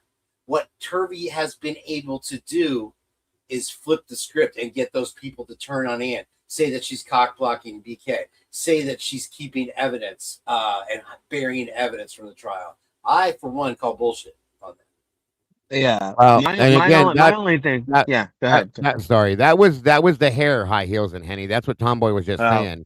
When Ann asked permission to test something, maybe look at something, Hitler granted it, and then came back and denied it. That's exactly what happened with the debris hair that was found at Ethan's hand. That's what happened with that hair. That's why it never happened. Go ahead. My only thing is, and Turvey said it himself.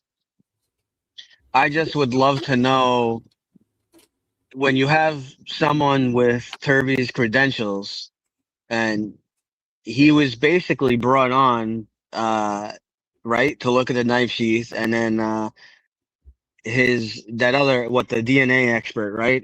What's her name? Vicka Barlow, whatever her name is.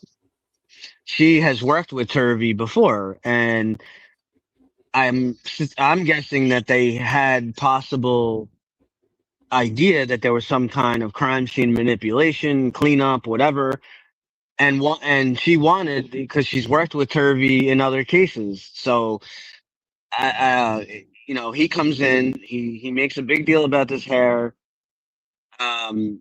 There's a drop 5 days before of discovery stuff. We don't know. I'd love to know what was in that discovery.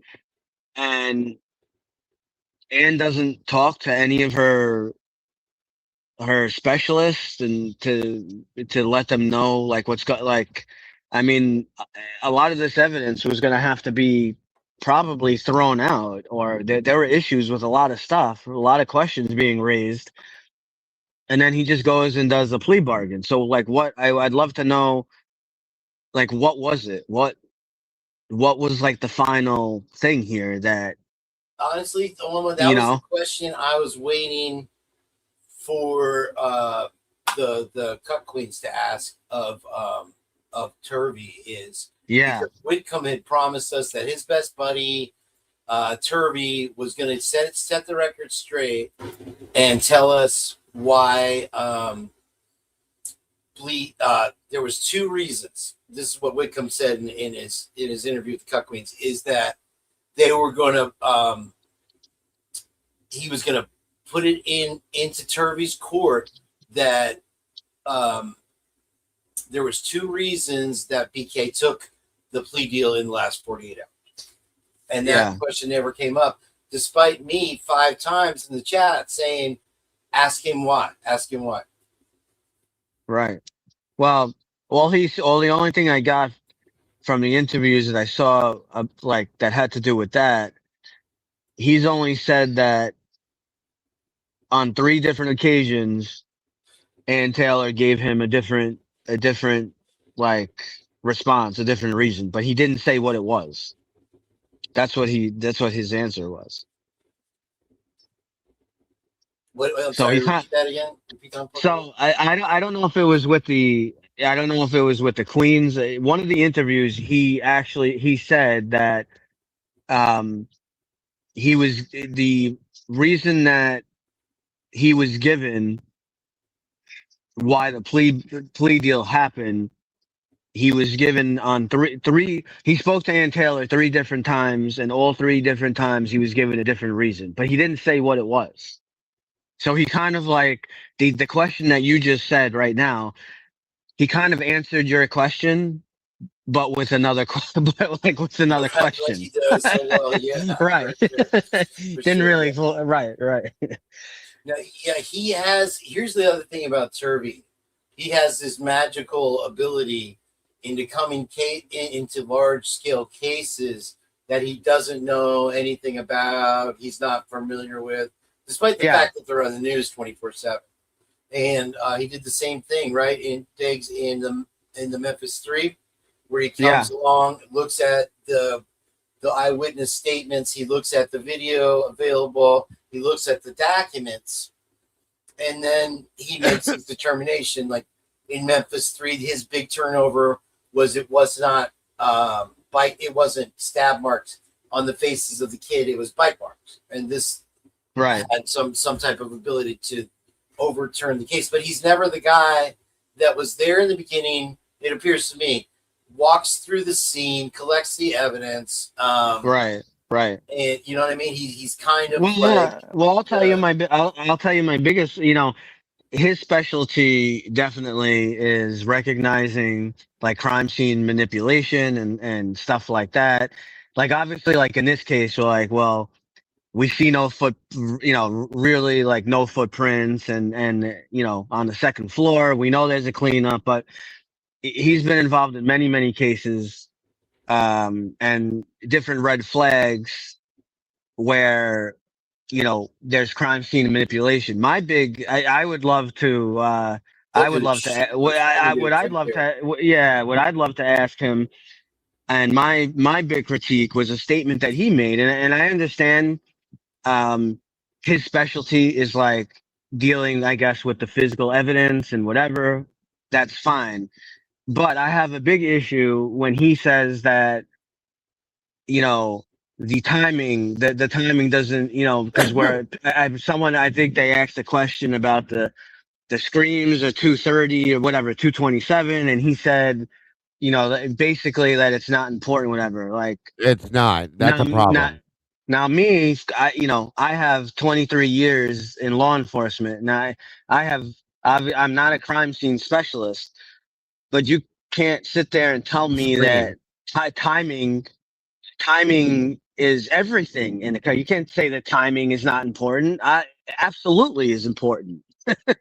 So The I have a timeline. The so timeline is that absolutely important. right, Yes, it's and That's that absolutely why that important. 7 minutes one Absolutely. is so important in this case. And Yeah, I can't even and grasp, Connor, imagine what and he imagine walked up on right. before in the city of New York. Because I Oh, yeah. spent a summer in New York and I was 10 years old. I remember watching the news. Everything was, oh, man with the stick of dynamite in Times Square today. I'm like, what? You know, I'm coming from Florida where yeah. nothing ever happens. And Oh, it's, yeah. you know, and then all of a sudden you got New York. So the stuff, the experience you gain just from being Oh, on the yeah. scene has to be a rep. Oh yeah. So I mean the main thing, and I mean I know we're not going to get it, but imagine some kind of mysterious video or something came out that showed someone being Ethan or someone being attacked at 2:25 or 2 Well, o'clock.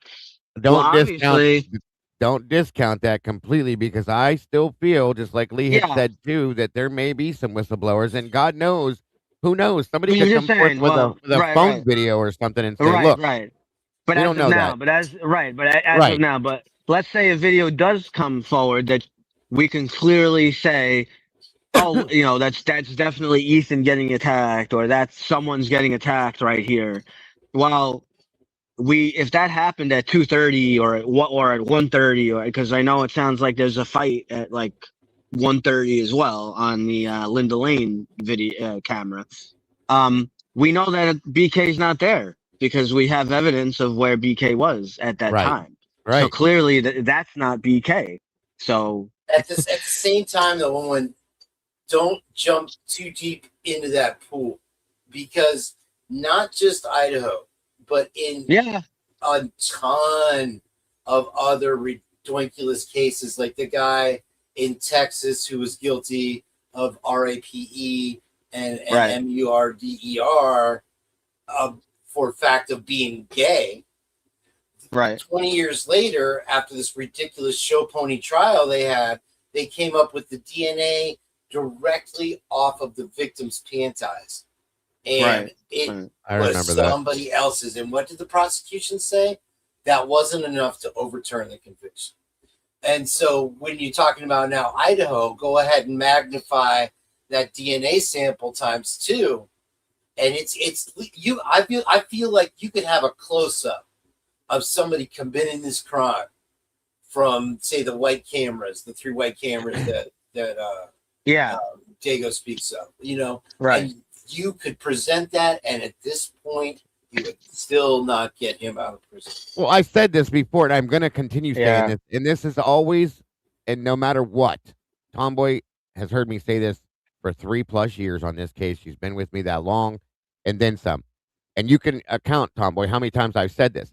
This was always going to be Brian, no matter what happened, no matter who handled the case, no matter what attorney it was, no matter what judge it was. It was always going to be Brian, no matter what the only way this wasn't going to be Brian is if somebody miraculous, even then miraculously came out with a video and showed some other guy standing on top of somebody doing this. They would have still found a way to screw that up, in my opinion, and still make it Brian. Okay, it was never going to go to trial, in my opinion, and it was always going to be Brian. And here we sit with it. Period. Now, Brian is a patsy on a stick.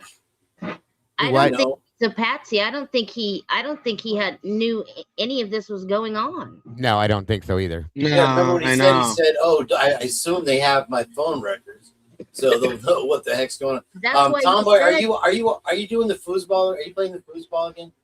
No. You ever see Waterboy? You ever saw Waterboy, Diego? Yes, I just saw it. You playing the football? That's the foosball. That's why Brian said, "I look forward to being exonerated." I agree. Absolutely, he did. I Because believe he it knew. 100%. I do. He's like, That- why am I here? Right. I agree with that. Yeah. And here's the thing. When that all gets stated, okay, then everybody comes and says, then why the hell is Brian involved in this? Where did Brian come from? And I have to go back to Ann Taylor, and I fully agree with her words on this. Brian was chosen for this. I truly and honestly believe that they found him. There's another part to this that we haven't really been able to touch on and get too involved in because we can't figure it out. But yeah, he was chosen. They picked him They put him in place and they built a fucking case around him, and here we Yeah. sit. That's exactly what happened, in my opinion. And Without a the other doubt. thing I got to throw in there, I know, you know, whether that he was selected, and Yes. there is a lot of stuff that really can make you wonder, like, did he go along with this? Is this like, was he somehow working with law enforcement or whatever? Because I could, or the It one could big, be. Could be. like there's some things that I've like never seen in my career. I've never seen prison footage get leaked I like that. know. That's a big That is point. Like, that yeah, is that is so weird. That is so weird to me. that is almost, and I said this the last time we talked about this too. I think it was over on Crimes After Dark when you brought that up. I said, well, Yeah. I have to agree. And it's also, if you take into account when that footage was dropped, not too long after, they said, oh, we figured out who did it, but they resigned, so there's going to be any consequences for that person. That's 100% fucking bullshit, okay? Because the reason, and I'm going to say this because I know it's a rabbit hole, I know it's a conspiracy, but it absolutely looks exactly like what one's talking about before he even says it. I know where he's going to say is that it makes it look like they're trying to prove to you that he's in prison. Period. Right. Okay. Right. That's exactly what that video looks like. Here he is.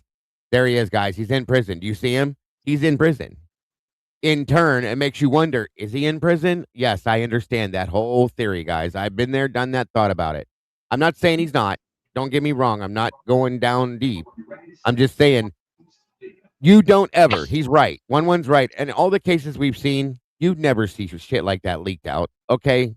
So why on this case did it happen? Well, I don't know. It's just, it's a thought. It's a definite thought process is all I'm saying. That's a fact. Yeah. One, I think just in my, brain, I think that I thought I smelled something burning. that's your brain, not mine. That he may have stumbled upon something that he wasn't supposed to stumble on. I can agree. And I think that's where it all started. It all went downhill for him from there. That would make sense. Clearly it would. Yeah, definitely. I could agree with that, and I can't wait till this book. I know it's not all on Idaho 4, but there's a few chapters that I've read the pre-release stuff that he had that had to do with Idaho 4, and it seems like one of the big things that Cy Ray, the point that he's making is that you can't have it both ways. You can't have it that BK was this PhD off the charts. I believe, right? His prior professor said she only recommended 2 people in like a 10-year period for this program or something. He's obviously very smart. I'm sure you've read some of the papers that he had. He very articulate. So you want to say that this guy who's also he's studying crime scenes and all this different stuff, right? That he's so smart, but he just goes in his car and drives to the crime scene, and he turns, and he uses his phone. He turns his phone off. You can't have it both ways, and that's like kind of what the state is kind of like arguing. They're saying like he's 2 people in one. Like, oh, he And was just you can't do that. I agree. And with what you just said, think about something else. The teacher that referred him to Wazoo, there was 2 schools he could have went to. That one was chosen. It makes you wonder why. Okay, it is one of the best in the world, or in the United States, for that type of education. But that one was chosen. Now, one more thing I'm going to point out, because I looked into this a long time ago, and it's absolute, and I know you guys have seen and heard it. 3-letter agencies absolutely recruit people from multiple different places, okay? And if Brian was that good, that smart, and that willing, which we know the willing part's there, okay? And you look at some of his stuff, and you hear about some of his stuff, very smart, very willing, in my opinion, and possibly very good at what he does. So recruitment does happen within people been recruited out of high school, folks. Realize that. That's a fact. With 3 other agencies, they do what they want, when they want, how they want, with who they want. And remember, they don't have to disclose who they recruited. They don't disclose. Yeah, they don't disclose. That's the point. And that's what like people have to understand. Like he was going for the a PhD. It's like the highest possible degree you can go for. I mean, this isn't this. It's not like he's just going for a bachelor's. He's going for a PhD. It's just hard to believe that. Yeah, you're right. He wasn't doing light reading on the subject. Exactly. And exactly. They liked to come down on him hard that he was so obsessed with Ted Bundy. Well, he studied under the person who wrote the fucking He was book. obsessed with everybody that was that type of a person because that's what he did. Well, I mean, he had close proximity to somebody that close proximity to Ted Bundy. What an opportunity. He was recommended by that person to this university. Now let's rewind into the backward machine here real quick and think about the crimes that they tried to pin on him that happened before he was even stepped foot in the state of Washington. That was all part of the propaganda game that they were playing to make him look as bad as they possibly could to the world so that he would be convicted in the court of public opinion because they knew they didn't have a case to convict him in court with. That's my absolute. My and God, Robert, if you saw my search history, holy crap. Robert, all of us, believe that. All of us. And Robert, it wasn't his car. It's been proven it wasn't his car, okay?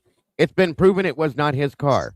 It's also been proven that it wasn't his DNA on the damn sheet, okay? It's not his car, right?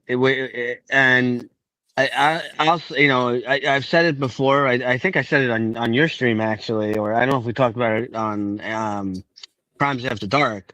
But the big thing that I know a lot of us were like, well, maybe maybe he was involved, and other people it just helped him or whatever. But the thing that kind of put me over the threshold that if the only way I believe that BK was involved is obvious if he was there in a different car, because there was no they tore his car down to the bones, down his to car the nuts wasn't there, and bolts. right? So he had to have been in another car that he was driving. Maybe he was a driver. That's the only way I believe that he could be involved. I don't even believe that because they can't find any connection.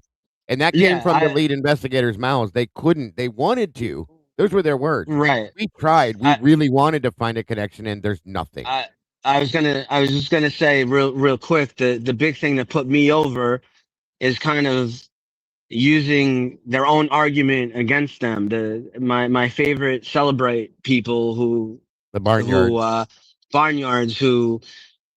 Their expertise is the cell phone extraction and doing all the stuff, not about, the psychology and of what someone would do or not, although they're doing all these different interviews, acting like they know everything. But besides from that, the big thing that put me over actually is they actually did the opposite, which is kind of funny.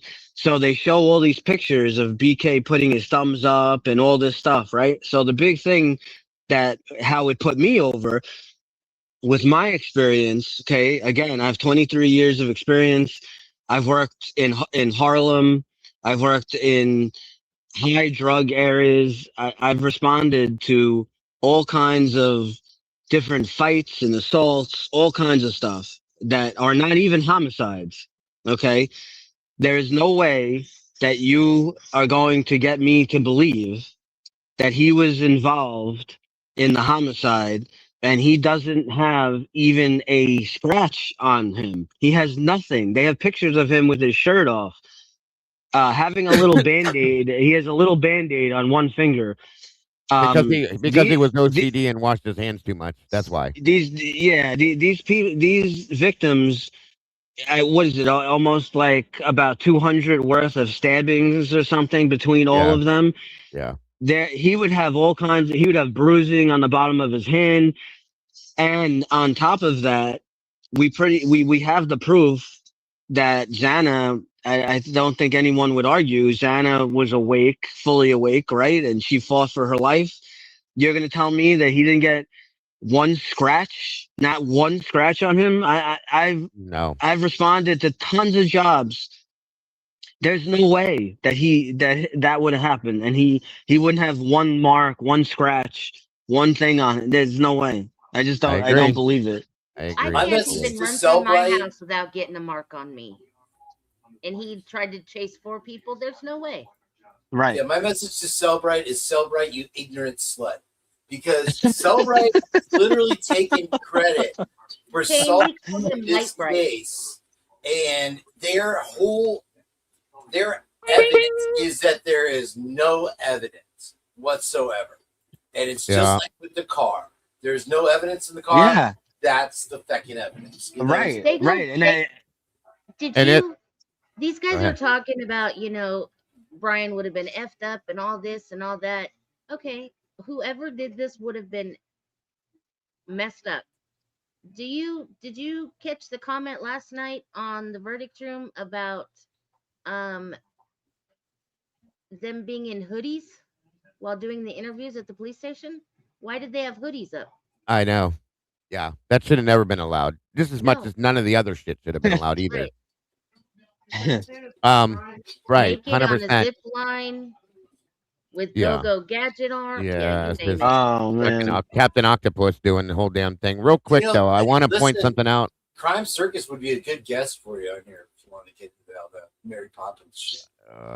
Maybe on my conspiracy channel, sure. I'll maybe bring him on there if you'd want to, for sure. That's coming soon. So We make were sure you guys talking about that last night.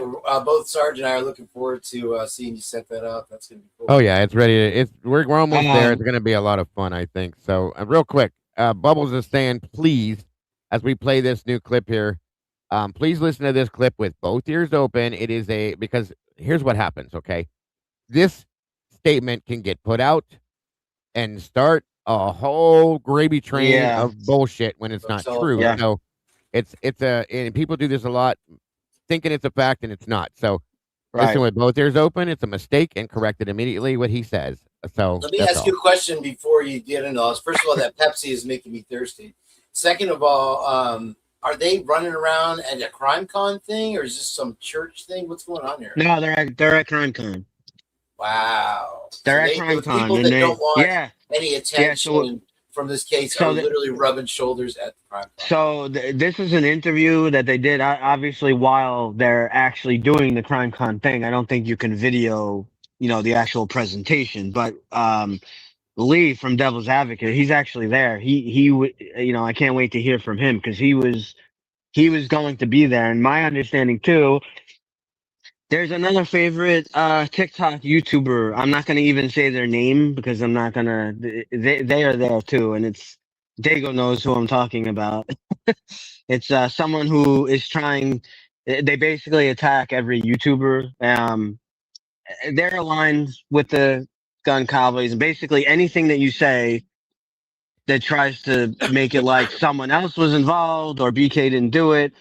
She like comes at you. So it's I can't wait to hear what actually happened during this at the presentation. But I have to wait to talk to Lee. So absolutely. So this is I'm going to try to play as much as I can because I know we've gone over the time I normally do, but it'll be worth it to hear this. It was a great conversation today for sure. I think I made my point. We've made many others, so I'm grateful for that, and I'm grateful you guys all joined me with this too. So let's see what the Gonsalves had to say at CrimeCon this year.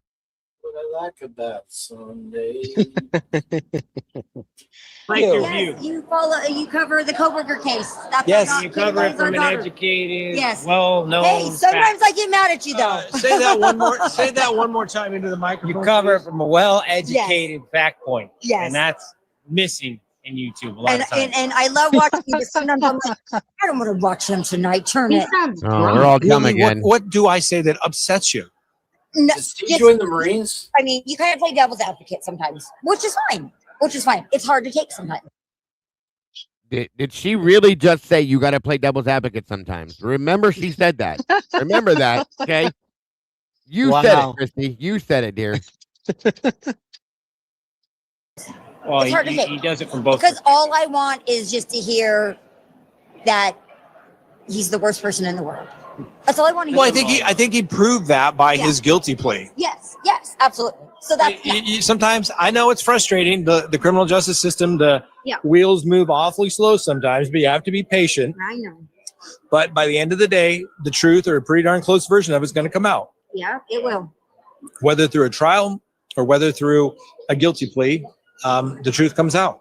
Yeah, and that's the message that people need to hear, because the days of getting away with these murders are going to get less and less and less, because this technology, we're learning about like how they can do hair samples without the follicle. There's 2 labs, but there's new technologies coming out, and we're going to scare the heck out of people. Yeah, these people are going down. Between the technology, the license plate readers, the GPS, the phones. CCTVs everywhere. Yep.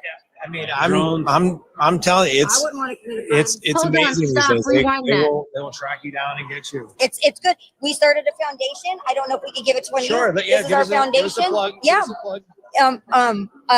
It's the Kaylee Gonzalez Foundation. Murder has a name, and we want to fund advanced DNA forensic testing, including IgG, for when the law enforcement runs out of funds and it winds up on a cold case. We will pick up the cost and pay for these accredited labs that we've partnered with. There's literally thousands of cases waiting for funding. Yeah. Yep. I was just talking about that. Even SANE kits. There's a backlog, at least in the state of Colorado, and they've tried to pass legislation. But most people don't realize that it's expensive to do DNA testing. It's not like you just drop it in, and it's a couple of day process to actually do the testing with multiple people doing the cutting, to do running it through the machines, to do the statistical analysis. Then you're like, okay, now we got it. Is there somebody in the CODIS system? Oh, there's not. There's not. Then you got to wait until maybe genetic genealogy comes in. Yep. And most people don't realize they just people. And it used to be, I remember we had a case where we were trying to prove a client innocent, and there was some testing that was new at the time, and it was like $100,000 to do the testing. So the price has come down. It's going to continue to come down, obviously. Yes. And there's going to be bigger and bigger samples, and more people are going to be in those databases. Yep. And they're going to find the people. And that's another thing with our foundation. We really want to push the upload to GEDmatch, which is a forensic tool that investigators are allowed to use. So, any of these home DNA kits that you do for free, you can upload it to GEDmatch. And, it's controversial. I get it. You're not going to, get everybody to do it. People don't understand. IgG does not find the guy who did it. It finds the people who didn't do it. It really does that by getting close as you can to him through his family, but it's not them. They're not. It's like a lineup, and you say no, none of those guys. That's what it is. So people think if they put it up there, they're going to be committed of a crime. No, they have to go and find the people, look at it, and they look at all the tests, the little jumps on the little lines, and they say, oh, this is the allele, and this is an 11 and 12, and guess what? On the DNA sample that we found. This allele, it's an 11 and 12, so and you gotta have so many things. Yeah, we got a male and these different process of elimination, and it's the best way that you could ask your case to be tried. You don't want eyewitnesses saying Steve was there. I'm pretty sure it was it. That those days are over, man. You want to have science say DNA. You were there or you weren't there, or free your name, like you were saying. No. That's the kind of stuff you want. We're not even against it being there to be used to free somebody up. We want the truth. That's however we get to. Yeah. I mean, nobody wants to. I've never met a DA that really wanted to convict innocent people. No. We want to make sure we get the right people. Look stupid because it'll eventually get wrong. As a parent of a murdered child, Really. Whoa! Hold on a minute. These guys ever hear about the book? These guys ever hear Framed? I guess they never read the book Framed. I don't think they read anything. Yeah. Hang on. Play that part back one more. Free your name. Your state. That's the kind of stuff you want. We're not even against it being there to be used to free somebody up. We want the truth. That's however we get to. Yeah. I mean, nobody wants to. I've never met a DA that really wanted to convict innocent people. No, I mean, we want to make sure we get the right. We want the truth, but you won't look at the truth when it's put in your face. That's interesting. All these people are going to pay, right? That are guilty of these crimes, except for the ones that actually committed the crimes, right? Me. And one, I don't know how you feel about those license plate readers, the pluck cams or whatever they're called. I hate those fucking things, man. That's part of the flock cams. Flock cameras, yeah. Yeah. That's a whole nother topic for another day. But they brought it up. Yeah. So I just wanted to mention that. It looks stupid because it'll eventually get caught. As a parent of a murdered child, I 100% want the person who murdered my child. I don't want an innocent man in prison and the real guy out there just living his dandy life. No, absolutely not. Like, no. So, I mean, we were 100% about this is the right guy, and they told us early on. And, I said, I haven't seen enough yet. They need to share more with me to understand. I need the dots connected. And once they showed us, the way that the sheet was pulled up and the splatter and all the things, and they're both, Kaylee, Maddie were there. He was on there. A cop couldn't have just dropped it. Impossible, because he couldn't have got them both there at the same time, because the way that it was aspirated and then pulling it up left that pattern of the sheet there. A void was on the bed. Exactly. So I was like, all right, we got 100% this. It's over. It's done with. Let's go to court. And then we didn't get to go to court. I understand. I mean, if you watched, I was like, well, So basically, he just admitted that they got snowed and pulled the sheep over their the wool over their eyes. But yet still they believed him right from the beginning. Yeah, exactly. Oh, we were buying their story all along. He was the one calling him out. Remember, in front of the police station. Yep. The DNA came out. I was like, it's over. It's over. And I mean, I'm a criminal defense attorney. Yeah. What are the odds? Yeah. I mean, I know they came up with some statistical number that 1 in 737 octillion. 5.37 octillion that just was which is not DNA. Enough people in the world or enough planets with people on the Earth. Yeah. So you take the total population and all the planets, you still wouldn't have enough to figure out that's who it is. We're pretty convinced. That's pretty convincing. And I still get people. Somebody sent me something on my Twitter the other day. He's innocent. He couldn't have done it by himself. Blah blah blah blah. And I responded back, "You're crazy. You're crazy. Okay. Doesn't matter what you think. Doesn't matter what you believe. It only matters what you can prove in court with legal and competent evidence." And his DNA was there. My DNA wasn't there. Yeah. Right. None of these people's DNA was there. That is the biggest misconception. Bullshit. Get out of this fucking case. Please just free me. I know. Here's the DNA thing about was this not case, there. though, is we have time to analyze it. With the other ones like David and Louis and all these other stuff, it moves so fast that this one, it's real time timeline analysis. We're like bum, bum, bum, bum, bum, bum, bum, bum, as it comes out. Anyway, sorry.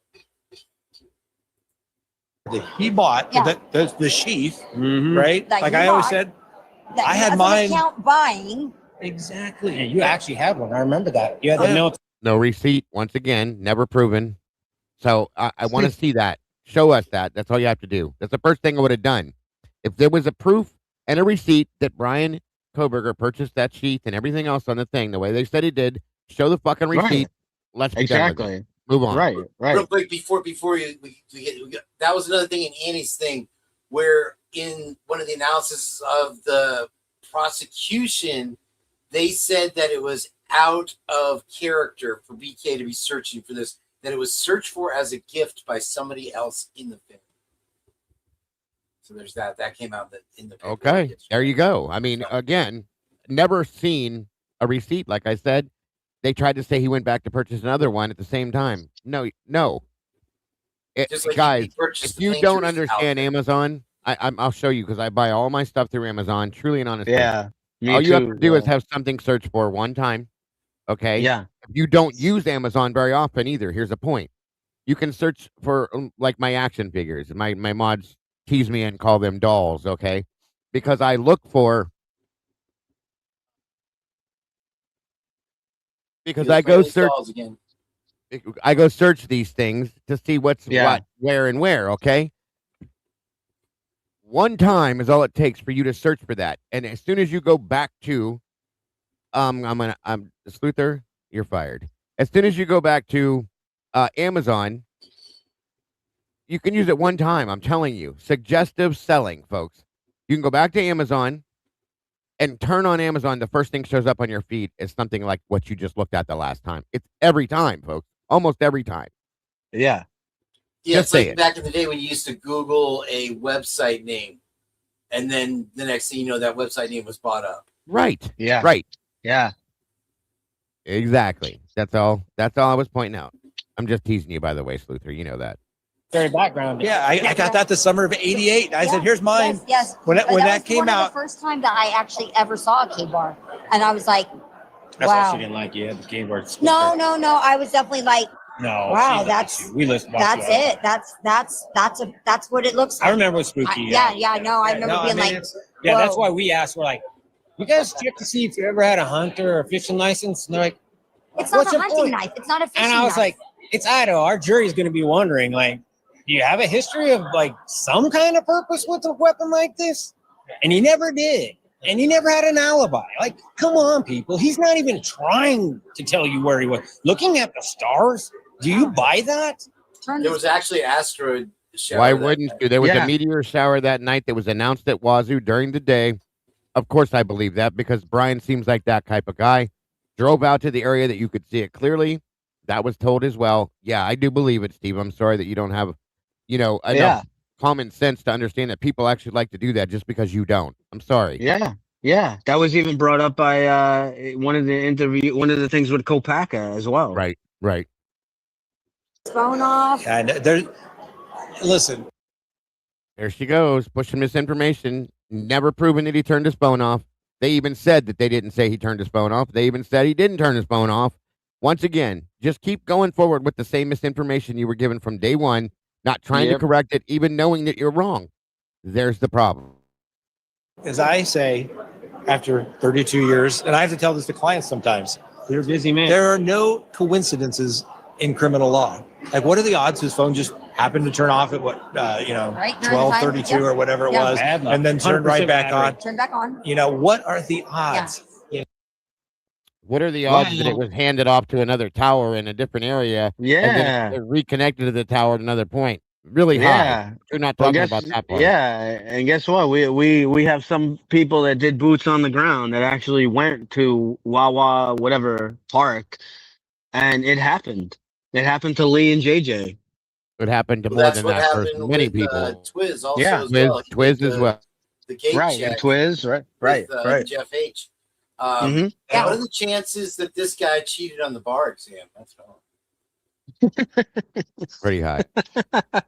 And that he'd been. Well, that's a good question. I should ask AI and just put in the known facts that nobody disputes and say, Here's what the is the thing. statistical? The narrative for people that are pro burgers or that believe that he's innocent, they just discard that information. Say it's not true. That's not true. He didn't turn off his phone.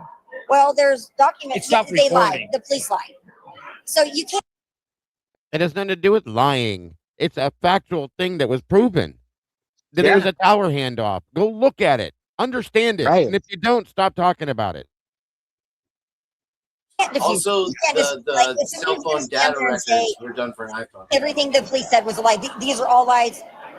Okay. Well, we tried to go through, we pulled all the pleadings in the case because I always say, hey, you want to see what the defense thinks is the bad evidence? What are they trying to make go away? And the genetic genealogy, I just thought they have no hope in that. Everyone's like, oh my gosh, there's going to be surprise. No, it's not. And his DNA was abandoned at the scene. Yeah, he was trying to say he had a privacy access to it. And I love what Hitler said. He's like, in the crime scene? He's You like, think they DNA needed to contact him and ask for his permission? Yeah, well, they That makes didn't no challenge anything at the crime scene because they knew it's abandoned under the law. Yeah. They were trying to come up with this unique, and I get it. They're doing their job. Yes. We got to always give her credit. I think she did a great job on She did a good job for what she did, but she also had to have that conversation with him. And this is why. And I know a lot of people, the photographs and things like that, and the whole world doesn't necessarily need to see them. They need to be the jury. But I think people need to see what true evil can do. Yes. And so when they're making laws and legislation or saying we're going to repeal the death penalty or something, there's a lot of this is the ugly part. This is the ugly part. This is what evil is. Yeah. And I believe that obviously they looked at the evidence and they said once they see these photographs, it's over. On him. It's over, and they're going to give you death. And he knew that. He was smart enough to realize. And the prosecutor hid that from us. Didn't let the other families know what happened to my daughter, and didn't let me know what happened to theirs. Because if we all would have got on the same page, we all would have said. What happened to Kaylee? Because what was it? Gag order? The gag order. So we found out 2 you get days. to murder in privacy now. 2 days America. before you sentencing. get a gag order, and you get to murder with 2 total days before privacy. sentencing, we found out how many times she had been stabbed, where at. Different Up weapons. until then, we didn't know. We didn't know that her teeth were knocked out. We didn't know that her facial bones were broken. We didn't know that she was stabbed 24 times to her face. We did not know any of that. And that's why a jury would have given him death. We found out 2 days before the sentencing. We were like, we're writing victim impact statements. Can we at least know the full impact? You know, it doesn't break that down for you on a death certificate. And at that point, that's all we had was our death certificate. So we knew a lot of the We didn't facts. have her We knew autopsy about the report. gag and the choking and stuff like that, but we didn't know. And the thing is, you're begging a prosecutor to tell you what happened to your kid, and they're asking you to make decisions. Do you support this? I'm like, I don't know what. Tell me what happened. You know, I don't get how you can kill people and think you have a right to privacy. It doesn't make any sense. He had a lot of rights. He had a lot of rights going through that court system. Everything I heard was his rights, his rights, his rights. And that's I understand it's frustrating. And, but you guys did what victims should do. And that's be at every court appearance. Let them be known. Okay. Because I can tell you from the defense perspective, the worst thing you hate is when the victims show up at that early on. They're like, we hate seeing that. Put a face on a crime. We want it to be a faceless crime. We're there at everyone, then we said. And we're like, all right, you tell us the most we can do, and we will do it. We are that kind of family. I have to All right, go. All right. So, I thank you for taking the time. I'm so sorry for your loss. Yeah. Thanks for watching. Hopefully you thought we did a fair. You do, and you hustle. You were like, I've been gone for a couple of days, been in court. And I'm like, go for it. I like educated people saying and clearing things up because I had a case that nobody was clearing things up. And that's so frustrating to have nobodies with fan fiction narratives read that they don't understand. They're, Latin and Greek. And I'm like, I just need a leader to say. Nobodies with fan fiction narrative. What the fuck? So everyday people that care about what happened to your daughter and want to have the truth put out there are nobodies that are fan fiction ignorant. Okay, no problem. What the heck is going on? This is ridiculous. So I appreciate those guys that can actually lay it out and clear these things up. And if they don't want to listen, they don't want to listen, but at least it's out there. Well, in the Lori Vallow, Chad Daybell case, the grandparents, she would call them my Patreon show. And we got to meet them and they were like, we appreciate you just laying it out. She goes, we learned more by listening to you than what we were learning from the prosecutors. I hired a lawyer because we literally like, what's going on? And you're not telling us. And plus we knew there was confusion on that little community. They didn't know what was going on. They weren't prepared for a crime like this. And I was like, we're going to round up the troops. We're going to get the FBI. We're going to get the governor to give money. We're going to do whatever it takes because this case ain't going cold. Yeah. And you only got so much time to get people rallied. And it can just be one witness that sees one thing that can be like, go check that other camera. And that's what we were hoping for. And I know the process can be frustrating and the balancing of the defendant's rights versus the public and the family's right to have resolution. But you got to go through that process. And I know it's painful for you, But, you know, ultimately the truth comes out. And, you know, for people to say, oh, he didn't do it. Like, he pled guilty 4 times plus the burglary. People don't plead guilty to consecutive life sentences. That is not true. People do this every day when people take plea deals. So if you're a defense attorney, shame on you for putting out misinformation, Mr. Attorney. Sorry. Yeah. And you got that book, right? Well, the armchair There you go, you have quarterback it. thing the implications are that we're uneducated, Vato. That we're just a bunch of stupid. Well, we're fantasy uneducated fan fiction. because we have a separate opinion than they do. Now, see, somebody that believes that you're uneducated because you have a different opinion, that's diseducation and Can I play Travis? Can I do that's being Travis for a second uneducation. on Steve G? On the I've been waiting. And dude, this guy is frustrated. He is dying to get a nut off, and he can't say it, and he never will.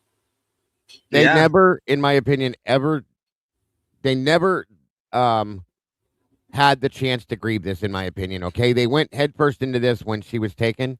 Very sad. And again, even though I fully disagree with him, I think he's not a very nice person, and I think he says really dumb stuff at times. I still have nothing but absolute compassion for him and his loss. I can't imagine going through what he went through. But at the same time, you know that you're saying things that are not true. You know you're still pushing misinformation, even though you got what you wanted to some aspect, okay? And still, at that point, it's not enough for you, okay? I'm sorry that what happened to you. God, I cannot imagine it. I would give you anything I could do to help you to bring her back if I had the option or the ability to do that, okay? But you haven't even tried one time to look at any other options here. Even though the shit is thrown at you, you refuse to read documents. You refuse to understand things. You won't look at simple little things that are thrown right in your face that prove that you're wrong about things because of stubbornness. Because, and I sometimes, I guess I think about, is it because that this has given you closure in some aspect? It'll never give full closure. We know that. But is it given closure? Is that why it's easy to accept? Because I'm sorry.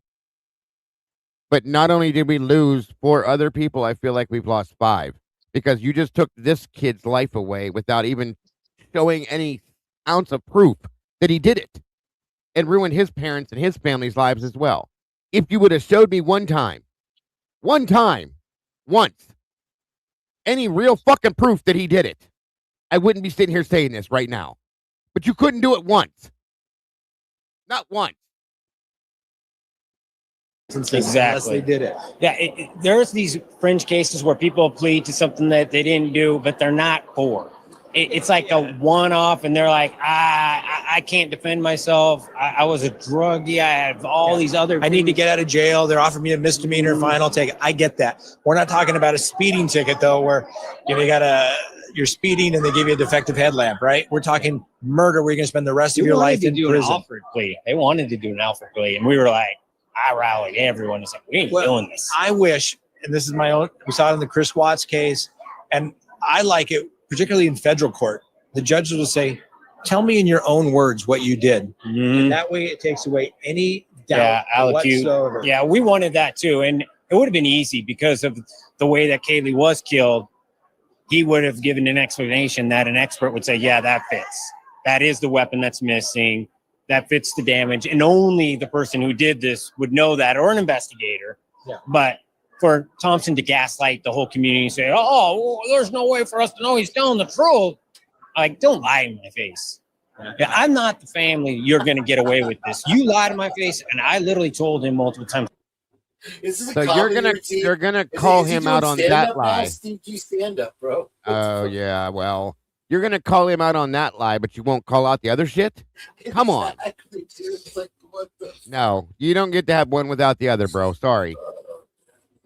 I will go to the meeting, and I will tell everyone what you did, and I will hold you accountable for it. So that's what I'm doing right now, talking. I told you, you have the right way to do it, and you can do it another way. And he did it the other way. So now I'm here saying, you gaslit everyone. You lied in our face. You could have got the truth. You were just lazy. Or you had other motives. I think his true motives were he ran the risk of him saying, yeah, I stalked those girls 23 times. I did this right in front of your faces. And you guys all look like idiots. I stalked him. I got right up there. I got into that house. And then he would have had to go tell the university every single time he did is documented now. This murder just went 23 times different stalking events. That makes absolutely no sense. They're still running with the stalking theory. I wasn't even going to bring it up because of the hope that he wouldn't even say it. For sex sake. This is what I'm talking about. You're talking about uneducated people. What is this? Okay. And I mean that with all due respect, but you're not even making any sense. Oh my God. What a bad freeze. This is a big one coming. This is a very bad way to freeze this photograph right now, but. And now it's just going to make us look super unsafe. And they're like, don't even talk to him. Zip it. We got enough. Put it to bed. If you got 5 minutes with him, with Koberger, what would you say or do? I wouldn't talk at all. I'd just start tearing up. Pounding on him? Pounding. Yeah. I get it. If that was my daughter, I'd do the same thing too. Yeah, that guy has it coming. He's got it. And word is, it's coming. He's not going to make it to be an old man in prison. I mean, eventually he's going to get out of his little protective custody and requesting his vegan meals and all that good stuff. Jim Pop's going to be a pop of some sort. And, he picked on a small community. You thought we were a bunch of idiots.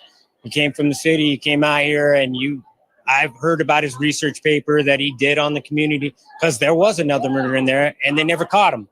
So he went there. He thought he had the right place. He picked them and, he's going to find out. He's going to find out if they're the right community or not. Yeah. That's more or less saying it right there. So sorry for your loss. I couldn't imagine, I've got a daughter, Annika, she's basically a stepdaughter. I mean, I couldn't imagine, she was college age when all this went down. She was in college. What school? University of Arizona. Wow, that's a really good one too. So, yeah, I mean. Breeze down to Baylor. I think they play against Arizona. Yeah. So yeah, I mean, I couldn't imagine. And yeah, you exercise, frankly, a lot of restraint. In my head, I was doing all kinds of stuff. I know, but it's not worth it. No. Yeah. I was like, you can do more good now. Yeah, than you ever could do by jumping the railing and taking a couple of cracks at it. Exactly. I understand you wanted to, and you're justified I had doing some crazy ones. I mean, I had like drones and all kinds of things. I was like, but that's what it takes you to when you see things not being done and you're like just being a victim. It just sucks. It's just hell to go through. And I'm glad it's over. I'm glad that we got to him and the community rallied and everyone demanded, that we got answers and we got them. And it was a shared responsibility. We had the FBI coming in there. We had private labs coming in there. We had multiple states. It was a beautiful thing in the big picture of how they responded and we got to the truth, but it was very difficult. And that's why our organization is taking the worst moments of that and saying, okay, we take a case that was abandoned because IGG didn't exist at the time and go relook at those and get that lead investigator to resubmit it. And then we just complete the circle that this is all their own work. We're just helping fund it. We're not trying to take over an investigation. We're not hotshots. We don't know anything. We're using our mics to help you get the funding to help that family. Say that so again. Then they get answers. You're making a difference. That's exactly. And our daughter's name. Where can people go to support your organization? We got a webpage and it's Murders right here. You can see it. And Murder has a name. Yep, Murder has a name because people nowadays want to censor themselves, pew and unaliving. And we're like, you know what? It grabs your attention and it's hard. Like you said, if we sanitize everything, these kids that do these school shootings, they don't ever see the ugly side of doing this behavior. They see girls sending them and them getting all this popularity and all this attention. And we're creating an environment that breeds bad things. And as a parent, I'm trying to say, hey, how do we make these guys look like the monsters that they are? Well, and like I said, that's why I understand and appreciate, trying to keep the photos, but some of those need to be shown so that people can see what evil can do. And like I said, no disrespect. It's the second time that he said this, so you know what he's doing. He's advocating for the fact that this law was passed that Olivia supported in the opposition. Okay, he's basically stating it was stupid for them to pass that law. And again, because it's true. These things do need to be seen, and we've said this before so that we can prove what's real and what's not, and that so it is known how ugly this can be. Yeah. And why it needs to stop. Facts are facts. And it's kind of funny because this guy doing the interview earlier on in the interview, he said, you know, I understand, about the crime scene photos and whatever, but you heard what he said. He's like, but it's important that people see, how That's what he's evil saying people now, are or too, yeah. whatever. Right. But now we can't because of this stupid law. And this is the second time he's brought this to his attention, and it's a fact. It is an absolute fact. So, hold on a minute. 1 second.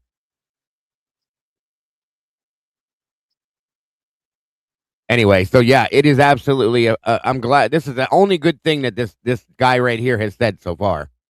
Yep. And he's pushing it with him, and I'm sure Steve's going to blow it off like it's nothing. But again, it was a big mistake, and that'll be found out.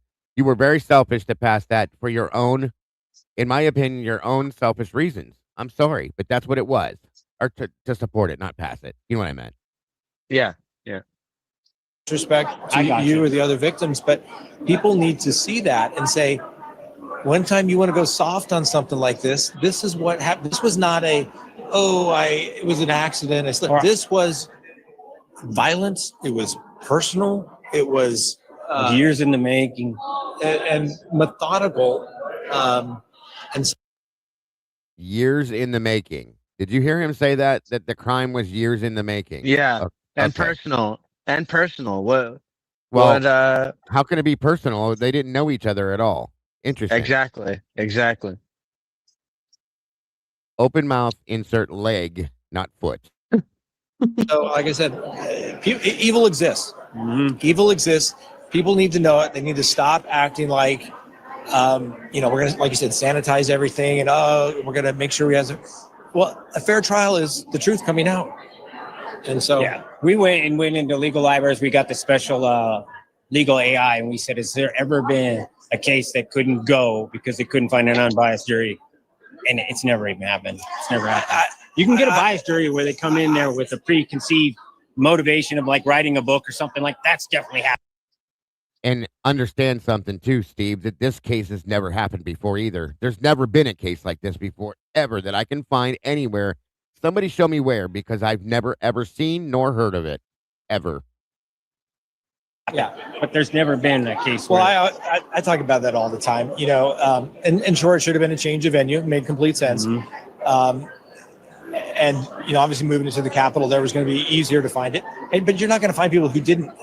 The requirement is you don't have to find people that lived under a rock and have never heard about the case. It's just that they can go into with an open mind, listen to the evidence, reserve judgment till they hear all the evidence, follow the court's instructions, and make a decision if the prosecution proved their case. And like I said, the defense knew they were going to prove their case. Otherwise, there never would have been an offer of let's make a deal. That came from the prosecution. Yes, there would have been. Exactly. Yeah. It got to the moment of truth. They're going to kill you. We got the shooting squad because we found out about how they have a protocol where you don't drink water for like 48 hours, don't eat any food, your veins collapse. So the guy in Idaho has they've been trying to put him down since the 80s, and he's found a way around it. He's hacked the system. So we're like, got to do something because we're going to look like idiots if we can't put this guy down. So they did the firing squad and they updated the laws and we did everything. But then we just got to one moment where he bailed out. I can only say that we tried everything. You guys are making a difference. Sorry it had to go through all this to do that, but like I said, I couldn't imagine burying a child. That's my worst nightmare. I've got I just couldn't imagine. But how many kids? I've got two of my own, and then three with Kristen here, and so adopted her. Yeah, so it's just one of those things where I couldn't imagine it. Yeah, right? Kayla was like our adopted. We took her out of country. Maddie. Maddie. What the hell? There's the point.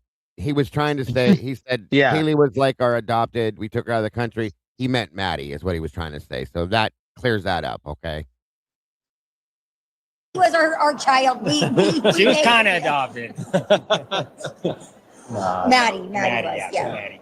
Yeah. So it's crazy how things happen. We don't know why it happened in Moscow, Idaho, why it happened to our daughter, why it happened to her house. We'll never know, but it's our life now. Our lives are That's changed. one time I did go after Thompson really hard, where they were so warning me. I said, I'll tell you what, motherfucker, if I find out what he did and I find it in a book and he profits, I'm going to come find you. And they're like, Steve. And I said, all right, so we're going to have a talk. I'll come talk to him. Yeah. Because he's like, Steve, you're never going to get this. You're never going to find the truth. He's never going to tell us what I did. And I said, you don't know this case like I do. He's already went to a place where he learned about BTK, making a book, did it with the girl that taught. Did you really just hear him say, hey, Moto, welcome, buddy. You don't know this case like I do. You're telling a prosecuting attorney he doesn't know this case like you do. That's delusional thinking and thought process. I'm sorry. The class, and then she put the money on his books. And guess what? He's got $40,000 on his books today. And he has $40,000 on his books. $40,000 we can't touch. And he's gonna write. What about the civil fine that the court imposed? They can't garnish that? $5,000 that he owes us? Yeah. They can't touch that. The commissary. It has to be money that he earns in prison. So when he starts working or gets a job, he can use that for legal representation, and we can't take away his rights to get his own legal representation. So if he says, I'm using that money to fund my appeal. There's nothing. He waived those. Yeah, that's one thing he did right. Waived the appellate rights, which is there's nothing to appeal when you plead guilty. You give up all those rights. That's why the judge engages in that colloquy. Yeah. Are you sure it was what you're doing? Are you understand the rights you have? There's no going to be. Exactly. Yeah. That's why they do that. So you can't come back and say, oh, I didn't do it. Only thing you can say is my attorneys weren't effective, and that's never going to fly. Yeah, and that's why we never have a tactical. I'm telling you. Well, that new book that just came out, that broken plea book, literally really throws Ann under the bus, making it look like just a horrible. What do you think about that? An expert witness, a paid witness, taking that and then writing a book with it and just making a mockery of the whole fucking system. He would never work for me again. I assure you of that. Listen, I've seen a lot of attorneys. I've seen ineffective claims. I've had ineffective claims made against me, and none's ever stuck. That's what they do. They go off to prison. They try to come up with something. My attorney didn't. They didn't explain this to me. I would have made this decision. No, they went to the ends of the earth. They had 3-4 attorneys on the team. All the experts. Money was not an object. The court said, if you need more money to get this done, we're going to do it. There wasn't money on our side. I literally talked to the shadow dragon. And he's like, Steve, I had him. I had the connection, but he is not getting my report unless he pays for it. And he refused to pay me. Which shadow dragon kind of sucked. He wanted $10,000 for it. And then the Cellbrite people were like, we tried to get him to pay and he wouldn't pay us. So we just did it for free. Well, good on Celebrate. Yeah, but two people saying the same thing. Yeah, the Shadow Dragon guy is like, you know what? Screw that guy. That kind of pisses me off. Like, he literally had. Is he saying that the prosecution wouldn't pay for their expert information? Like, that's what it sounds like. Wow. They didn't even want to pay their experts because they knew what they were going to do. Oh my God, you guys. What a mess. Information that could blow this case out of the water and was like, I'm not going to give it. Volunteering could make it to where every case is going to run into that outfit. The prosecutor had a do the right thing. He could have just went to us and said, go privately fund it. We could have gotten it done. He's just not the kind. He's not a lead prosecutor. We get it. You don't like the prosecutor. We get it. I've criticized him. I thought he was a little soft, and like I said, I think he should have required him to say, "Tell me in your own words what you did. Make that plea bulletproof and take away any doubt, so anybody, all these pro Kobergers can say, oh, he didn't do it. No, you heard it from his own mouth. You heard it from his mouth when he said guilty. It was over. I told him I don't want to defend your case for the rest of my life. And that's what you'll do to all these families. We'll have to defend this because you'll move on and retire and we'll be stuck with this shit for the rest of our lives. And that's exactly what he did. Yeah. So now I will take every shot at him because he earned it. And he had a right to do whatever he wanted to do. And now he just lives with his decisions. That's what he's doing right now. Well, I understand. Well, can't go back. There's no changing it. Thank you for taking the time to talk to him. Seriously. I was like, Steve, who is that? We know him. Who is that guy? And he's like, oh, he's the lawyer. I'm like, yes, that's who it is. Well, thanks for taking the time. Seriously, we'll put this up. Hopefully, people will, understand. Like I said, I couldn't imagine losing a child. And so My heart just goes out to you. And, I understand the process is slow. It sucks. But But the worst victims of all time. But the truth, it takes some time, but the truth, or a pretty darn close version, is going to come out. When he said guilty, he admitted to it. Yeah. And so all the people say, oh, he pled guilty. Wow. People don't plead guilty to that unless they did it. Yeah. You And don't waive their appeal with DNA in the crime scene. You might as well appeal every case in the whole fucking system then. There's nothing to We'd go appeal. broke. We go broke. I could challenge that my DNA was at the crime scene and it matched me at 5.37 octillion. I still got a case. No, you don't, because that opens everything up. You gotta have common sense. I said, as soon as the DNA came out, I was like, it's done. Yeah, it's over. Yeah. It's over. No, you did. I really. You're like, well, we got something to talk about today. Or ask for a plea. We knew it was. I called. I said it was coming, man. No. I said they were. I literally said when the DNA came back, I said, I guarantee you, those defense attorneys are over there talking to the DA about a deal. You can go back and look at the videos. I said it because that's what I do for a living. And so at a certain point, you're like, okay, what can we do? Yeah. And sure enough, it came. The most you can do it. That's the goal of all death. I've only done one death penalty case, and they actually didn't go death, and we still went to trial and we lost. But that's the goal of death penalty litigation, is to no death. Yes. And so they think we won. Yeah. Because he's still around. Mm-hmm. She made $2 million off the case. She won. She did. I've never made $2 million off a single murder case. Usually I had to sue a client. I walked on a murder case. I had to sue him to get paid my final bill. Said I prepared too much. She was making $200 an hour. And her expert, her legal counsel, it's like 180. I'm like, wow. Idaho's got to get more capital case murder attorneys. Yeah. We just don't have enough. Yeah. So she had to come out, and everything was overtime. She had to leave her community, which where we live, Kootenai, go down there and represent him. So yeah. All right. Well, thank you so much for taking Nice the time. meeting you. Sorry for your loss, but Thank you. you guys are making a difference. So Thank you. You have too. a good day. Thank you. Wow. Why don't Here you we get things started? And here we go again. Unreal, folks, is all I Wow. can say. Absolutely unfucking real. Oh my. Wow. That is insane. But hey, I'm not surprised. I don't think anybody else is either. That's just insane to me. I'm sorry. What a joke. And they're still running with misinformation, talking about stalking and phones being turned off and doing this and doing that, because that's all they know is the misinformation they were fed. And they can't, I swear to God, you guys, I think sometimes the reason why is because they have to justify it to themselves, and that they actually question themselves. I truly think they question themselves, and these little things like that right there in itself reminds them to go back to remember that. It blows my mind. I don't understand how you can say one thing about the prosecutor but believe something else he says. You know what I mean? Like, you can't pick and choose. What do you call it? They're literally like walking oxymorons. Yes, literally. Walking, talking oxymorons. And I know you want to shut it down. You probably got some. I have to. You're gonna have to put it on the shelf because there's just too much that's gotta come out right now in my mouth. Well, having a $400 million $400 million lawsuit is a big deal to stay with the narrative. I'm curious to see how they react when they lose that. I'm dead serious. I want to see their reaction when they fully lose that lawsuit, because I think it's going to be a bit of an implosion because of everything else they've gone through already.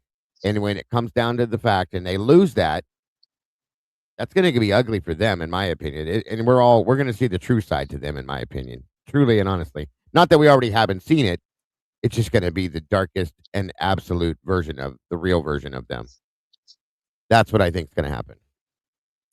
Yeah, Robert, I'll probably go. I'm going to have to go live because I got to let Diego go. I'm sorry. Wow, I've been here 5 hours, which is longer. It was a good show, though. It was a good show. I love Sundays. I really do. Yeah. But yeah, I will be bringing this one to a close. I'll jump into my Discord with my mods, of course, and talk about them a little bit. Talk about that a little bit, not talk about them. Um, and I appreciate Kane. I appreciate you, Moto. I'm sorry you couldn't only jump in now, brother. I appreciate you always. Casey 1-1, Moto. of course, Jesse, Yeah, Tomboy, of course, and Sluther. I love you to death. That was so funny. I'm so sorry. I, oh, I hope you guys. I appreciate you guys jumping up here, putting your thoughts, feelings, opinions into this. I hope you guys got something out of the show today. Thank you, SRB. I truly do, because the whole point with the injuries, the wounds, and the weapons and all that kind of stuff was the main topic. But there was so much to talk about, as there always is, and we always do. And I'm grateful to see everybody that gets involved in this, the way you get involved, the passion that you guys have, equals to mine, in my opinion, is everybody else that's up here. As always, there's a lot of passion with this case, and truly and honestly, this is going to be going forward until it can't go forward, in my opinion, at least on my end of things. I'm not stopping with this until I get what I need to get out of it, and it's gonna be a long time. So thank you all so much. Thank you to the moderators for taking time out of your Sunday, your weekend, away from your families and everything else, to jump in here with the rest of us. We do appreciate all of you for that, as always. And guys, SRB threw the link up for anybody who wants to join the Discord.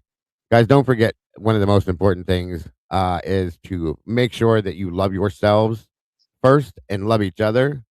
And please, please don't change anything about any of you, because that is exactly what I love about you, is who you are. So don't change a thing. You guys are amazing the way you are. Thank you so much for supporting me. Please make sure to hit the like button on the way out. Anybody that did choose to support us via any other way, super chats, memberships, Cash App, PayPal, Venmo, whatever it was, never expected, but always so very appreciated. It keeps the show going day after day. Thank you so much. Hope you guys have an amazing rest of your night, and I will see you guys very soon. Bye-bye, everybody. Take care, 1-1. Yep. Thank you, Diego. Appreciate it, man. Have a Thank great night, bro. you. Yes, sir. Both of Great you show. gentlemen. Thank Great you. show. Good to meet you, one. Nice talking to you, man. All right, guys. Bye-bye, everybody.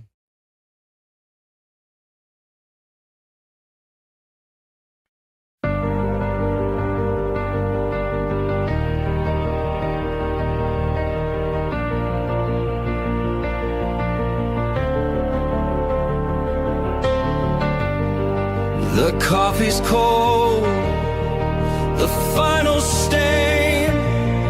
We laid the map out in the pouring rain. No hidden corners left to creep.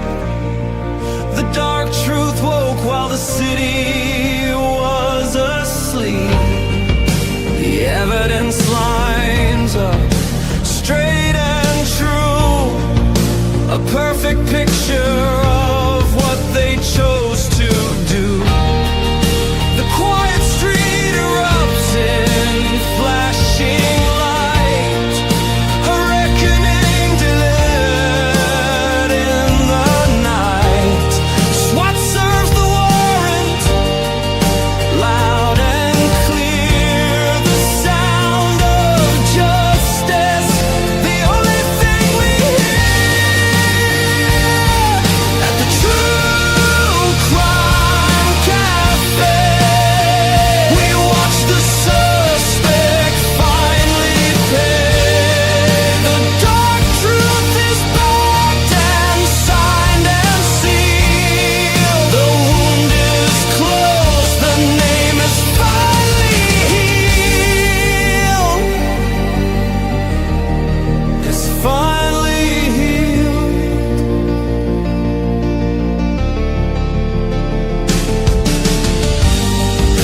The cafe's empty, closed for the night. We put the dark